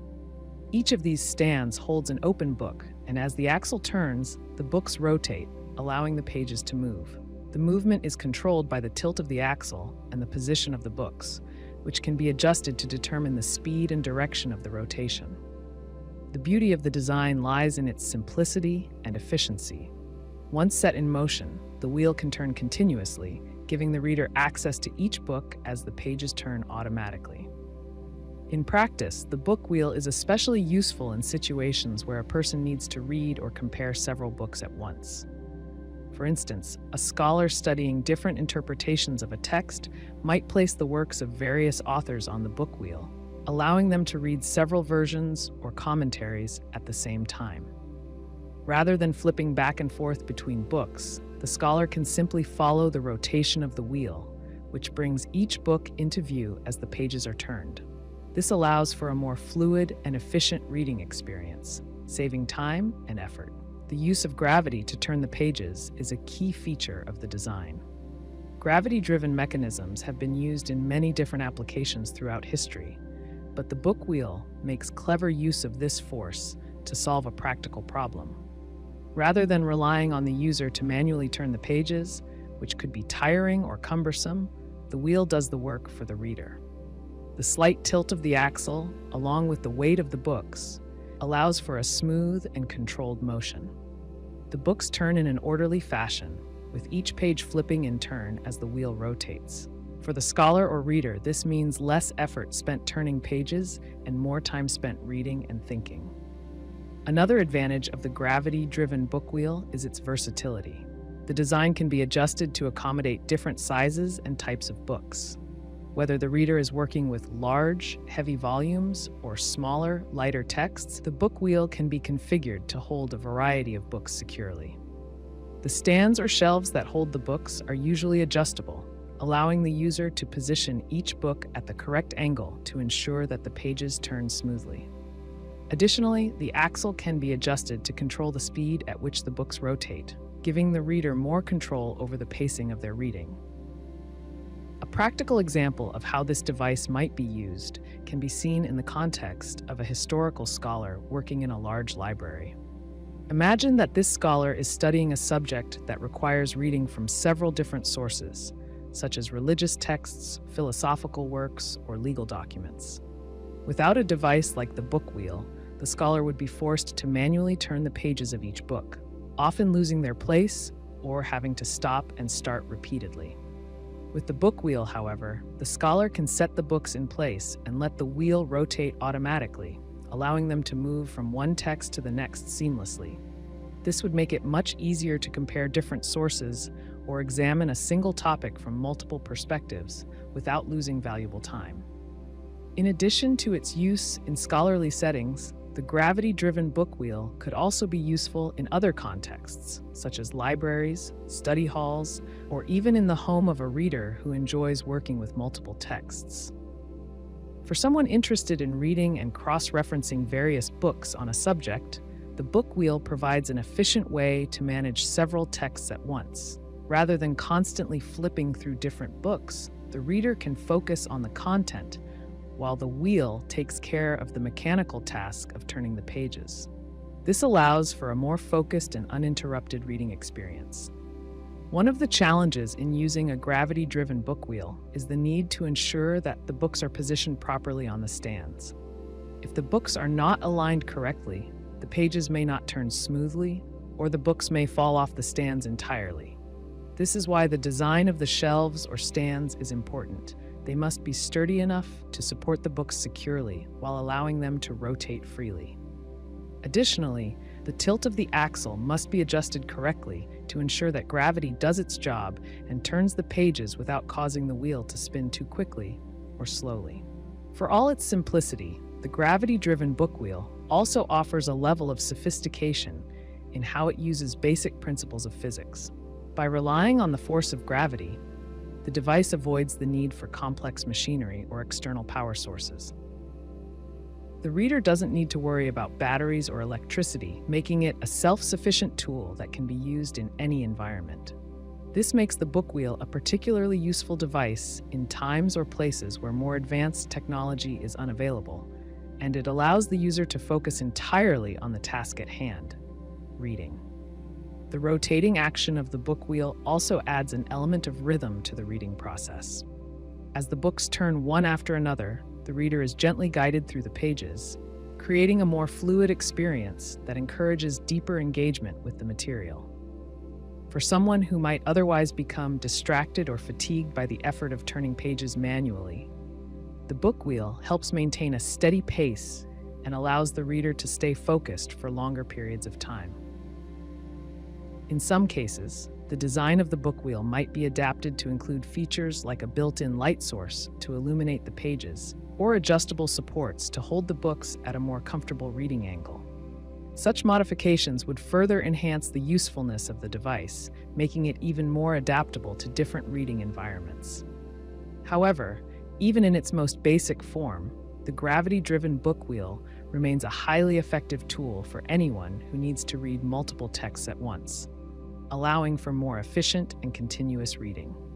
The appeal of the gravity-driven book wheel lies in its combination of simplicity, utility, and elegance. By using gravity as a power source, it offers a solution to a common problem faced by readers throughout history: how to read multiple works at the same time without the constant distraction of turning pages. Whether used in a busy library, by a scholar in a quiet study, or by a curious reader at home, the book wheel serves as a tool that enhances the reading experience by freeing the reader from the mechanical task of page turning, allowing them to focus on the content itself. Medieval spark lighters or flint and steel gadgets were far more sophisticated than many people might imagine.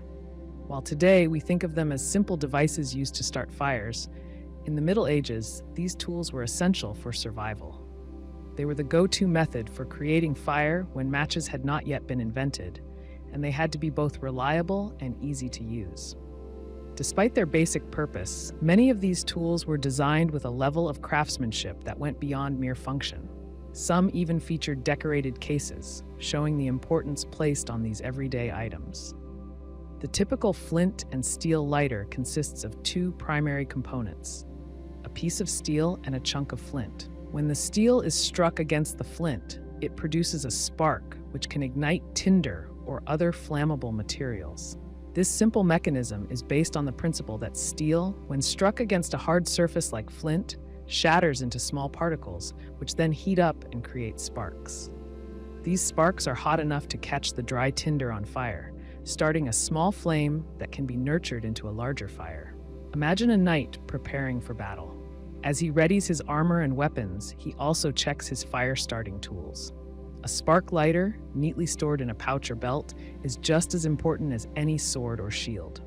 In the cold of night, when a fire is needed for warmth, cooking, or signaling, the spark lighter would be the key to survival. The knight reaches for the steel and flint, strikes them together, and a small flame appears. That spark, seemingly simple, is a life-saving tool in the wilderness or in battle. Flint and steel lighters were not only practical, they were often crafted with care and attention to detail. Some spark lighters had beautifully decorated cases made from metal, leather, or wood. These cases were sometimes engraved with intricate designs, symbols, or even family crests. Wealthier individuals like nobles or high-ranking officers might own lighters with ornate cases that reflected their status. These lighters could be carried in pockets or attached to belts, and their cases often had clasps or fasteners to keep them securely in place. Consider a nobleman walking through the castle courtyard, his spark lighter hanging from a chain at his waist. The case, made of polished brass or silver, is finely crafted, with detailed engravings of vines, animals, or even the family's heraldic symbols. Though the purpose of the lighter remains the same, starting a fire, the attention to detail in the design elevates it from a mere tool to something of value. It serves both a practical function and as a symbol of the owner's wealth and taste.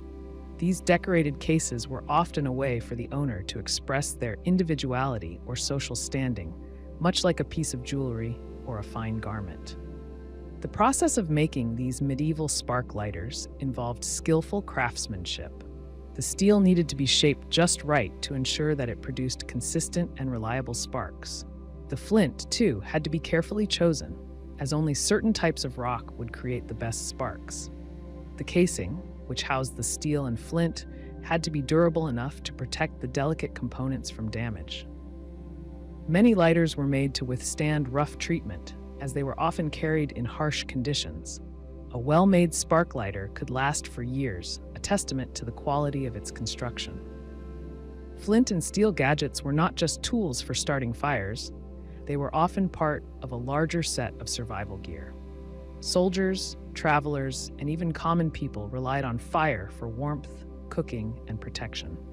For those living in more rural areas, or for soldiers who spent weeks on campaigns, a spark lighter was an essential item in their kit. But it wasn't just about survival. The act of starting a fire itself had a certain ritual to it. A well-crafted spark lighter could make the task of fire starting easier and more satisfying, and it was a tool that, when used properly, could bring comfort and security. In some cases, the steel and flint lighters were designed for more than just starting fires. They were often part of a larger system of tools, sometimes including compartments for storing tinder, oil, or other fire-starting materials. Some even featured additional mechanisms, such as a small compartment to hold a few pieces of charred cloth, which could be used to catch a spark and make starting a fire easier. These multi-purpose devices were valuable for people who needed to be ready for any situation, whether in battle, on a journey, or simply in daily life. The way in which medieval spark lighters were used also had an art to it. A skilled user could strike the steel against the flint with precision, producing a spark that would land exactly where needed. It was an essential skill for anyone who regularly ventured outdoors or who worked in the cold and dark. Whether it was a blacksmith starting his forge or a soldier lighting a campfire, the ability to create fire with a few well-timed strikes was a valuable and learned skill. In the heat of battle, a spark lighter could be just as critical as any weapon. In a siege or an ambush, where soldiers might be cut off from their supply lines or forced to camp in harsh conditions, having a reliable fire source could make the difference between life and death. Soldiers often carried their spark lighters not just as tools, but as symbols of their readiness and resilience. A fire could provide warmth on a cold night, light in the darkness, or a way to cook food and boil water, essential elements of survival in the harshest conditions. Despite their importance, the design of these spark lighters remained relatively simple compared to other weapons or tools of the time. However, the simplicity did not mean they were without refinement. Many lighters were designed to be as efficient as possible, with features that made them easy to use in difficult situations. For example, the steel had to be durable enough to withstand repeated strikes, and the flint had to be positioned at the correct angle to create the most sparks.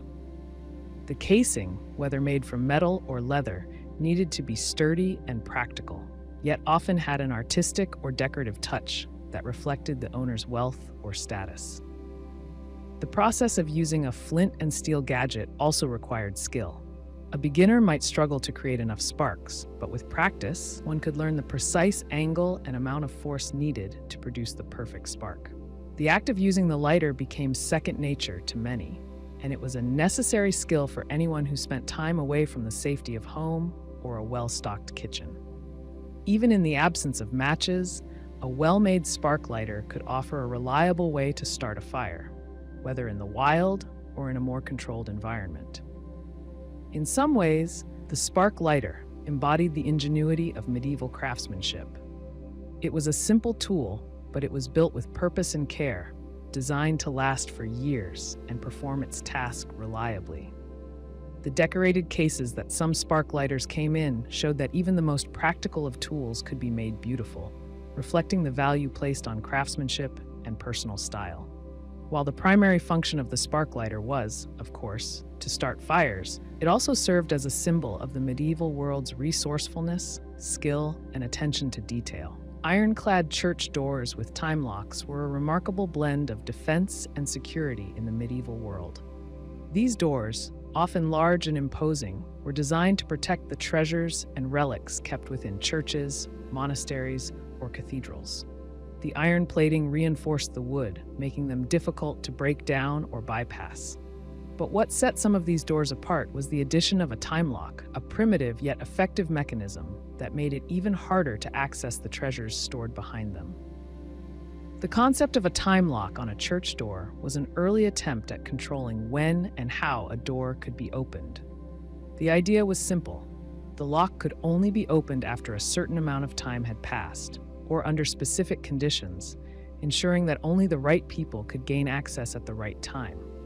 In many cases, these locks were used to protect sacred objects, like holy relics or expensive church treasures, ensuring that they could not be easily stolen or tampered with.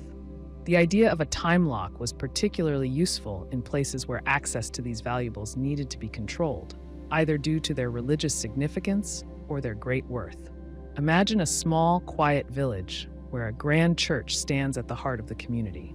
Inside, the church holds priceless treasures, ancient relics, golden chalices, and sacred books, all of which are vital to the church's influence and reputation. In times when churches were centers of power and wealth, the safety of these treasures was paramount. To prevent theft, a church would be fitted with iron-clad doors. The thick iron plating would make it difficult for anyone to break in, even with the strongest tools available. But in addition to the physical strength of the door, the church also employed a time lock to ensure that only certain people could open the door at the right time. The lock itself would likely have been an intricate system, often powered by a simple mechanical mechanism.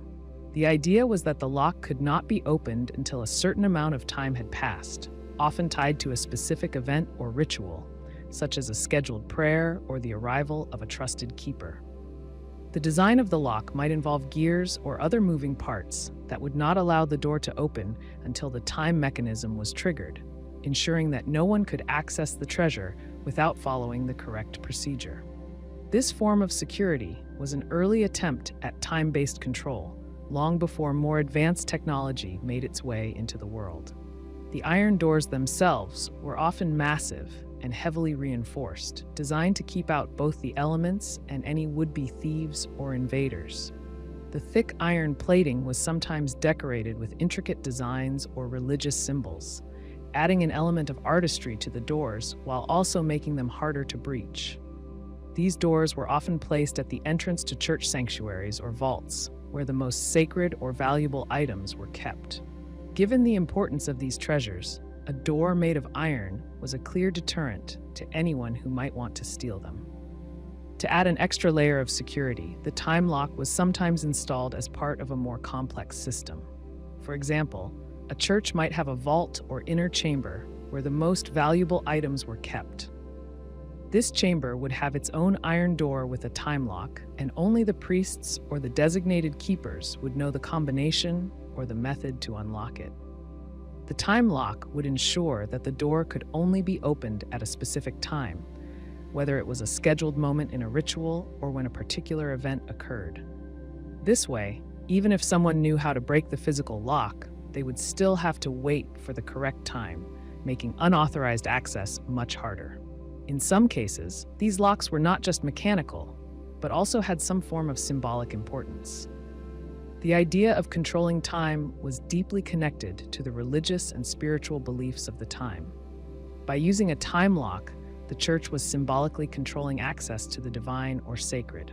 Only those who followed the proper rituals or were deemed worthy were allowed access to the treasures or relics stored inside.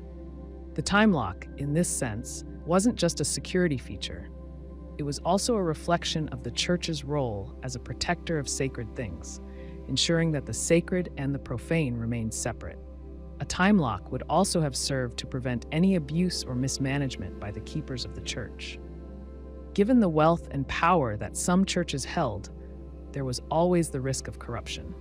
If a keeper or a member of the clergy had unrestricted access to the treasures, they might misuse their position. The time lock reduced this risk by making sure that the access was controlled and limited. Only those who had the right to open the lock at the designated time would be able to enter, preventing unauthorized individuals from gaining access to the church's most valuable items. The lock was also a safeguard against the chaos of war or invasion. Churches, especially those located in areas of conflict, were often targets for thieves, soldiers, and other invaders seeking to seize valuable religious artifacts. The iron-clad doors with time locks added an extra level of protection during these dangerous times. Even if an invader could break through the door, they would still face the challenge of dealing with the time lock, which could delay their access to the treasure and allow the defenders to react. The time lock made it more difficult to loot the church, providing a strategic advantage in times of war. Imagine an invader trying to break into a church during a time of conflict. The church's iron-clad doors are sturdy, but the real obstacle is the time lock. The invader, unable to access the treasure immediately, is forced to wait or risk breaking the lock and causing unnecessary noise or damage. The delay could be enough to alert the local defenders, who might arrive just in time to thwart the robbery. In this way, the time lock acted as both a physical and strategic safeguard, slowing down anyone trying to steal the church's treasures. These ironclad doors with time locks were not just practical security features, they were also a demonstration of the importance placed on the protection of sacred spaces and objects. Churches and monasteries were often the centers of power, influence, and wealth, and their treasures were not only valuable in a material sense, but also held deep religious and cultural significance. The time lock, in its own way, was a tool that reinforced the idea of divine control over material possessions, ensuring that only the righteous and the worthy could access what was considered holy. In some cases, these time locks were very basic in their design, relying on mechanical triggers or weight-driven mechanisms that controlled the opening of the lock. In other instances, they could have been more sophisticated, using complex gears, springs, or even water clocks to ensure that the lock could only be opened at the right time. Regardless of the complexity of the design, the goal remained the same: to protect the sacred and ensure that access was restricted to only those who had earned the right to enter. These time locks are a fascinating glimpse into the ingenuity of the medieval period, showing how even the simplest technologies were adapted to suit the needs of the time. They combined practicality with a sense of the sacred, creating security measures that not only kept treasure safe, but also reinforced the idea of divine order and control over earthly possessions. Giant medieval crossbows, often referred to as ballistae, were massive weapons used primarily for siege warfare. These machines were larger than a man and capable of launching giant bolts or quarrels across great distances with immense force. Ballistae were often employed during sieges to breach castle walls or to break the lines of enemy forces. Their power and range made them effective for disrupting enemy formations or damaging fortifications, although their size and complexity meant they required careful planning and a skilled crew to operate. Imagine a large army encircling a fortress. The defenders are safely behind thick stone walls, confident in their ability to hold out for days, maybe even weeks. But the attacking army has a solution: a line of massive ballistae set up just outside the fortress's range. These giant crossbows are mounted on wooden platforms, their enormous frames towering over the soldiers around them. Each ballista is operated by a team of men working together, loading giant bolts onto the weapon's string and preparing for the next shot. The tension is palpable as one soldier pulls the massive trigger, releasing the bolt with a loud snap. The bolt flies through the air, soaring far across the field and slamming into the enemy's stone walls, causing a deep impact and shaking the defenders inside. The ballista, despite its size, operates on the same basic principles as a smaller crossbow, just on a much larger scale. The weapon uses tension created by thick ropes or sinew that are drawn back by a winch or lever system. When the tension is released, the massive bolt is propelled forward with incredible force. The bolts used in these weapons were much larger than arrows, often measuring several feet long, and tipped with steel or iron points designed to penetrate heavy armor or stone. Some bolts were even designed to carry fire or explosives, making them even more dangerous and capable of creating chaos within enemy lines. These giant crossbows were designed for maximum impact. A well-placed shot could pierce through wooden barricades, hit a group of enemy soldiers, or even bring down part of a fortress's wall. The size of the ballista meant that it could fire bolts much larger than a typical arrow, which made them much more devastating. But the real power of the ballista was not just in the size of the bolt, it was in the force with which it was launched. A ballista could send a bolt across the battlefield with enough strength to break through shields, armor, and even stone, depending on the design and the distance. The sheer power of the machine was enough to cause significant damage and disrupt the enemy's defense, creating opportunities for the attackers to move in and take control. Operating a ballista required a crew of skilled men. Each weapon was typically manned by a team of 3 to 6 soldiers who worked together to load, aim, and fire the crossbow. The loading process was slow and labor-intensive, as the giant bolts had to be carefully placed on the string and the tension had to be reset after each shot. A winch or lever was used to draw the tension in the bowstring, and the team would work together to secure the weapon and prepare it for the next shot. Given the size and weight of the ballista, it was not a weapon that could be easily moved once it was set up, meaning the attackers had to plan carefully where to position the weapon for maximum effect. The sheer size of the ballista also meant that it was typically used for long-range bombardment rather than close combat. The weapon's primary purpose was to disrupt the enemy from a distance, breaking up their formations or damaging their fortifications before the army moved in for a direct assault. Because of its range and destructive power, the ballista was an important weapon for sieging castles, fortresses, or walled cities. The bolts could be launched from a safe distance, out of range of enemy archers or cavalry, allowing the attackers to continue their assault without putting themselves at risk. However, the ballista was not without its drawbacks. Its size and complexity meant that it was slow to reload and fire, making it vulnerable to counterattacks. If the enemy had skilled archers or light cavalry, they could harass the crew of the ballista, forcing them to take cover or abandon their position. Additionally, the ballista was vulnerable to damage itself. If the ballista's frame was hit or the ropes that powered it were cut, the weapon could be rendered useless. The size of the weapon also made it difficult to transport quickly, which meant that it was often left in place during a siege, unable to move to different locations on the battlefield. Despite these limitations, the ballista remained an essential part of siege warfare for centuries.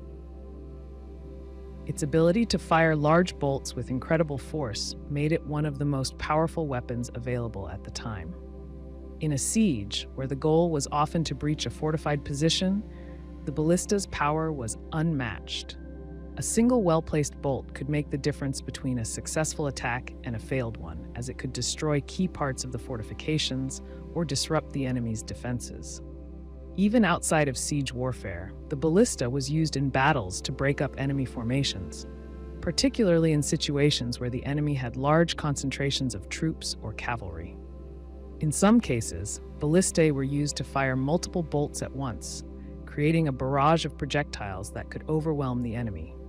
This tactic was particularly effective when used against infantry or cavalry units, as the large bolts could pierce through their armor and cause chaos within the ranks. The sheer number of projectiles launched from a single ballista could make it difficult for the enemy to defend themselves, forcing them to retreat or break formation. The construction of a ballista was a testament to the engineering knowledge of the time. A typical ballista could be made from a combination of wood, iron, and steel, and the bowstring was often made from strong materials like sinew or hemp. The frame of the ballista had to be sturdy enough to withstand the tension of the drawn string, and the winch or lever system used to draw the string had to be carefully designed to provide the necessary force.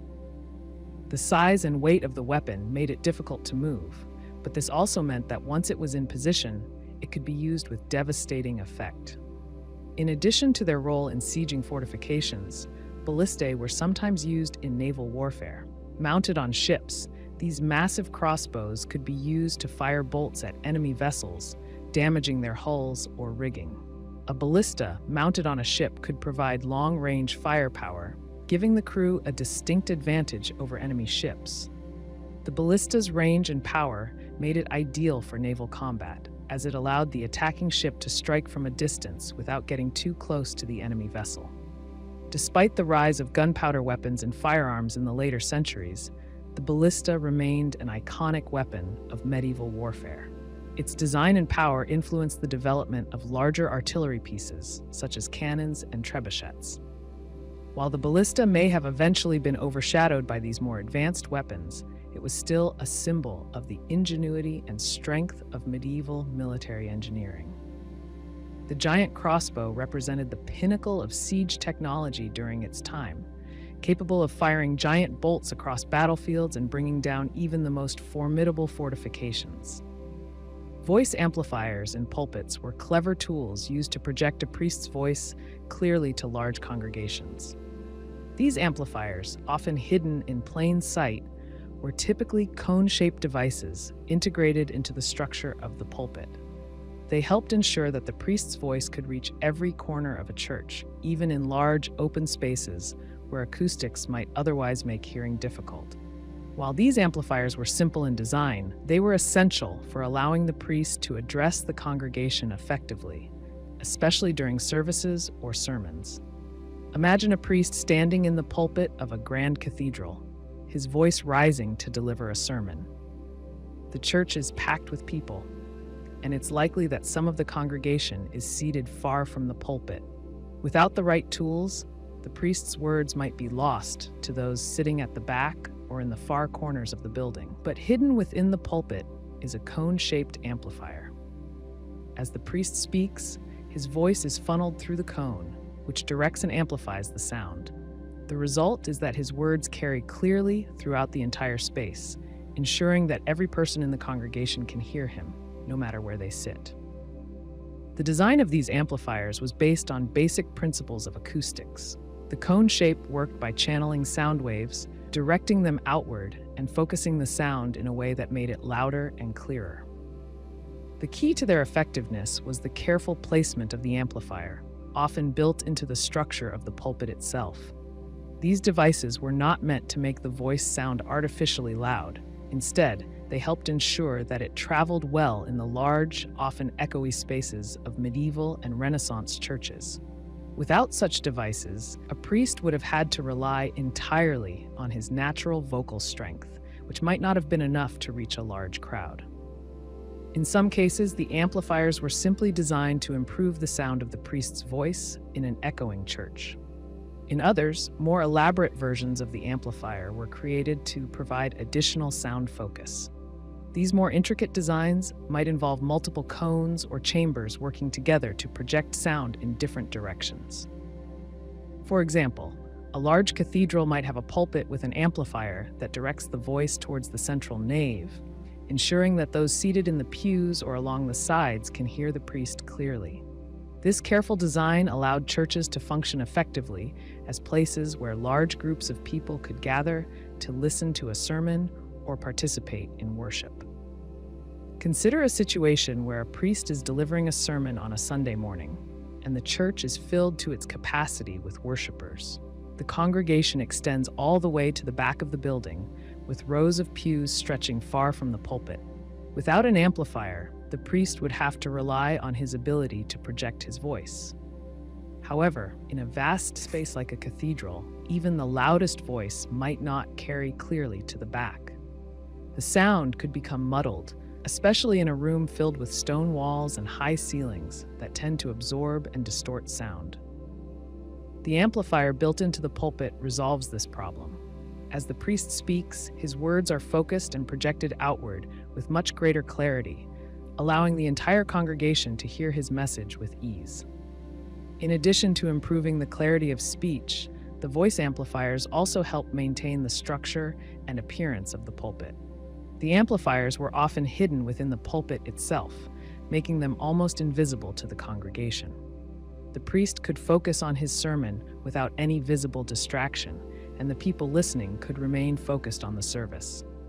The design was such that it didn't require any additional equipment or external devices. It was built directly into the pulpit, seamlessly blending into the surroundings and enhancing the overall experience without drawing attention to itself. One of the challenges with these amplifiers was the varying acoustics in different churches. Not all churches were designed with the same consideration for sound, and some buildings, particularly older ones, had poor acoustics. In these cases, the placement and design of the amplifier became even more important. The shape and material of the church, the height of the ceilings, and the arrangement of pews all played a role in how well the amplifier worked. In some cases, the amplifier might have been adjusted to account for these factors, with the cone or funnel designed to distribute sound in a way that worked best for the specific acoustics of that building. The use of voice amplifiers in pulpits wasn't just about making the priest's voice louder, it was about making it clearer and more intelligible. When a priest spoke, it wasn't just about the volume of his voice, but also the way his words were heard. In a large congregation, the sound of a voice could become muddled or distorted as it traveled across the room. The amplifier helped to preserve the clarity of speech, ensuring that the priest's words, whether spoken in a sermon or during prayers, were heard as intended. This was especially important for conveying religious messages that often carried deep meaning, as well as for conducting liturgical services that required precision and understanding. Consider the priest preparing for a special ceremony, perhaps a wedding or baptism, where every word matters. The congregation is gathered, some seated close to the pulpit, others farther away. Without a voice amplifier, the priest would have to adjust his speaking style to accommodate the acoustics of the church, which might not be ideal for large, formal gatherings.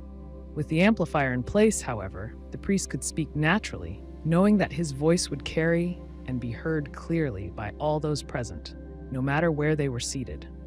This allows the ceremony to proceed smoothly, ensuring that everyone, including those at the back, can fully participate and hear the important words being spoken. In terms of the physical design, these amplifiers often had a functional yet subtle appearance. The cones or channels used to amplify sound were crafted from wood or metal and were often integrated into the structure of the pulpit. They were designed to blend in with the rest of the pulpit, with the wood often carved to match the overall style of the church. Some amplifiers were built with a series of steps or funnels to guide the sound more efficiently, while others were simple cones placed discreetly within the pulpit itself. These designs were not just functional, they also contributed to the aesthetic of the church, with their smooth lines and polished surfaces often adding to the overall beauty of the space. The need for such amplifiers in pulpits became especially clear in larger churches, where large congregations gathered regularly. Without a way to project the priest's voice, many people would be left straining to hear the sermon, missing out on the message being shared. The voice amplifiers provided a solution that ensured that the message reached everyone in the congregation, no matter their position in the church. This made it easier for people to stay engaged and focused on the service, contributing to the spiritual atmosphere and making the experience more meaningful. By integrating these amplifiers into the pulpit, churches were able to use sound technology that was advanced for its time, allowing them to address the practical problem of communication in large spaces. While modern microphones and speakers now serve a similar purpose, these early innovations in acoustics played a crucial role in making church services more inclusive and ensuring that everyone had access to the priest's words. Even in the vast, echoing halls of medieval churches, a well-designed voice amplifier ensured that the priest's voice was heard loud and clear by all. Echo tunnels in castles were secret passages designed to carry whispered messages clearly from one end to another. These tunnels were constructed with the intention of allowing communication between different parts of a castle without alerting others to the conversation. They relied on simple but effective principles of acoustics, using the shape and structure of the tunnel to carry sound over distances, sometimes through several walls or floors. The design allowed whispers to travel clearly, even if the passage was long or twisted, ensuring that important messages could be relayed in secrecy. Imagine a castle under siege, with its defenders needing to coordinate across different sections of the stronghold. The guards on the walls, the soldiers in the keep, and the commander in the tower all need to communicate, but they are separated by thick stone walls and busy corridors. Loud noises could alert the enemy, so traditional shouting would not work. Instead, the castle's designers installed echo tunnels, hidden passages that ran through the thick walls. These passages were specially shaped so that even a whispered message at one end would carry clearly to the other. A soldier might lean into one end of the tunnel, whisper a quick command, and someone far away would hear it perfectly, without anyone else being the wiser. The key to the effectiveness of echo tunnels lay in the acoustics of the passageways. The walls were often smooth and designed in such a way that sound waves could travel easily from one side to the other, even through the thick stone. The shape of the tunnel, whether it was narrow and straight or winding, also played a role in how sound moved. In some cases, the tunnels had specific curves or angles that helped to focus and direct the sound. Much like how a megaphone amplifies a voice, this allowed even the faintest of whispers to travel with clarity, bypassing any obstacles in the way. Imagine a scenario where a commander in a castle needs to give orders to his troops stationed far away in the outer defenses. He steps into a small hidden chamber, presses his mouth close to a narrow opening, and whispers his message. The sound travels through the echo tunnel, passing through walls and floors, reaching the far side of the castle where another soldier, waiting at the other end, hears the order clearly and can act on it immediately. The beauty of this system is that it allows for secure, private communication without relying on messengers or risking exposure. The enemy, unaware of the tunnels, would have no idea that the defenders were communicating in this way. These echo tunnels were not simply practical, they were also discreet. Hidden behind false doors or secret panels, they allowed people in the castle to send messages without anyone outside being aware. This secrecy was especially valuable in a time when castles were often targets of espionage, or when the enemy might be trying to intercept communication. A well-designed echo tunnel would have been nearly impossible for anyone to detect, adding an extra layer of security to the castle's defenses.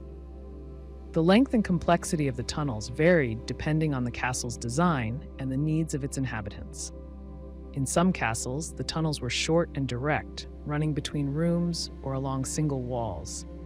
In others, they might have stretched across entire sections of the castle, connecting distant towers or rooms. The longer the tunnel, the more important it was to ensure that the sound traveled clearly. To achieve this, the construction of the tunnel required careful planning. The shape, size, and smoothness of the walls had to be just right to ensure that the sound didn't get muffled or distorted. A tunnel with too many bends or rough surfaces might have caused the message to become unclear or lost entirely. So, castle engineers had to carefully design and build each echo tunnel to ensure its effectiveness. While the tunnels were designed to carry whispered messages, they were not just used for military purposes. Castles, particularly those of noble families, often housed numerous servants, guards, and other staff, all of whom might need to communicate across the castle. In these cases, the echo tunnels might have been used to relay messages quickly and efficiently between different parts of the castle. A lord in his study could speak to a servant in the kitchens without leaving his room, and the servant could answer from the other end of the tunnel. In larger castles, this might have been a regular form of communication, making the whole castle feel more connected and efficient. In addition to their use for communication, echo tunnels could serve as a means of escape or access during emergencies. Some tunnels were designed to be used by a few trusted individuals who knew the location of the openings. If a castle were under attack or if a particular section was compromised, people could use the tunnels to move unseen between rooms or escape to a safer part of the fortress. In this way, the tunnels were more than just tools for communication. They were part of the castle's broader system of defense and security. The entrances to these tunnels were often hidden or disguised. They might be concealed behind tapestries, false walls, or secret doors that only those who knew where to look could find. This added another layer of security, ensuring that even if someone managed to get into the castle, they wouldn't easily stumble upon the tunnel entrances. The secrecy of the tunnels made them particularly valuable, as their use remained undetected by those outside the castle walls. The sounds traveling through the tunnels were not easily noticed by those in the rooms above or around them, adding to the effectiveness of the communication system. Consider a situation in which a castle is hosting a large banquet. The nobles in the Great Hall are discussing matters of state, while the guards and soldiers are posted in various parts of the fortress. Should an emergency arise, the lord could send a message to his captain in the tower, using the echo tunnel system to relay the information quickly and quietly. The captain would receive the message instantly, without anyone in the hall knowing that communication had taken place. The simplicity and elegance of the echo tunnel allowed for this type of discreet interaction.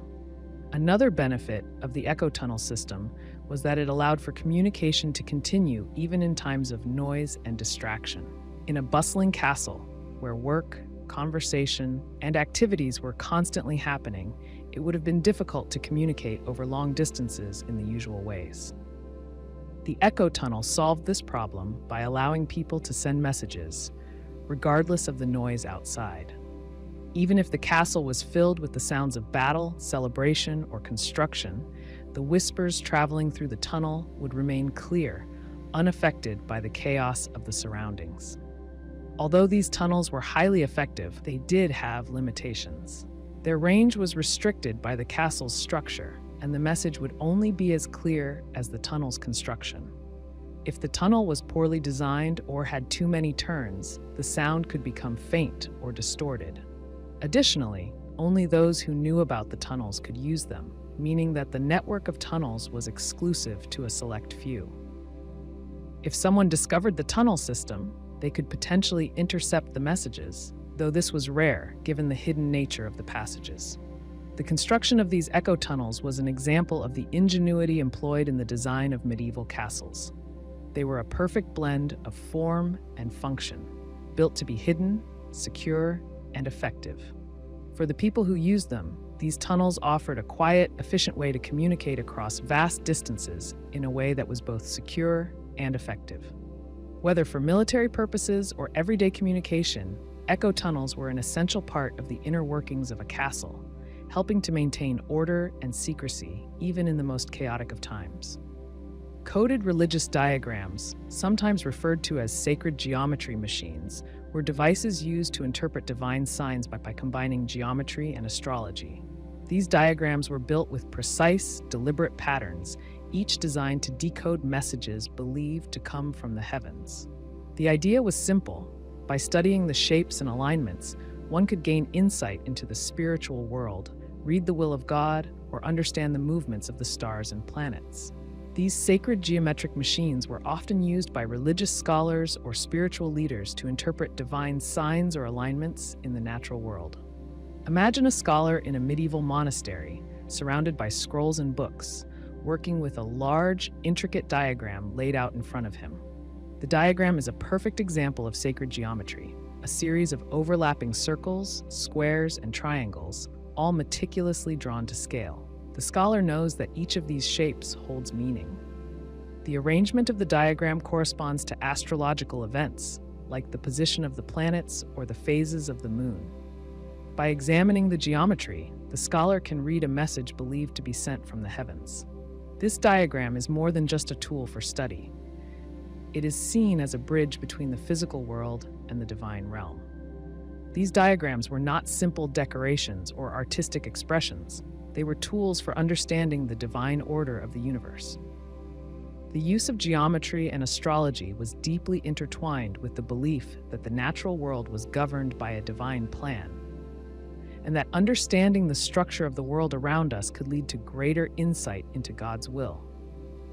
For instance, a sacred geometry machine might be used to interpret a celestial event, such as an eclipse or a planetary alignment, by correlating it with specific religious events or prophetic moments.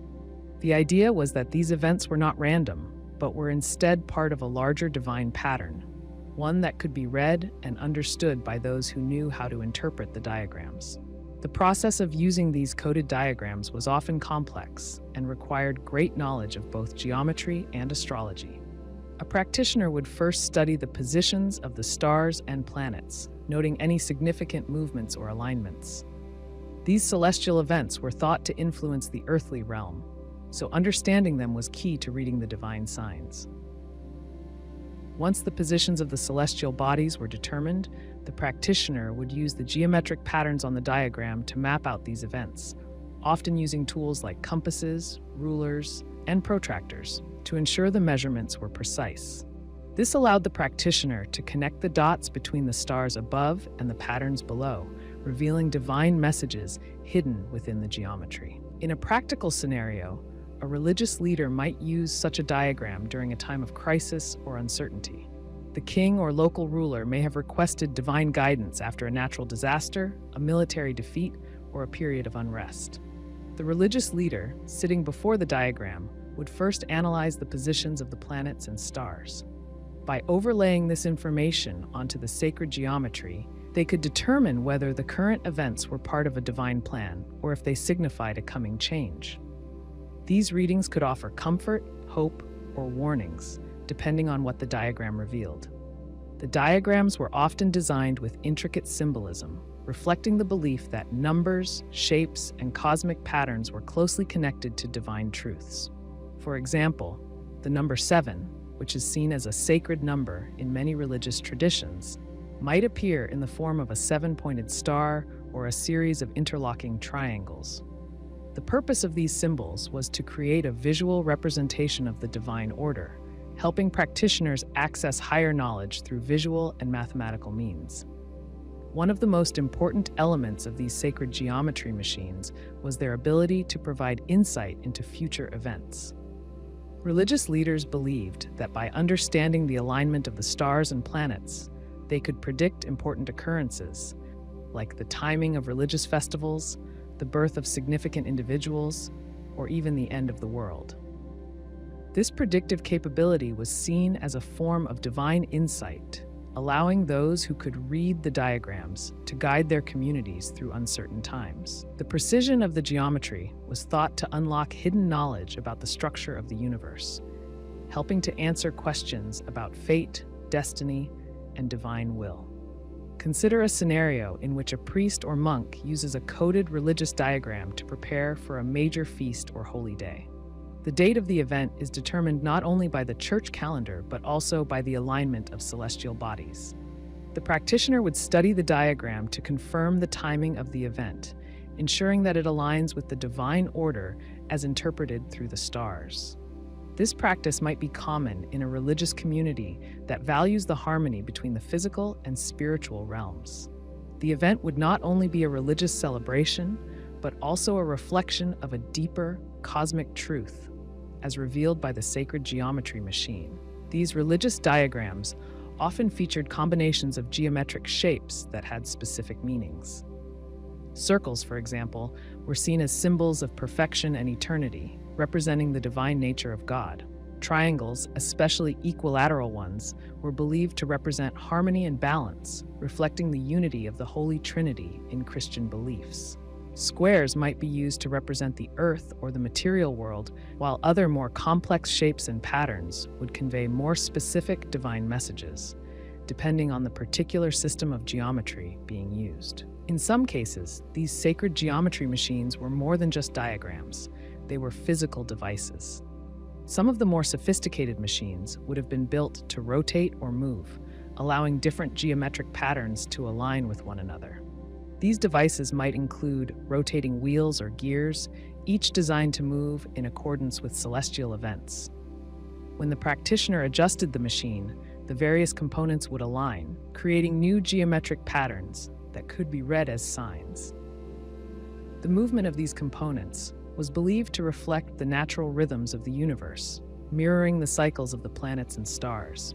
The physicality of the machine itself made the connection between the divine and the earthly even more tangible. The use of coded religious diagrams also intersected with the broader belief in the power of numbers and mathematics in the medieval world.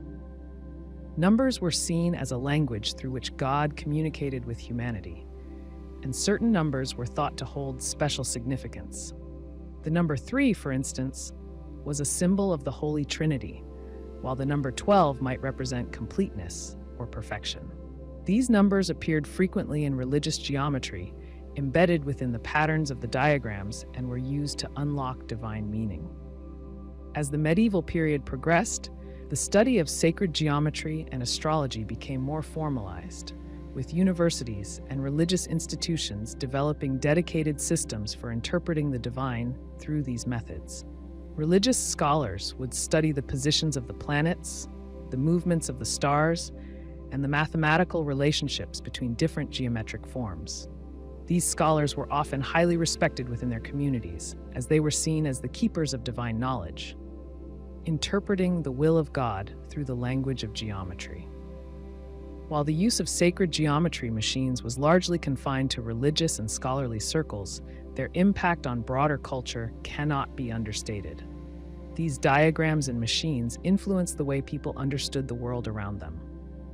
They reinforced the idea that the universe was a vast, interconnected system governed by divine order, and that understanding this system was key to living a virtuous and informed life. Through geometry and astrology, people were able to find patterns in the natural world that reflected a deeper, spiritual truth, one that could be accessed and understood through study, interpretation, and contemplation.